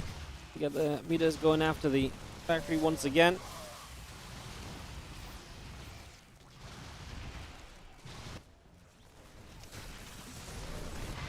Kyle's still coming around. Amulisk's taking a few more shots. Medevac will go down once more. He's got the factory still going through. He's obviously trying to cause trouble here as Lambo dives in on the other side. Thor doing a pretty good job of just knocking down some more of those Mutalisks and pushing them away. Spirit unable to really press forwards on the other side, however. Still has the 2-2 to 1-1 upgrade lead. No 2-2 start yet from Lambo. He was still adding more Mutalisks as well, which can be very good for controlling the map, but that might be just about all it can do for the moment.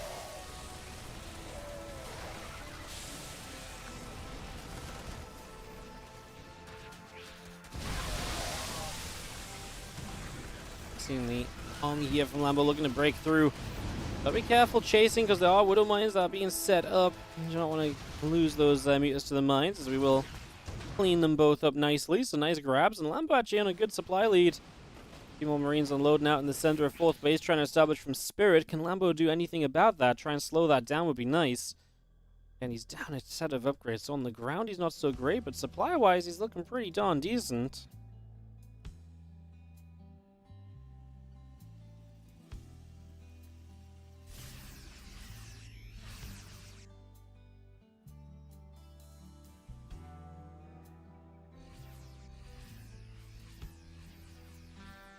Here's up the top left, Overseer hanging around.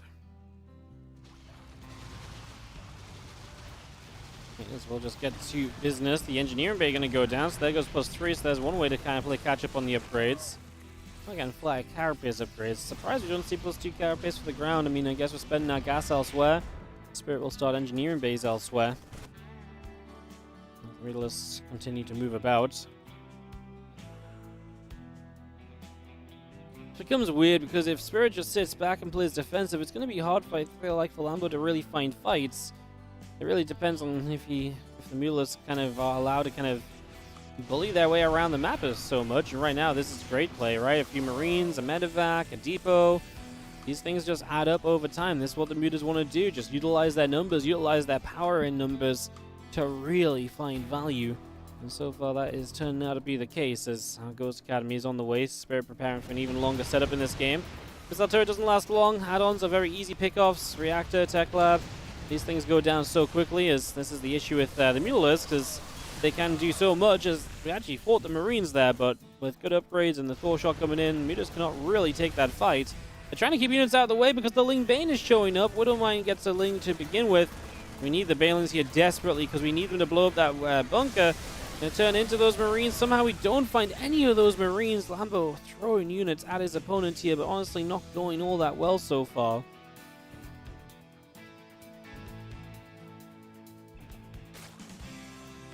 Well, dropping the main base. Widowmine's going for some drones, making up for some of the SCV losses Spirit just faced here on Amphion.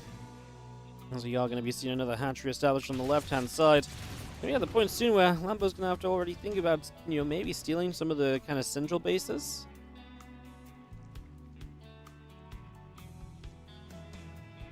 Still adding on those mutas, getting that Mutalisk count as high as possible.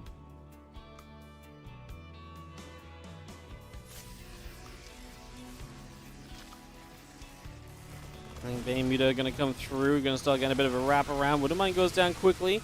Another Widowmine firing in for the Lings. The Thor's getting jumped on. It's going to be seeing the medevacs going down. This is where the mutas are great. And now we're going to play cleanup on the Marines. This will give the mutas some control because there's not enough anti-air left. All these medevacs will be in trouble too. Lambo with a big win on the fight. Drones going down bottom right. That's something Lambo now has to go worry about. But the Mutalisks have just controlled this area. That was big. I think Lambo is absolutely correct to kind of fly on in here and to try and keep on doing damage. There's going to be a snipe. We get rid of this Widowmine. Reinforcements are going to go down as they spawn, so there's going to be a lot more value still being found from these mutas. Turn around here, get another mine. The Ghost is in trouble. There's not enough anti-air coming up all at once. You need units to come through kind of as a collective. So basically, TLDR, you need the main army to show up. Well, that's more easily said than done. We're still trying to find some of those Ghosts. Don't know how that Widowmine got in reach to actually target fire in the first place, but so it did. Oh, there's a lot of mines here, Lambo. No! That's one way to lose a lot of your mutas when it was going so well for you. That's one way to lose a lot of them, and Lambo is going to be reeling from that one, I'm sure, as more Ling Bane mutas still heading to the top of the map. Mutas showing up. Ling's going to get here. Lings keep on streaming, actually, and we are going to be diving. This forward base goes down. I mean, Lambo's still in a good spot from all this. The Banes! You gotta decide what you gotta do as well. This map has a lot of weird twists and turns on it, and that was just a missed rally. Obviously, decided to turn away, and then so the Banes decide turning away is still kind of, involves going around that corner. Well, Mita's still controlling at least. I mean, again, those Widow Mines were terrifying. But we survived through it. There's a couple of ghosts trying to line up some shots. Marines firing away onto the Mutas as well. Adrenal Glands plus 2 fire carapace coming up. Additional Banes in production.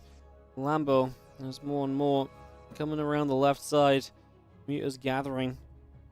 And he's also sending Ling Bane over to the right. 15 minutes here on Amphion already. As this is kind of what you expect when Lambo and Spirit play. I was going to say, I feel like this is typically going to be a longer kind of match. Oh, that mine retargets onto a drone and hits a lot of Lings. And still just Mutilis trying to cause trouble. Getting rid of a factory. Production structures going down is a sign of how annoying those Mutas can be. But Spirit is going to be maxed out, so we're going to be at the point where we still have to trade a fight. And if Lambo has to take a fight, that could be absolutely where this all goes wrong again.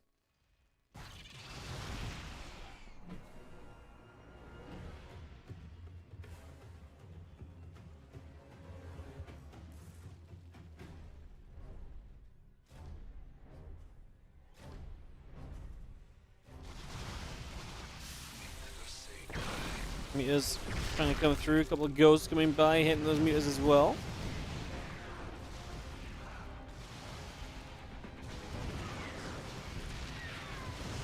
He's still just firing up. A couple of ghost snipes trying to come through. Also, Mutas do get chased away to the left-hand side. Bio showing up.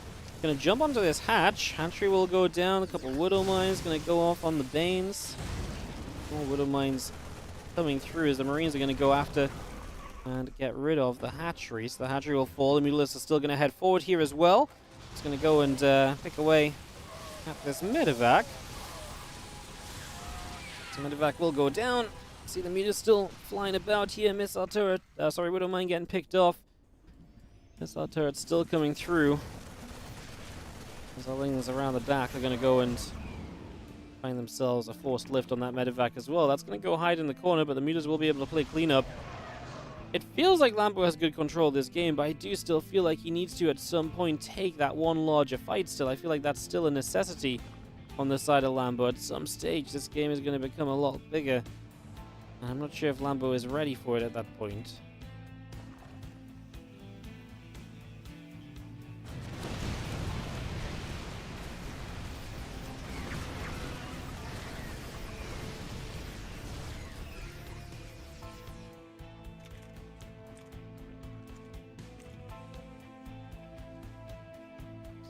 Bane still coming in. Let's see how Muta's coming about. Thor is going to come in as well. I mean, obviously getting rid of Thor's keeps the Mutas viable. The longer you keep the Mutas viable for, the better off you're going to be in this game. So we'll be seeing the Mutas finding this base. I mean, we're going to go bases for bases because Lambo's losing the bottom right-hand side. Bane Muta still flying through. Gonna see a Widow Mine so lining up. We are gonna fly in with the Mutalisks. Couple mines going down. Just gonna fight. And wall off is starting to be denied as well. There's a ton of ghosts off on the right hand side. I think Lambo is sending a lot of his units back to try and deal with the army in the bottom side of the map now. Base will go down. Hatchery falls. We've lost a lot of those hatcheries already.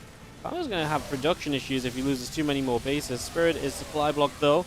Mutas are going to come back. Honestly, not a bad idea. There's not a lot of anti-air. When you clean up this army, and your opponent's kind of getting supply blocked and so on, rebuilding is going to be a problem. This could be an effective way to get towards closing the game out, as the Mutas will continue to chase, and a couple of medevacs are going to get grabbed over on the far right side, so they will go down as well. More Marines, Marauders, Mines, and medevacs coming through. The Ghost, though, can obviously be a great answer. The Mutas are fast enough to get out of range of those snipes, at least.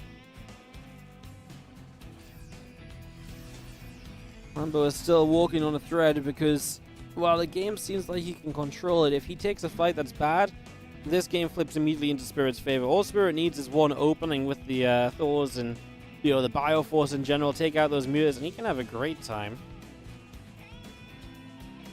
As the Mutalisks will continue to gather, Overseer Queens continue to join up as well. +3 flyer attack upgrade coming through as the extra Lings are building up from Lambo. Those Mutalisks will make their way over. And again, just heading to the main base. Production structures are a possibility here. We get rid of the missile turrets.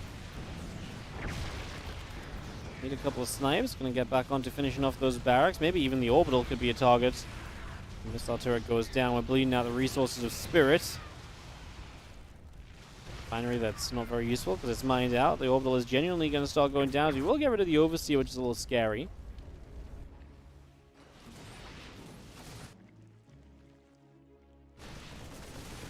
It's going to get to the bottom right. Bio going to get surrounded there. The medevac going to load up, back away. Most of these meters still moving around.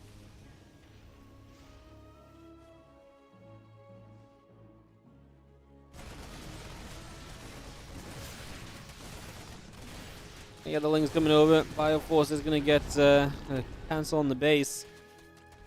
Lambo's still with a lot of money, but so is Spirit realistically. I mean, and minerals especially come quickly for a Terran that can just drop mules as long as he gets a base to mine from. So, this is still pretty much anybody's game. Like I say, Lambo's been controlling a lot of it, but that's kind of the expectation, to be honest.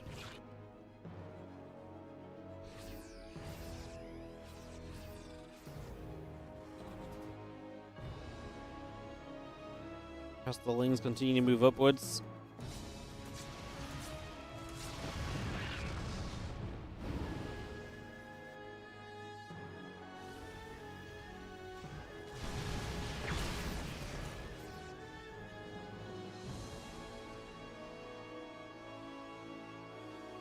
Just come through. And Queen, the Overseers join together. A couple of barracks, CCs, reactors continue to come about as well. As the Mutilas continue to move over to that right-hand side. A nest is coming up and online. +3 fly attack coming through.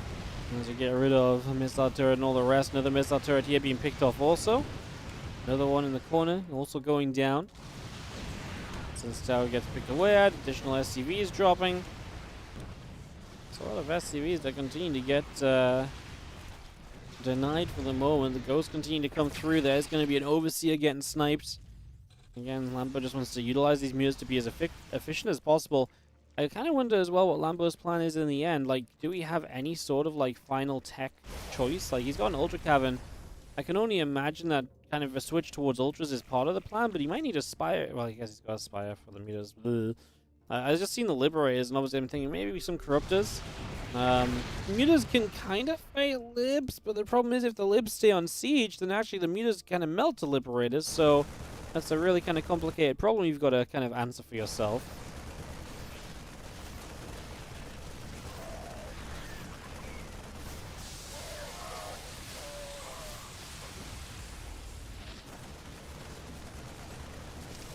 Bane's going to roll in. Marines will take some shots. We have the game really kind of getting to a little bit of a standstill here just because I don't think anyone's really got too many openings to take advantage of anymore.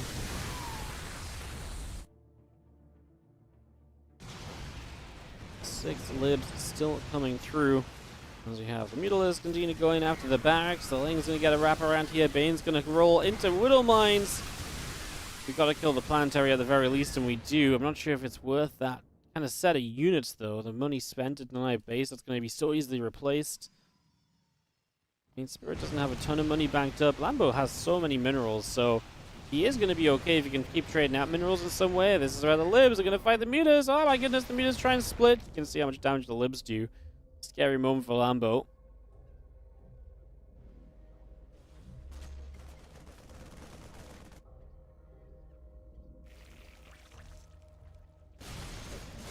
+2/+2 ship weapons and vehicle plating coming out. 8 more Corruptors on the way, so yes, we're finding ourselves an answer to those Libs. Getting that going now. 24 minutes here on Amphion.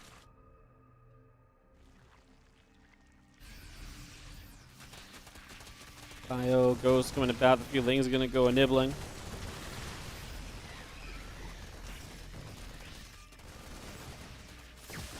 Things are going to roll on forward, and we just see ourselves. We just want to try and get a bit of a grab here. The Banes are still chasing. The Banes go on the Thor. They do not go for the Ghosts. I feel like the Ghosts are going to provide so much value. Problem is, how do you ever kill this army?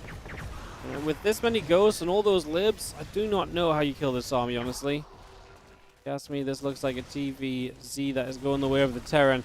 Lambo's army is very mid-game focused, or early, entry-level late-game focused, and that's the issue we've always been hung on here. Lambo had to keep on finding a way to do damage, and eventually the game slowed down. He wasn't able to do anything more anymore. As meters continue to fly through, the libs are going to unsiege, so the splash damage comes in. Some Banes will roll forward here. Spirit is going to be out of money to rebuild with, but does he just have one push that's never going to be stopped? I don't think Lambo can build enough right now, as we have Marauders to fight the Ultras, a few Lings popping out, but he's still got Ghosts in the background as well. Snipe, snipe, snipe. Another Ultra going down. Liberator sieging on the ramp. We're just going to see our Bio jumping onto the hatchery on the 6 o'clock.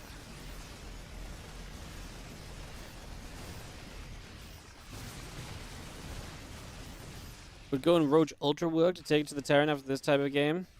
You mean like to switch into Roach Ultra? You don't want to switch into Roaches. Roaches are kind of terrible late game as well. You only really play Roaches because you kind of have to. I mean, realistically, this was just a rich enough bank from Lambo. He probably could have played in towards like a super late game army, like some Broods, some Infestors, etc. But he's just never really found the chance to get rid of some mutas and to free up supply to kind of establish those spellcasters and other units, which is obviously part of the problem. Now he's only got really minerals left to spend. He loses this base, some of his gas mining denied. And at 25 minutes, it looks as though Spirit may very well be on his way to a 1-0 lead in this best of 3 semi-final. You are waiting in the grand final forever comes through. Like I say, Lambo definitely got a lot done with the mutas, but Spirit eventually found a way to just slow it down and to reset things.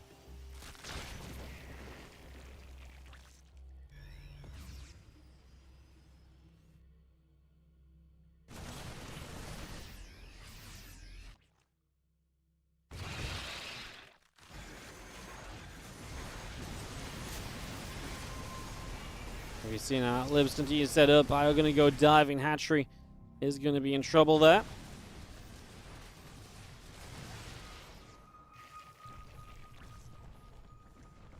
Bases all across the bottom right, trying to re-establish from Lambo / remnants of bases. He's expanding twice to the far right side. But this push of the Terran honestly may just be way too much.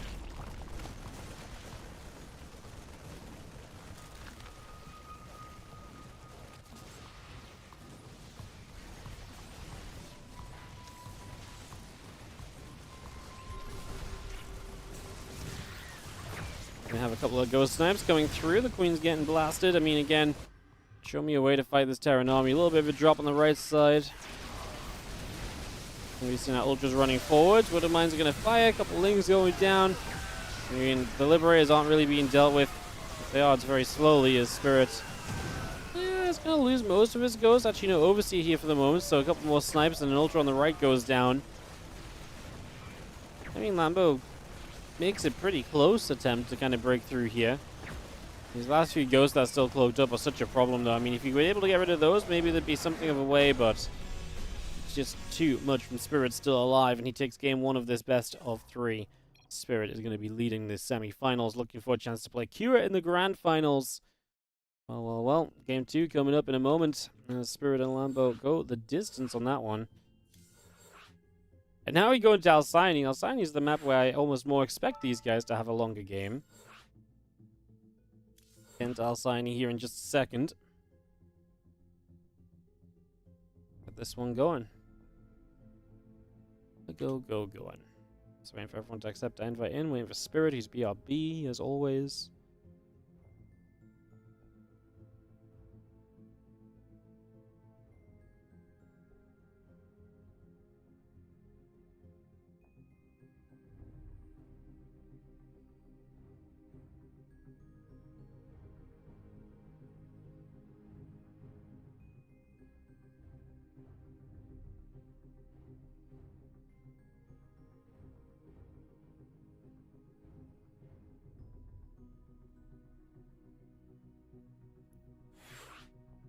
Alright, just a moment, guys. Trying to get this set on Alcyone. Just trying to get this going.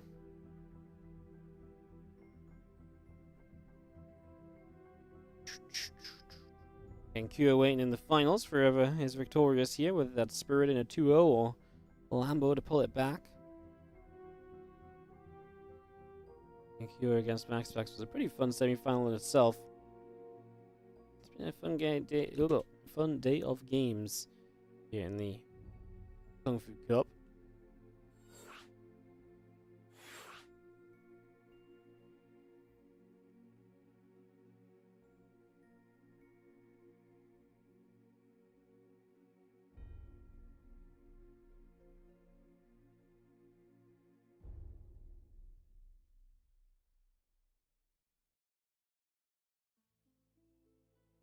Waiting for everyone to join us.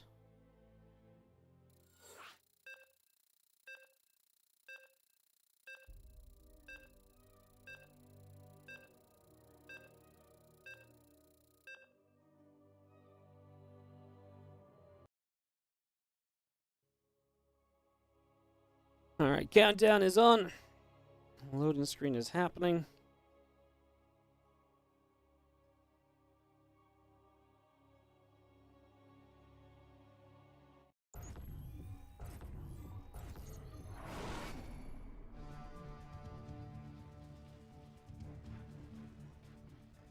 As we have in the top right-hand side. Up 1-0 after 25 minutes or so on Amphion. Blue Terran.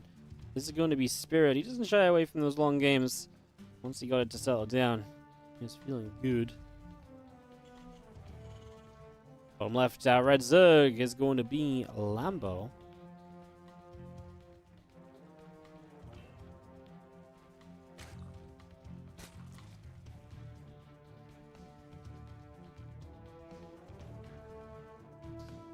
Can he pull it back in this series?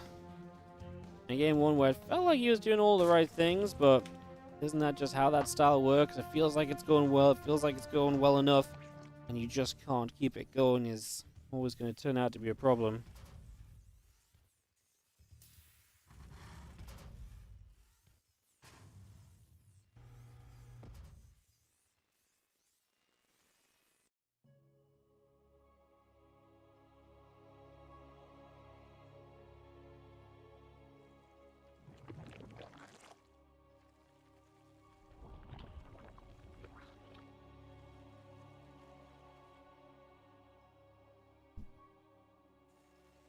Times like this is when Wardy really needs a co-host.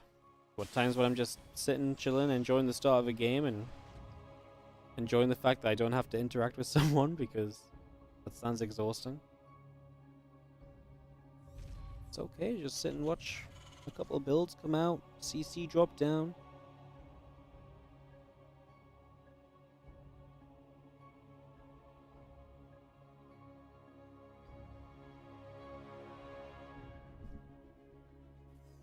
Hatch, Gas, and Bull coming up right here. There's a couple queens and a few zerglings on the way up. Gonna see that second barracks from Spirit, so a little bit of a curveball. Second racks, maybe a 2-1-1 opening. Get that stim, get that 60 marine drop going, and just try and deal some damage early. Could be very effective if the Zerg can't figure out what is happening and what's going on. But even go away from and go into no Reaper early, so you'd even have additional couple of Marines. And those Marines right now are trying to zone out any Overlord from scouting as well, so we're already in the idea of kind of, hey, like, I do not want you to see what's going on. I don't want you to see what's happening. I'm going to try my absolute best to make sure that that is the case. You have the factory then on the way, tech that building, so yeah, let's see if this works out for the Spirit, especially if he can just hide it well enough. Like I say, it could be a curveball to catch his opponent off guard.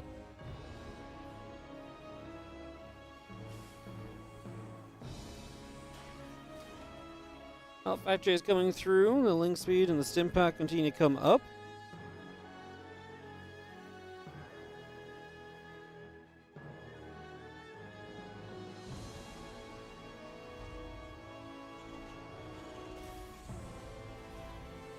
The stim pack is obviously going to be the core idea of this. The reactor on the factory will just go straight to the starport when those structures are done, and you can get those medevacs underway. For this build that's been around for 8 years or so at this point. This really first came around in 2016 or so. Kind of crazy. 8 years later, the 211 is still a build we talk about. Still a build that's maybe not the most, commonly used in TVZ, but it's absolutely viable when it goes well. Like, it's a good mix in their build. It doesn't, require you to be overly aggressive. It doesn't put you kind of overly out there. And if Lambo wants to try and do the same thing a second time, then what that means is that actually there's a potential to hit with this timing window when the Spire's on the way, but not much else is going on. And there's really going to be an opportunity to deal damage if Lambo underbuilds Lings, right? So I do think that that's a pretty big factor. If we can get that, if we can get that timing correct, which, I mean, Medivacs are popping now. A single Zergling here trying to see what's up at the front. Spirit! He's going to send the free Marine, still trying to hide from his opponent what's going on. Because he will not fly past this Overlord either. He'll just let that Overlord sit there. The Medivacs come across the map, and right now, Lambo is blind as a bat. 6 Queens out, 7th on the way, but Lings, 3 of them on the entire map. 1 Marine takes the Watchtower, so Lambo still doesn't see the Marines coming across the map, and 6 Queens on their own ain't gonna do it now. Lambo needs to start making Lings 4-star. Balinette starts at the same time as Aspire. I think Spirit just says, I expect you to do the same thing twice, and man, the Queens don't even have that much energy, so the Marines, as they stem forward, might be able to just get a very good fight on these Queens. Going for the first. Transfusions are going to run out very quickly here. We do not target the Medivacs. We're just going to go for the Marines. Multiple Queens already going down. We get rid of a few Lings. We could stim again here. Lambo is just going to die because Spirit is going to catch him completely off guard with the build. Like I say, it was a great adjustment from Spirit to say, if you do the same thing again and I hide it properly, I think this could be beautiful. And it absolutely was. Spirit is going to make this a TVT final as he 2-0s Lambo. And it's going to be Terran on Terran for our grand finals today, guys. So we're going to take a quick couple of minutes. I'm going to be right back. When we return, it's going to be TVT, Cure, and Spirit on the way for best of 5. Bit of action when we come back from this.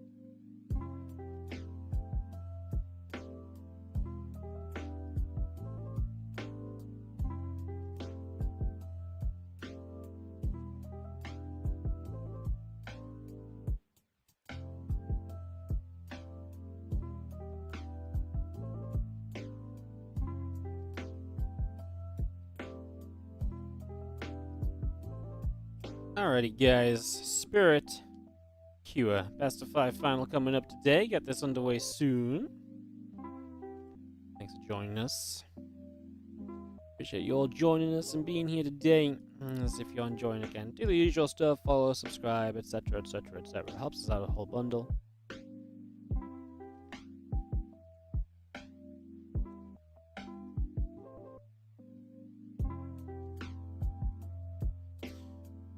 And yeah, just waiting for some videos. They are on the way through, so it shouldn't take us too long to get into this matchup.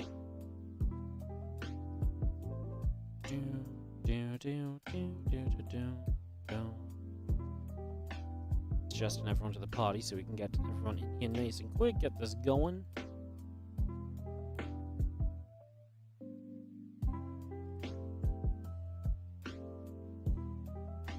What's up, everyone from the Roddy stream? Hopefully, you guys have had a good day with Roddy. Obviously, we're watching the finals here. I know Roddy's not feeling great. Hope you guys are doing good and excited for some TVT. Butchie Quasi, thank you so much for the 27-month resub. Oh, even Ellie's here for a raid reward. She's here to say hello to all the new people. Ellie? Say hi. Oh, you're just gonna sit there awkwardly. You're honestly so awkward on camera, aren't you? Ellie? How about we try sit? Good girl. There you go. Now everyone can see you.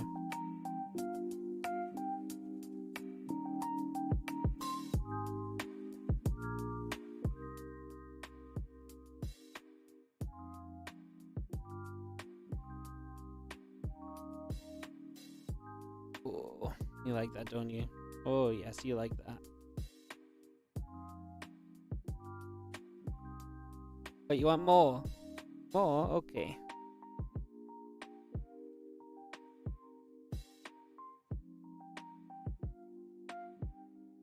Satisfied? There you go. You can stay on camera until we have a game, Ellie. Or until you walk off. You choose. Let me throw your toy. Okay, I turned the camera off though, because otherwise I'm gonna mess something up, I swear.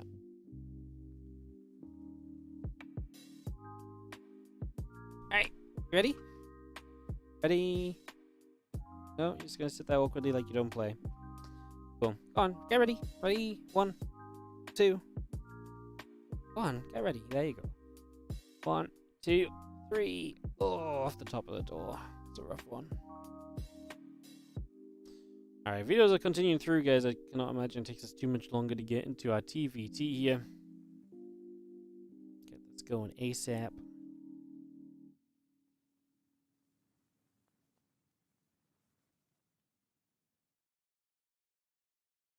I have interest in what the TVT is going to look like.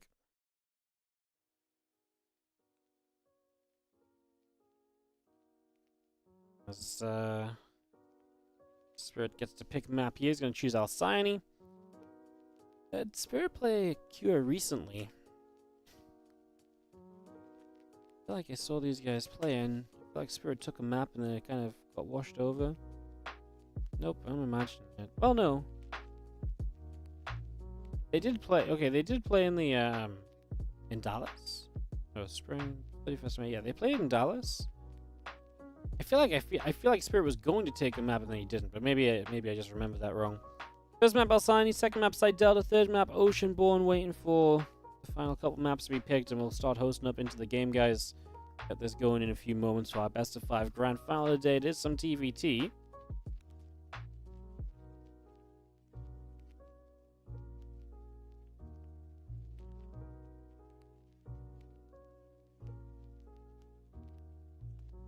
Fourth map Oceanborn, fifth map Golden Aura. I don't know if that got videoed or not.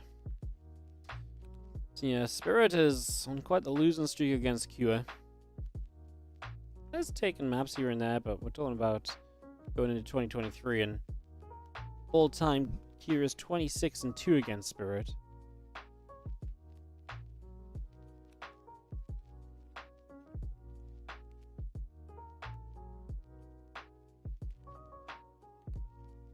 Just wait for first match to be hosted, which will be Alcyone. We get this underway.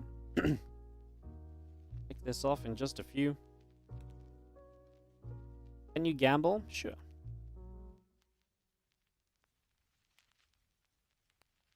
Go wild.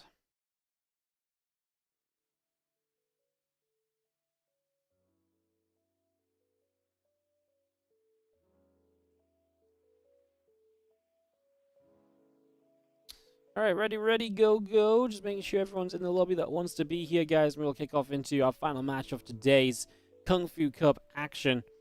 GLHF is called. And it looks as though we're going to be able to get this going.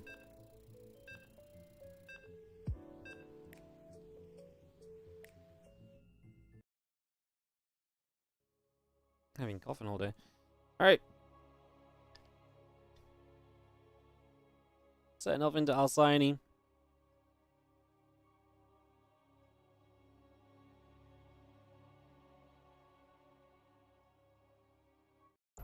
Get this underway.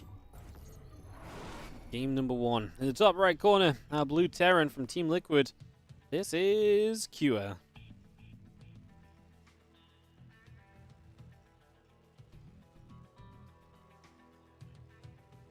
Taking on the red Terran in the bottom left.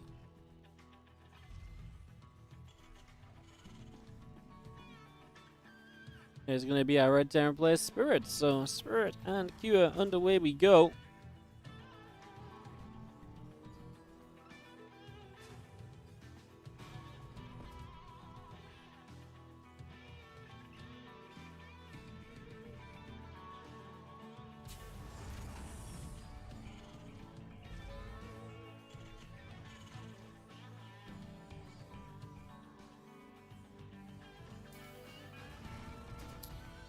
Game 1 of the best of 5.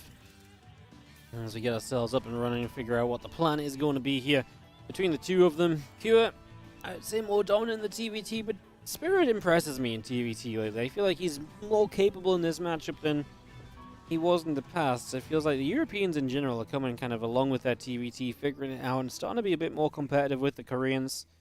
If I had to pick a result, I'd probably say... Yeah, if I had to pick a result, I'd say Cure 3-1 here if I had to make a prediction. But hoping that we're going to see some exciting things as Reaper comes up on both sides, orbital commands coming through.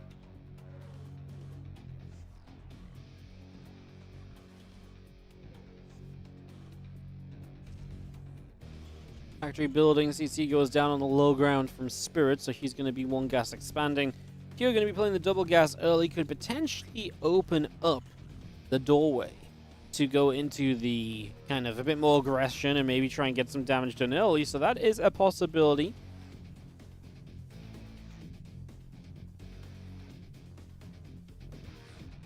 Again, factory coming up, Reaper coming through. The factory is coming in on the side of Spirit, so we get that going. CC is coming up to being about halfway done as well. Wardy didn't cast MaxPax versus Cure. Yeah, we casted that before Lambo versus Spirit went on. Yeah, we did MaxPax Cure about an hour ago or so, I would guess, on the stream. As Reaper is going to play the trading game, and nothing really gained. An SCV lost from Cure that he was trying to use to tank. And he starts his own CC, he's going to be a bit delayed compared to his opponent. And he will still have a little bit of other things going on, as we do have ourselves again, racks coming up, bunkers about to finish, refineries coming in. We just have ourselves the reactor dropping down on the barracks at home from Cure, so he gets that started immediately. As these two Reapers hop up to the high ground, Reaper and Marine are going to say nah and push those away, so those Reapers get turned around immediately. As you still see a Cyclone building on both sides of the map as well. So bringing those Cyclones up.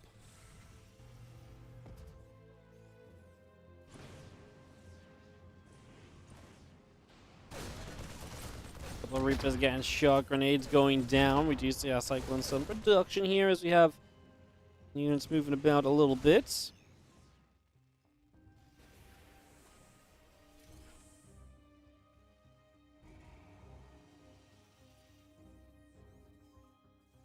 Cyclones building, medevac on the way, a couple of additional Marines coming about. RCC from Cure is going to finish shortly. Spirit just sits on the natural, and we do see a command center about to be done on the natural as well. So, yeah, everything's still just getting established here. Obviously, Cyclone will give some harassing options to Cure. Spirit goes into a very fast stim pack. They're trying to play into a very quick bio setup. Let's see if that's something that can work for Spirit.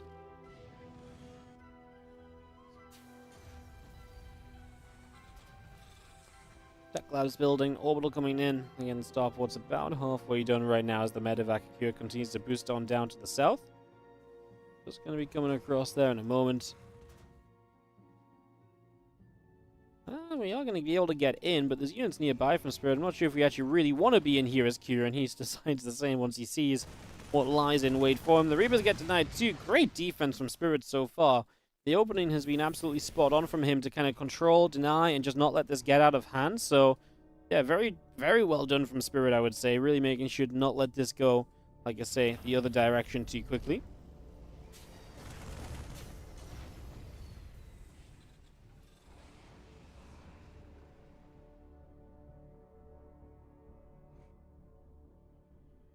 Medevac down to the bottom is getting ready to go for a little bit of a boost across into the main base. So looking to make a bit of a play there. Again, that stim pack is not far from finishing. A couple more medevacs and marines all being brought out. The Raven and the interference matrix coming through as well.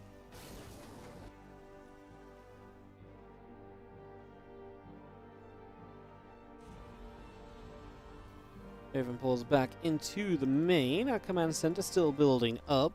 Other medevacs of Spirit are popping out as well. They're going to head out towards the top side. And again, we get ourselves a combat shield upgrade in production. The engineering bay coming through. The fact that Spirit is now going to be able to start dropping himself with having that stim pack and so on. A lot of potential to kind of see action around the map here from Spirit. So we'll see if he can kind of get anything from that with that faster bio upgrades. We'll have, again, high mobility on those units as medevacs gather and unload. I feel like obviously running at the front isn't going to do much for him. Just have this one medevac of Q lurking on the bottom side of the map too, waiting for its opportunity to perhaps get something done and to make something happen. Command center on the front line there, finishing in a moment.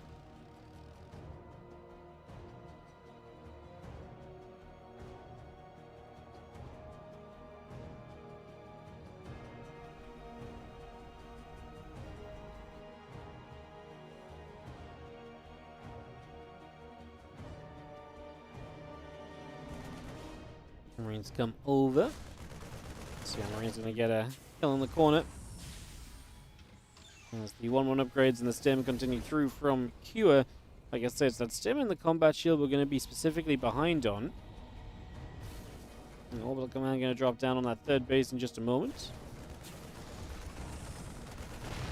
Marine's coming through. Marine gets picked off. Marine tank still boosting across the top from Spirit. So getting that straight up to the top of the map here currently.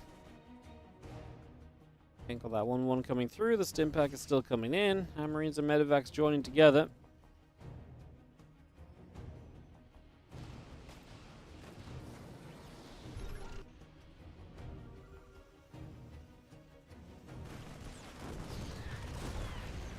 Cyclone still just kind of picking through for a little bit there. Well, we have, again, the upgrades continuing by. Stim about to finish from Cure. The units coming across. Cyclone locks on and the medevac. Going to get pushed away around the bottom side as well.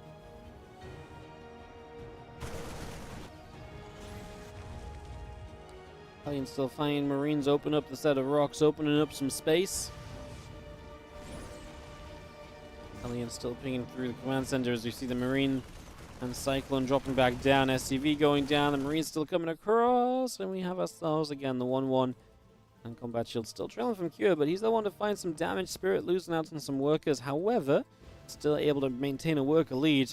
This just had to a bit of a longer TVT. No one's really making anything overly aggressive happen. No one's making move outs. Alcyone is a larger map, so it probably does encourage more so the idea of, hey, let's play a slow TVT. Let's get set up. Let's just build into it all. Let's just get all of that on the go.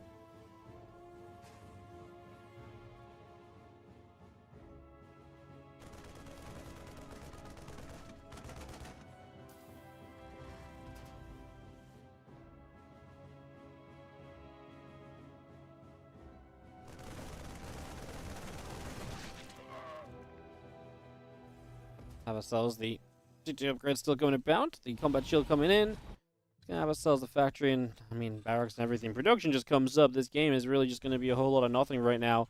Kira is going to start moving out a little, so maybe some possibility there. I guess with the faster stim and everything, Spirit did avoid the Raven production, so he doesn't have Ravens, whereas his opponent did. He's going to come flying in from the right side, though. Missile turret and SCV will spot a little late. Q will be able to turn around. One cycle in the main base will lock on. Tank in the main base will do its duty to try and save the day here. SCVs are going to give themselves up as Kura is also into the natural of his opponent with a couple of different drops. One on the fourth, one on the natural. Both players losing a lot of workers. Spirit is going to get rid of the main base, though. A huge play with that 4 medevac drop moving straight on through. And actually going to stand here and fight for the moment. Spirit doing well. Clears out most of the Marines. The medevac's finally getting disabled. Actually had tanks in range as well, so that's helping too. We're actually getting so much done. Spirit's completely dismantling Cure. This main base play, massive. And we're going to just lift up and get out with a handful of units at the end as well, just to make up for it all. Spirit is going to be taking a massive lead. He did take damage himself. Remember, there was the drops of Cure over here, but it was nothing compared to what Cure just took. Who also, because he's actually lost the main base, is now on 2 bases. No 4th base ready to go. Spirit has a 4th base re-landing itself right now, so 4 base versus 2 for the moment. And Spirit just absolutely demolishing this trade out. There's 2 drops versus... It was a quad drop from Spirit, and Kira was just out into the middle of the map, pushing forward. Spirit saw it, he made his move, and he was decisive with it to take the lead here in this game 1. Well, I was just saying before that happened as well, this game's a whole lot of nothing, and it was, right? It was a lot of setting up. There was a lot of, you know, oh, I've got to drop, but nothing will happen. Absolutely crazy.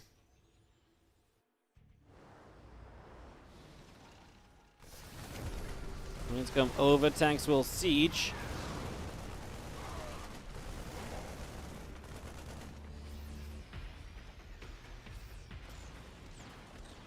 Cyclone on the back, just going to pick away at the depot. Tank still firing, dealing some good damage. Trade outs continue.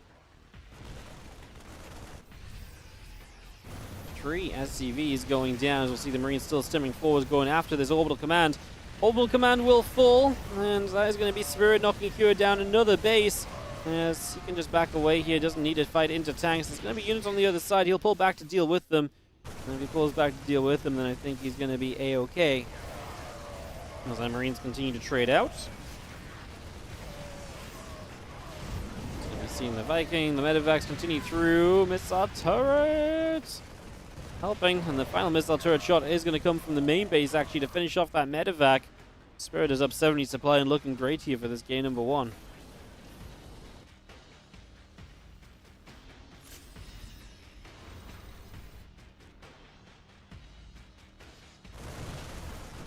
Marines and tanks still pressing through. Again, a bit of progress being made. Again, Marine tank pressing forward. Medevacs as well. You see the rest of our Marines coming forwards also. Tank's actually going to be in a lot of trouble. I mean, Spirit just has so much. He should be winning fights, and he is winning fights. Spirit is going to take game 1 of this best of 5 against Cure.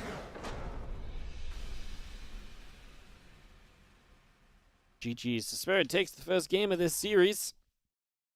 Heading into game 2 in a couple of moments. Get this underway and we get this ready to roll onwards.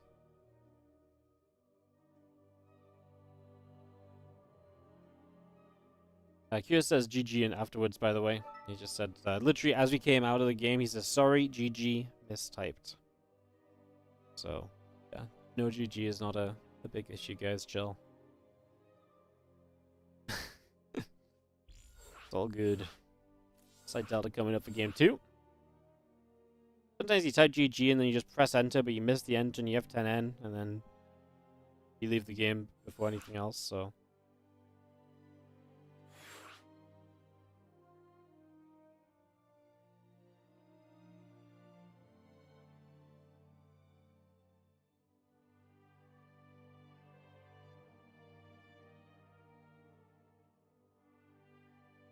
Alright, we are ready to go into QS Spirit, game number 2. TVT continues as we do have Spirit.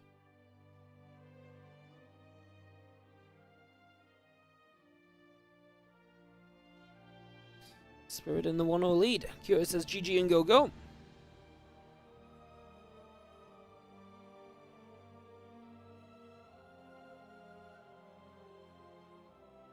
Waiting for Spirit to GG and go go. Hopefully in a moment or two.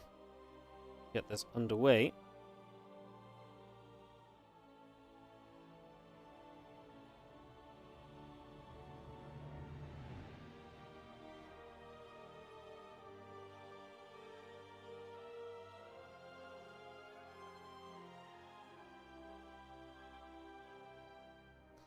Just waiting for Spirit. He likes to take a break after his games.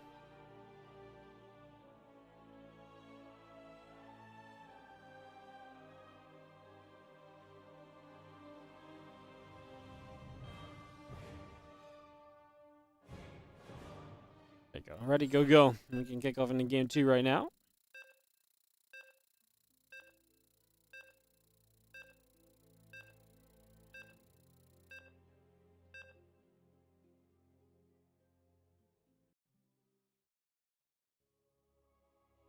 Slight delta coming on through. Let's get this ready to rumble.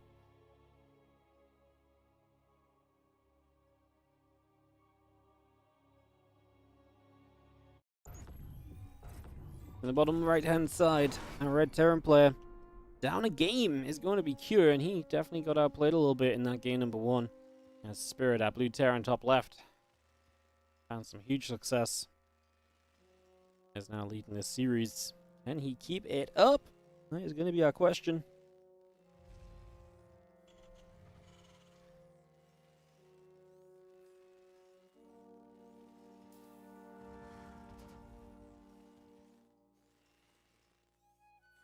Let's get this game 2 underway.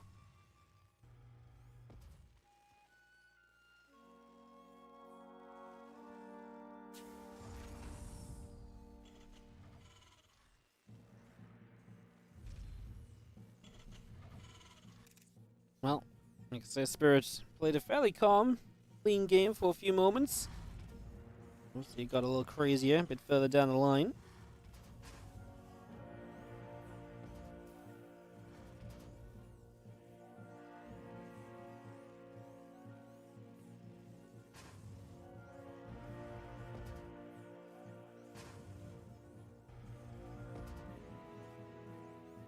Let's see, our barracks coming through on both sides. I'm just going to be seeing the SCVs building, nothing too crazy just yet.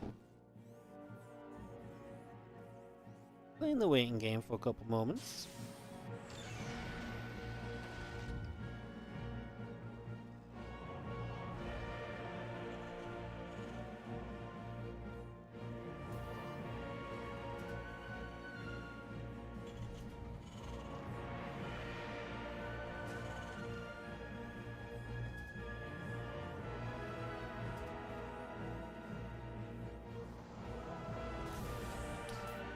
Factory starts on both sides. We get that going again. Reaper's coming up. SCV's on the way. Reactor building from Spirit as we get that all started here.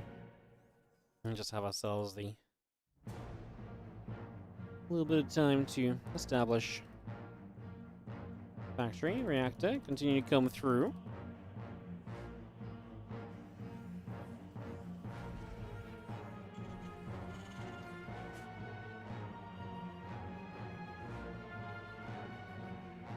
Spirit sits on the bottom side. He's going to go build up his starport. That's going to be how he tries to get some big damage done early. Spirit taking a more aggressive route. Remember last game, pretty passive for the first 10 minutes or so. Until it all kicked off with that big quad drop that Spirit launched to kickstart his huge advantage that he then played out easily into that game 1 victory. We had 2 Reapers and a Hellion chilling on the natural. And outside of that, yeah, you guys just see how much Spirit can do off this proxied starport here. Expect this to be a Liberator. Unless we're just going to go Medivac and actually just drop Hellions in, which is kind of a wild build for TVT. It's a TVP build, but yeah, he is going to be the Medivac. And okay, 4 Hellions coming up. This would be ideal if Q was kind of out on the map at the point of time that it hits at. Which, if the Medivac loads up the Cyclone and just goes immediately, it may very well be.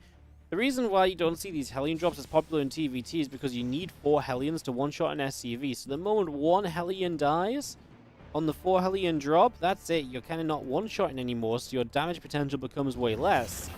Whereas in TVP, you can obviously have 3 Hellions to one-shot with. As the Medivac loads up, it's going to start boosting. Going to leave the Cyclone at home, though. So there is going to be the Cyclone defensively. It might not matter too much. The Hellions are going to come in, and there's going to be only the Cyclone. It moves into position right now. Hellions need to start lining up their shots together, and we are going to get 2 workers here. The Cyclone is going to have the lock on to kill off the first Hellion, so like I say now, he will not be one-shotting SCVs anymore. Only 3 so far, and this has obviously been way less scary than We probably would have liked it to have been. And remember, we're going to have that medevac arriving across the map any moment now as well. 4 SCVs, only 2 of the Hellions dead.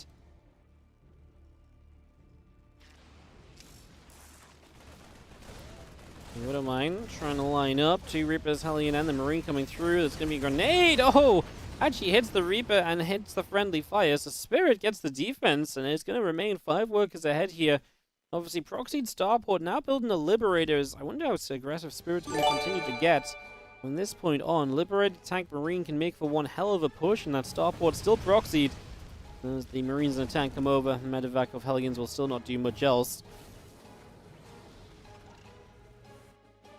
Hey, Dcash11B, thank you so much for the 14-month resub on the Prime. Appreciate it.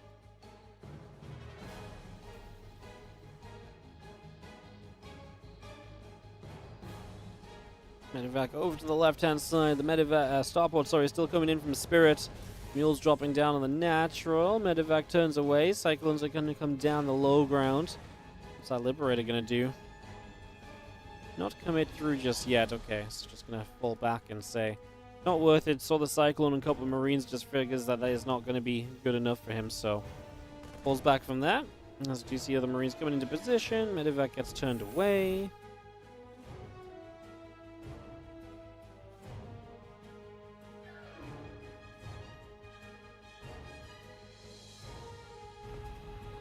Two tanks, Marines, Ravens, going to go moving forward. Medevac up the top. Going to figure out what the plan is. And ready to unload.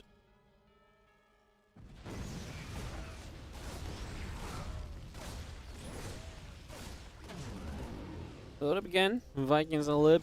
Just going to still produce here from Spirit. The double Starport means he is absolutely going to push.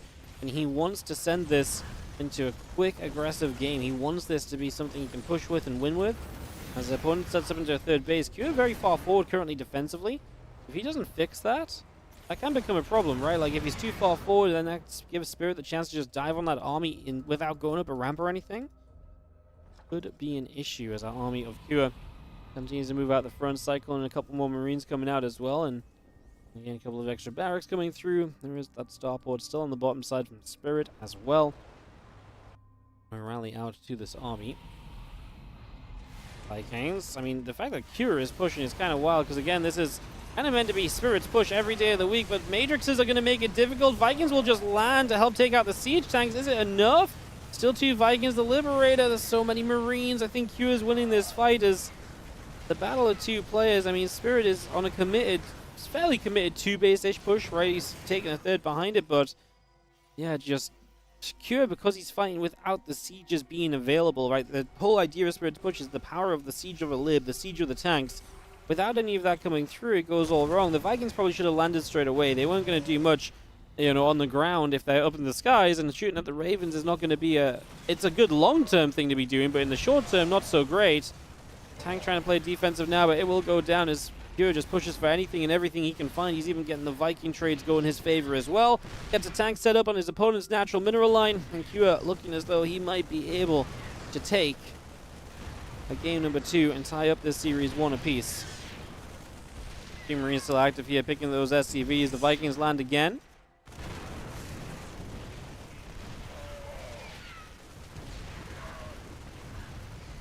As the Vikings push on through, those Marines still dropping. Viking as well going down. Another couple of Vikings will drop in. SCV still pulling forward and taking some shots. Just going to be having our tank still trying to fire back. The Viking, the Marines continuing to get a move along here as 16 SCVs have fallen down.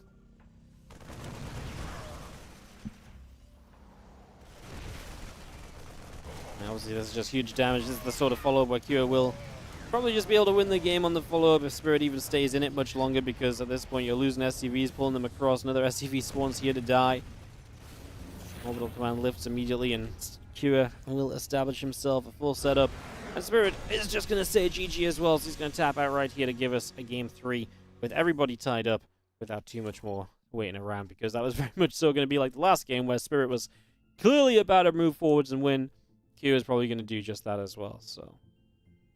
game number 3 coming up here in a moment as it's 1-1. Q doing a good job of just finding a great time to fight. I mean, that was not really... It really felt as though Spirit should have been able to do well if he got across the map. Kyo kind of meeting him midway, Spirit not ready. Really kind of stood in the way of that, so...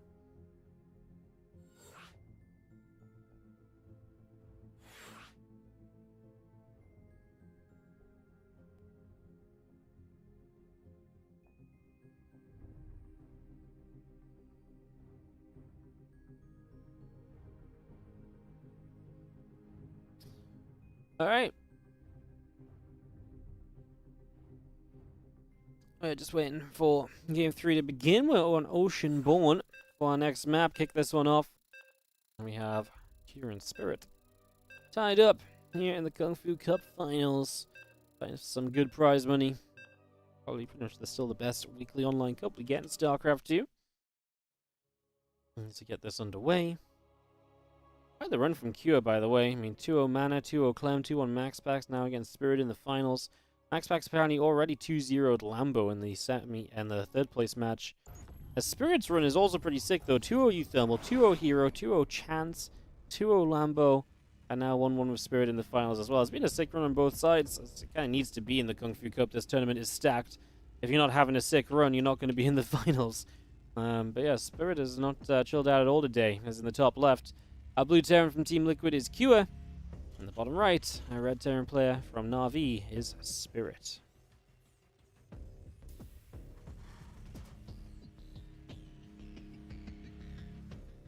Fun day of games. 1, 2, or 3 maps left for us here. As this TVT gets underway. And it's a fun TVT thus far as well. Some entertaining action this far.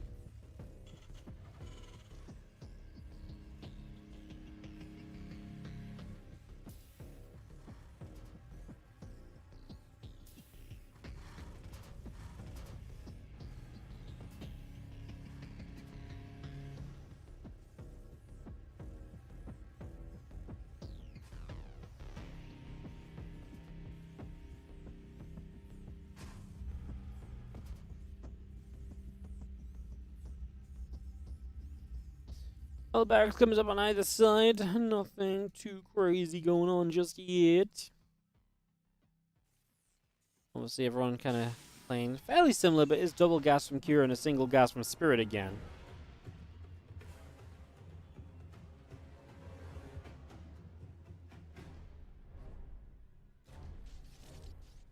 I think that's obviously a pretty big deal. Spirit was in that first game again, the single gas player, while Cure was the double gasser. So that's again kind of I guess a throwback to that game number 1.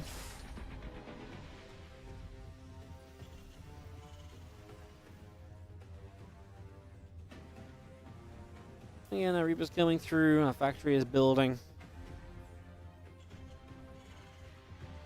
CC just starts from Spirit, and we get that underway.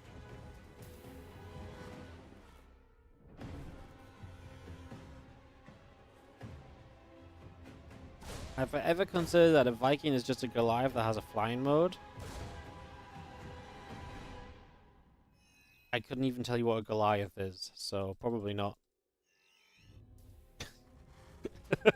So, yeah. Don't think that thought has ever crossed my mind. Is it a campaign unit?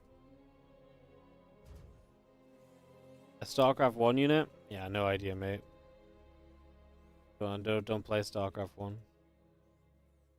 2 Reapers poking at the front as we do see Reaper and 2 Marines on the high ground. Are going to be good to get rid of a Reaper immediately. So Spirit with the cleanup. Hellion still through the center from Cure as he's going to join up with the Reaper. But yeah, losing 1 Reaper so easily. And again, it was very good defense from Spirit in game 1 as well. He made sure there was no openings at all for Cure to get in to take any edge off of having gone double gas instead of a single gas. So that was a big deal then.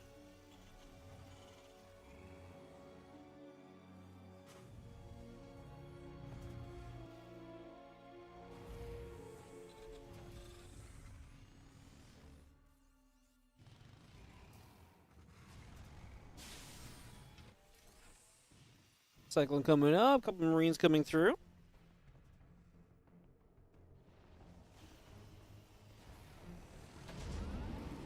Medevac gonna go boosting across. As you have again our Viking tank, couple of Marines on the way. You're the one to try and find some aggression here.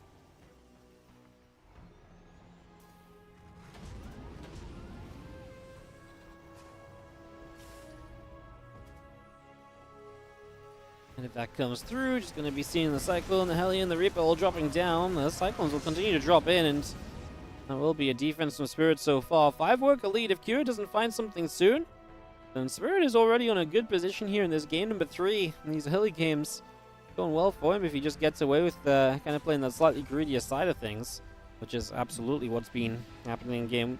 In game 1, he didn't end up super far ahead, but again, eventually was kind of able to be out on the map, and he did actually play that fast stim as well in that game 1. I forgot about that. He played very fast stim, so he was actually really able to be the active player.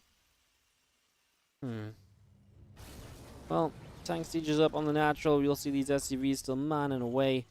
And we have a Viking, Liberator, siege tank production all continuing through. Another Marine coming up. Liberator still producing through. And yeah, command center number 3 is building the main base of Spirit now as well. So continue to bring that into play. Tank trying to get the Reaper.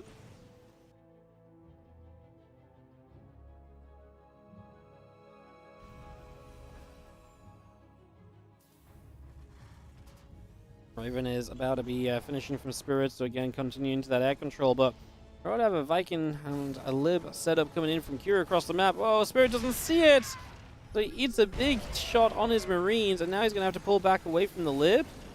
So that's quite a painful moment or so. Now we're going to have the Cyclones pulling out the way. Liberator obviously in a good spot here. Spirit's still in a good spot worker-wise. He needs to turn that into his army ASAP and to break out of this siege. Now, he does have Ravens. That should help a lot in breaking out of this. Just got to be able to get those Ravens in without them being shot down by the Vikings. That would be the important part, as long as they can get into spellcast. Ideally, you want to save them afterwards as well, though.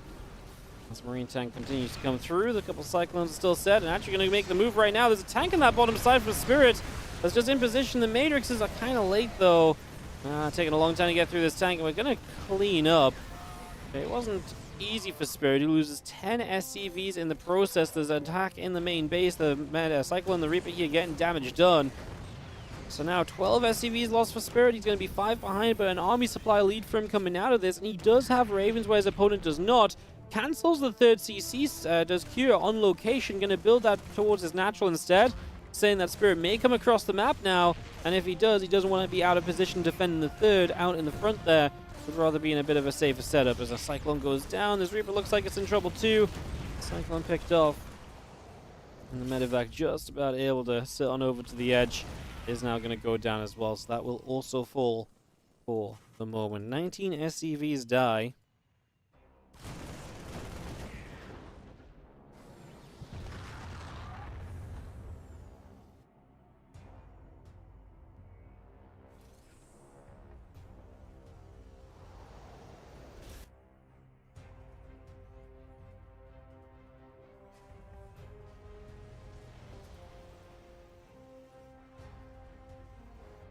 Two Liberators on the way up from Cures. He has got Viking control, so that's something he's looking to keep control of, it would seem.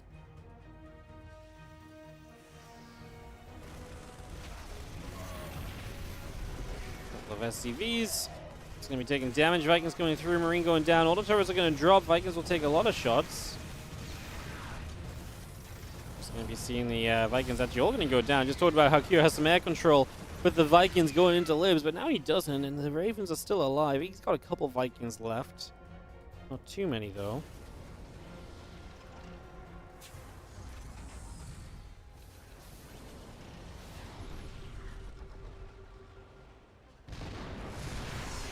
Just going to be seeing our Vikings coming through still. Trying to find a little bit more here at the moment.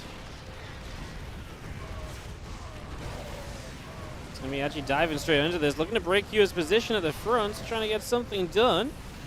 It's going to be seeing the Marines, the tanks continue to push on in, just having ourselves this army continue to come through, and the actual push of Spirit out of this base is going to be good. Can he get across the map though? Can he get rid of one more tank? This is the army supply lead they should try and go for.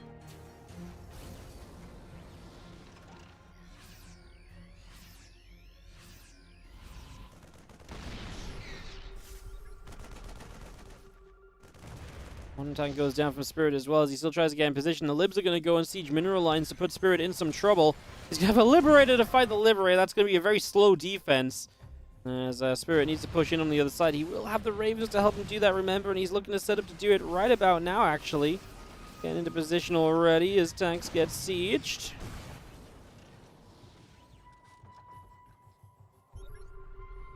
Well, scan going to come up.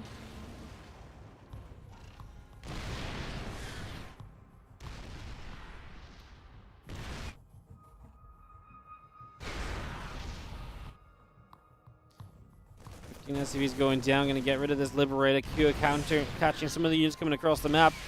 I feel like Spirit should be moving forward more aggressively. He's got the Matrixes available to get in position here. He's got to be careful, I guess, with those Marines on the other side. They're actually coming back over this direction. And Spirit is sieged up on the third base of Cure. Combat shield just finished from Cure, and that might be go time. His Marine's going to be way better. Pulls SCVs so he can break out. All the turrets go down. We will get rid of every siege tank, and the Marine on Marine fight will absolutely favor Cure, who kills a full medevac trying to retreat. Spirit does keep 2 Ravens and the Viking alive over to the top side, able to pull that away.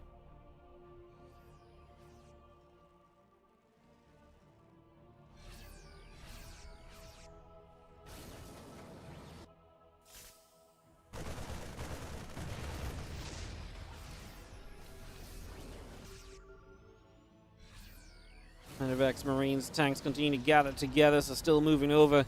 We do have Viking and the 2 Ravens moving about as well. And just have ourselves the +2 attack, +1 armor from Cure on the way. So he is down an armor upgrade currently, but way ahead on the attack upgrade. So we'll end up on a Marine upgrade advantage as well, sooner rather than later. Still getting the +2 on the way from Spirit as well. Command Center coming up. Medevacs from Q are going to slip into the main base as well. Spirit just moved units out of the way, so you will not see it until it's too late. And these units will force action to happen as Q is trying to set up on the front. Spirit has a lot of Marines. I think he's going to dive on these units in the front. Anti-armor missile hits. He's going to get rid of a tank. He will force Q back, but at the cost of his main base being dismantled, most likely. This orbital going to have to lift up. We'll actually have Marines popping out defensively, and they were not being hit initially because we were target firing down the command center. There's a few more SCVs. Looks like the command center may survive this, but Cure is up 20 supply at this stage as we try and get more tanks in position. And the defense is made, but I mean, Cure is moments away from +2 attack. If he gets a +2 attack, Marine on Marine is going to be so much better for him. He is really not far away from getting to that point.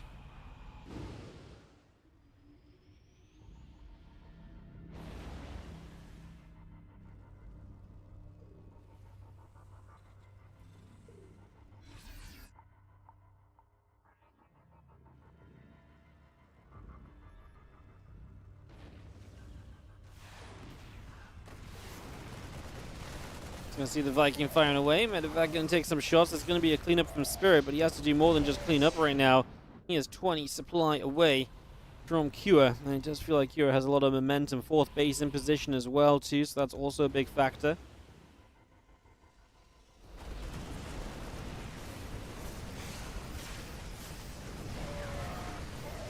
He's gonna come in here. Cure with another big play, killing 20 SCVs is huge. Yeah, and these are some of the Marine fights. Obviously, there's a little bit of tank action here as well, but forcing any fights where Marines are going to be active is going to be a huge factor. And it's just going to be seeing the medevacs continue to move about.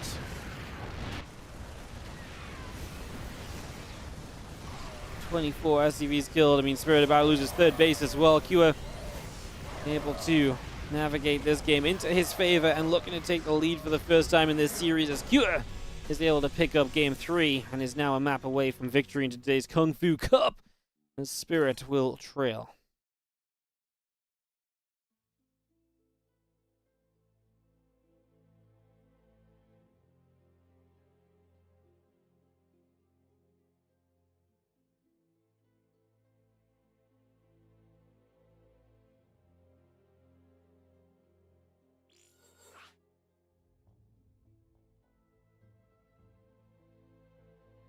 Into Oceanborn then. Let's get into what could be our final game of the day. Get that hosted up, get everything ready, run some advance. Beautiful.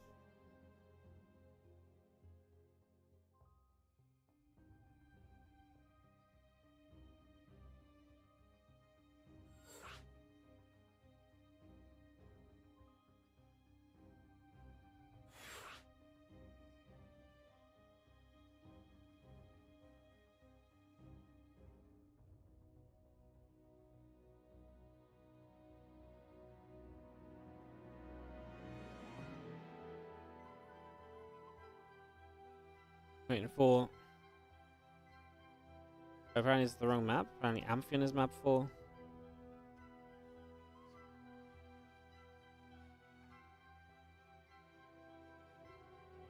Ah, I see. Spirit said map 4 map 4 Ocean and then corrected it to Amphion. Obviously we played Oceanborn.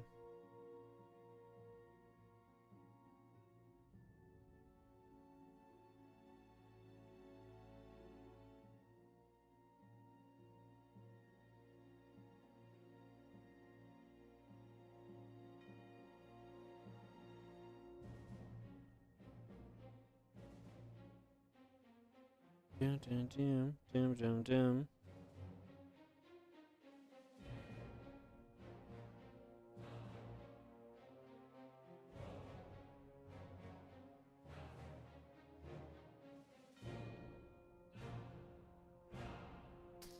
Alright, just waiting for this to be figured out, guys. We can't currently host the game because some people have not left the previous lobby. Parties suck, man. Parties are so slow. Because of moments like this.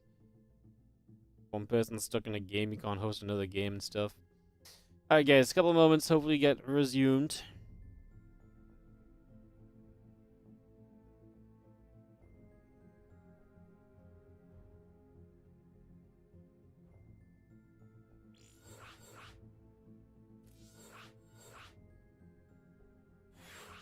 Alright.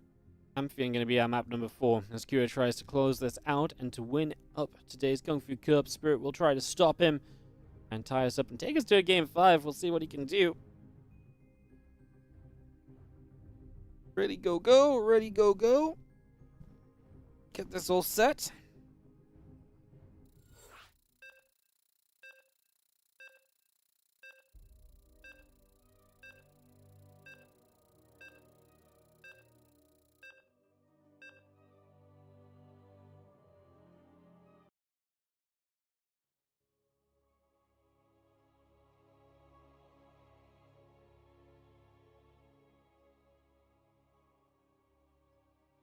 And get this underway.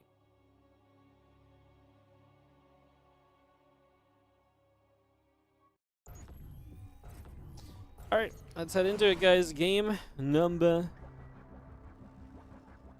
3. Game number 4. God, I even took a moment to think about what map number it was, and I still got it wrong. In the top left, our red Terror player from Team Liquid is Kua. Bottom left, our blue Terran is going to be Spirit from Na'Vi.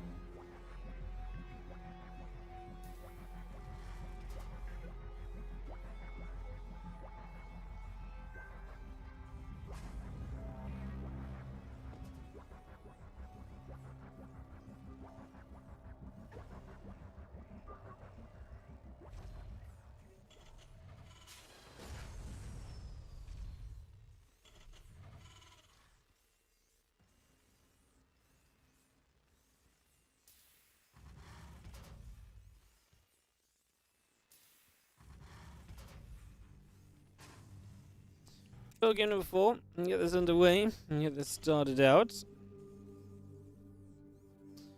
And it's going to be proxy action from Spirit. Second barracks is the proxy, so he's going to have a bunch of Reapers coming up early. Play from that, as we get ourselves settled in.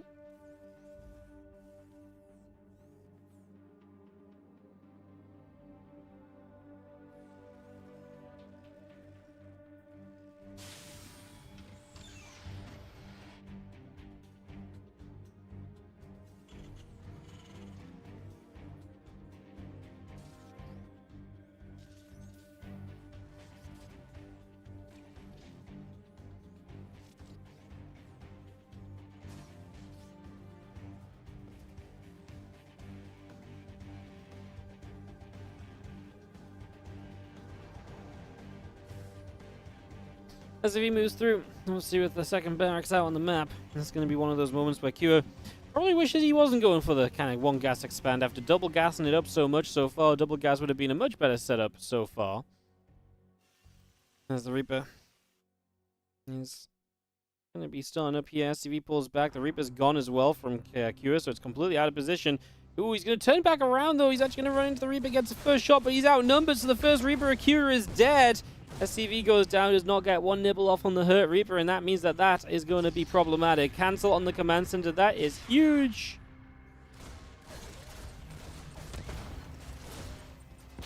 More shots come out. SCV will take some extra hits. So 2 SCVs go down.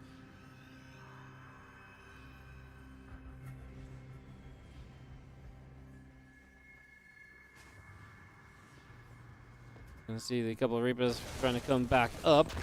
It's going to be having ourselves the Reapers still trying to fight SCVs on the high ground. This where Spirit can absolutely leverage more of an advantage for himself. Gets up to the other side.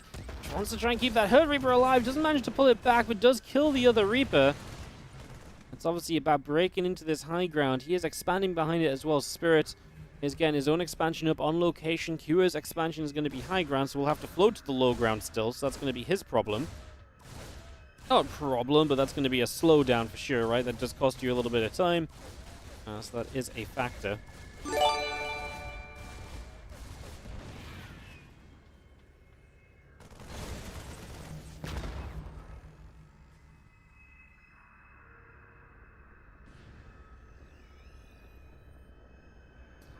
That was the Dejanigma. Thank you so much for the 27-month resub on the Prime. Been busy with live and never watching Twitch. Happy to give you my Prime sub. Thank you. Keep up the good work. You miss SCT? Well, hell yeah. Hope life is treating you good, man. Thank you so much for using the Prime still. Really appreciate it. Helps out a bunch. Thank you. Hope, like I say, life is treating you good. We're just going to be seeing our Marines. We're just going to be seeing our Barracks taking some shots.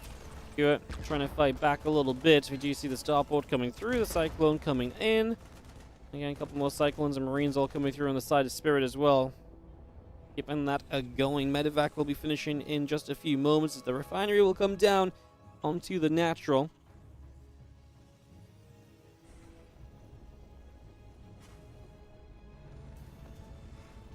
Orbital is going to land. Refinery coming through. We are just going to be seeing ourselves. Tech Lab coming up. The Medevac goes boosting up the left-hand side. There's 2 Cyclones inside of Spirit. Looks to keep up the pressure. 4 or 5 workers ahead. See, has got that advantage. That's something Cure has been able to sliver away from in a previous game in this series. Let's see as Spirit tries to find more with the Medevac. Obviously, if this goes wrong, you miss micro, you could lose a bunch of units here, and that could already be a pathway back for Cure. As Cure sits back with these Cyclones. Obviously, with the Medevac, you will have lock-on potential, and potential to kind of cancel the lock-on of your opponent. He gets Cyclone so far. Well done from Spirit. Absolutely correctly done so far. Spirit is going to maintain the advantage here in this game 4.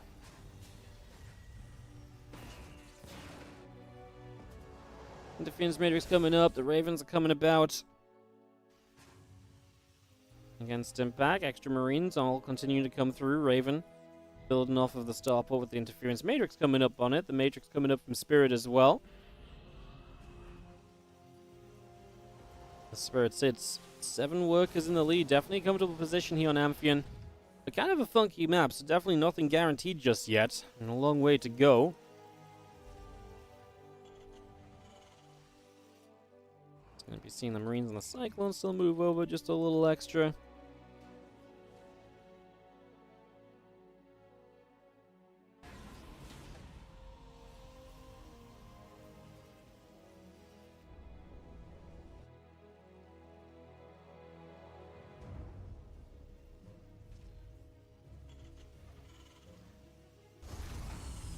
Stimpak coming in. Engineering bays and barracks are still coming up. Yeah, ourselves this Medevac also boosting across the right-hand side. Marine, Tank, Raven joining on the natural expansion. We have got ourselves the barracks are producing. The 1-1 upgrades coming through. Still got that Stimpak. Not far from being done.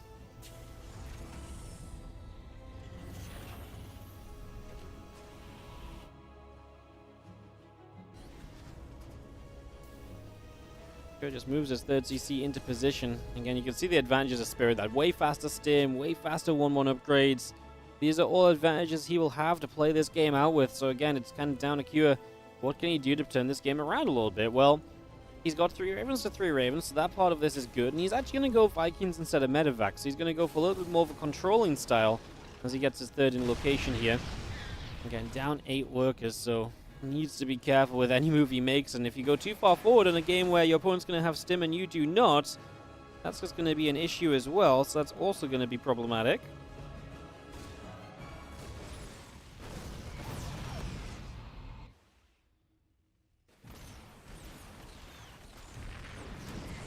Cyclone still move forward the siege tank. Gonna take a few shots. A couple Vikings making their way in as well.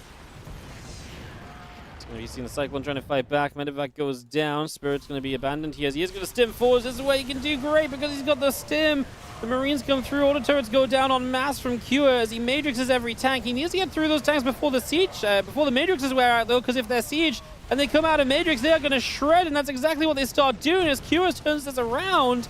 Gonna get rid of one of those tanks, not the others though. There's one right in the back sieged up, but Cure will survive in a position that was not otherwise looking to be too pretty. We scan out once again. Tanks and Marines continue to pull around here. We're seeing our 1-1 upgrades and our stim still coming through.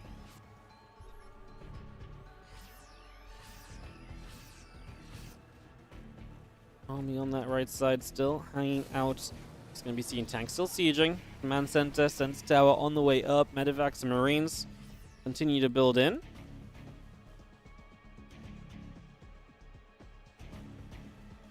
One about to finish from Cure.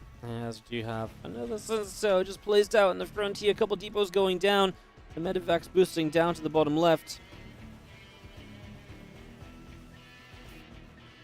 Medivacs on the top side from Spirit are going to try and get in position as well. Figure out what they would like to do. Natural, 3rd base, both options for them. The Medivacs will take a turn down the left-hand side here and think about maybe moving in towards this set of missile turrets. Got to be a little bit careful about that. He was still in trouble. He's still behind in workers. He's still not got a 4th base where opponents is in position. You know, Spirit is just way further ahead still. But if one bad fight happens for Spirit, this could all still turn around in just an instant here. As our Marines unload from the Medivacs. I'm going to go for a little bit of a stim forward. As we have... Spirit just trying to find a little bit of whatever he can. I think work account-wise, you're going to equalize out. Obviously, just the 4th base mining sooner already from Spirit's going to be a little bit of an eco lead then. It's very reasonable to say that this game might go long enough that it just, you know, these advantages right now may not matter in the long term because, you know, once you get maxed out in TVT, the position that you're in here before maxing out isn't going to matter anymore, right? There might be a bit of a bank change and so on, but TVT is definitely the sort of matchup you can drag out a little bit, so I guess we'll see. Barracks actually goes down, so Spirit loses some production.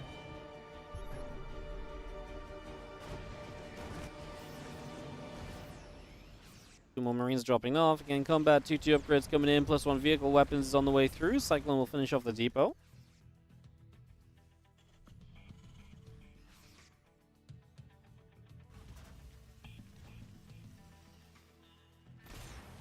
Cyclone will just finish off another SCV. SCV is taking damage.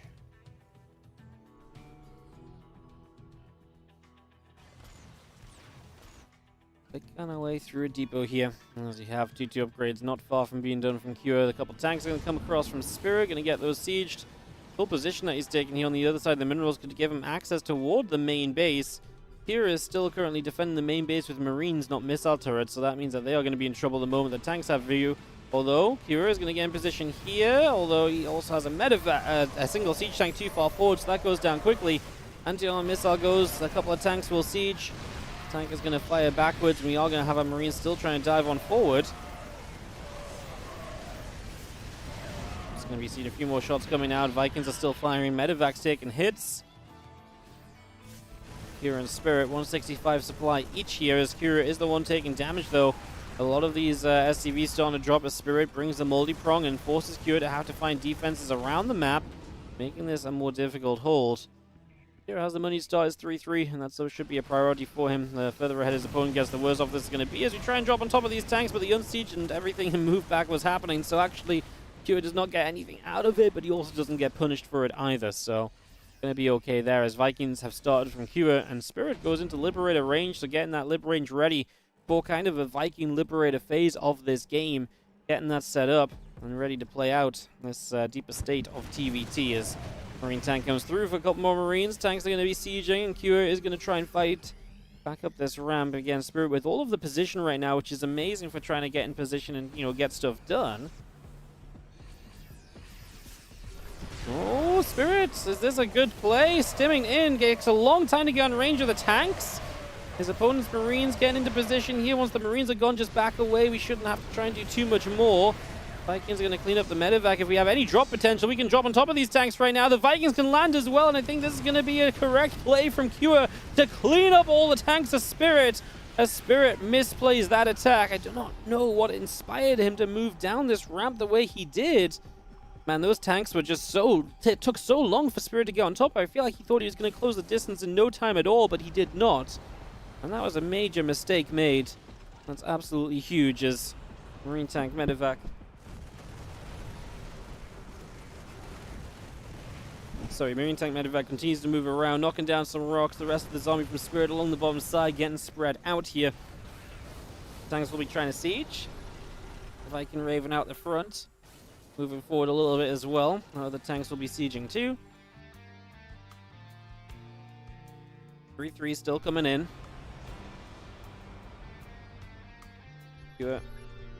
73 to 81 workers still pressing forward.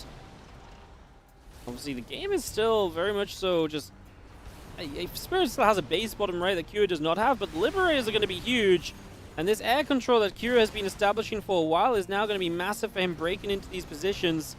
Do we have enough Vikings here for Spirit to fight back? He actually might be able to. Ravens will Matrix a couple of Vikings up to try and win this war. Tanks in reach on either side. It's going to be a messy little trade out, but yeah, Spirit is going to win out in the skies. He does have triple starport to the one starport, so that is an advantage from earlier in the game. Having been able to invest into more production already is a big deal.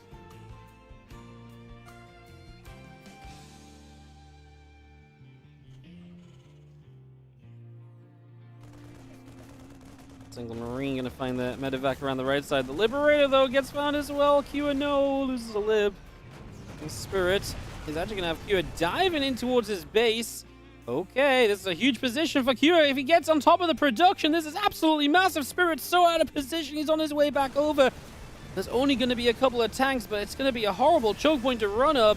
We stem fours here of these Marines. We can get rid of the first tank. We should just pull away. Don't run into any of these sieging tanks. Just let these units come up the ramp, let your own tanks die, cover the production, take the base. And starports, etc. are such valuable things to knock out right now. I feel like we do not want to be, again, taking too much of a fight. Spirit's supply plummets, by the way, loses a lot of army already. Kira's already moving elsewhere. The rest of the army denies some engineering bay upgrades, gets the fusion core. Don't think that really matters. We just fight in the corner.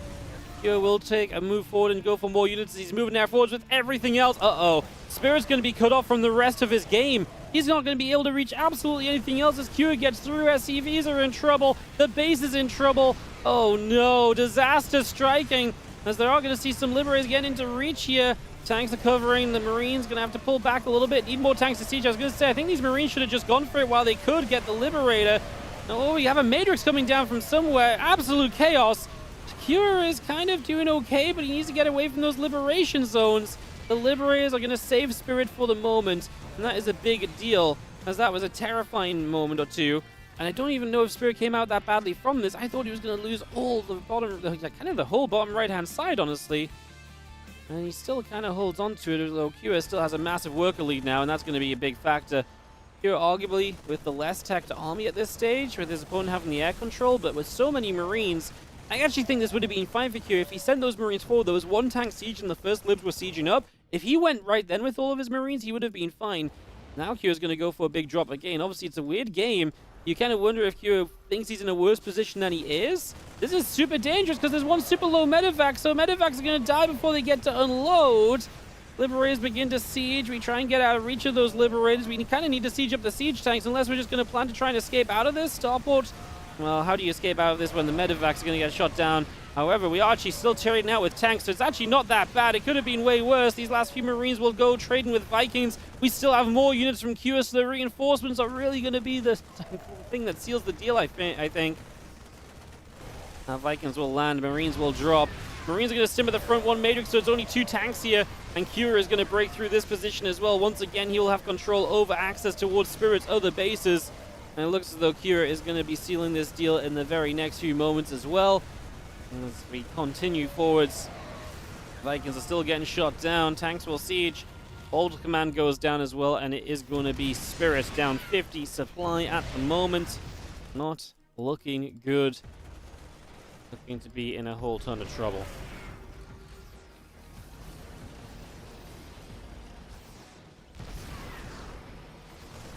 The Marines are going to shove their way up this ramp. I mean, at this point, there's not enough tanks to hold them off. The Liberator's even going down as well. There's honestly a lot more Marines died than I thought they might, but Kira is going to get the GG out of Spirit, and he's going to take this 3-1. Congratulations, Kira, who is going to lock this down and be the Kung Fu Cup champ. Spirit had such a good series here, so much potential, but just wasn't able to close out a couple of times. And unfortunately, that is all Kira needs to take the victory. It would have been cool to see a Game 5, but just not meant to be today. Alright, guys, I'm going to be heading off. I'll see you guys next time for some Starcraft. I don't know if I'm live tomorrow, Friday. It should be some World Team League action, though, so I'll see you guys from some World Team League on the weekend. YouTube video will be going live soon, but yeah, I'm going to head off. It's Pokemon night, so I'm going to go play Pokemon. So I hope you guys have a great rest of your day, and I will see you guys next time. You guys have a great one. Savads on the outro. We'll catch you next time.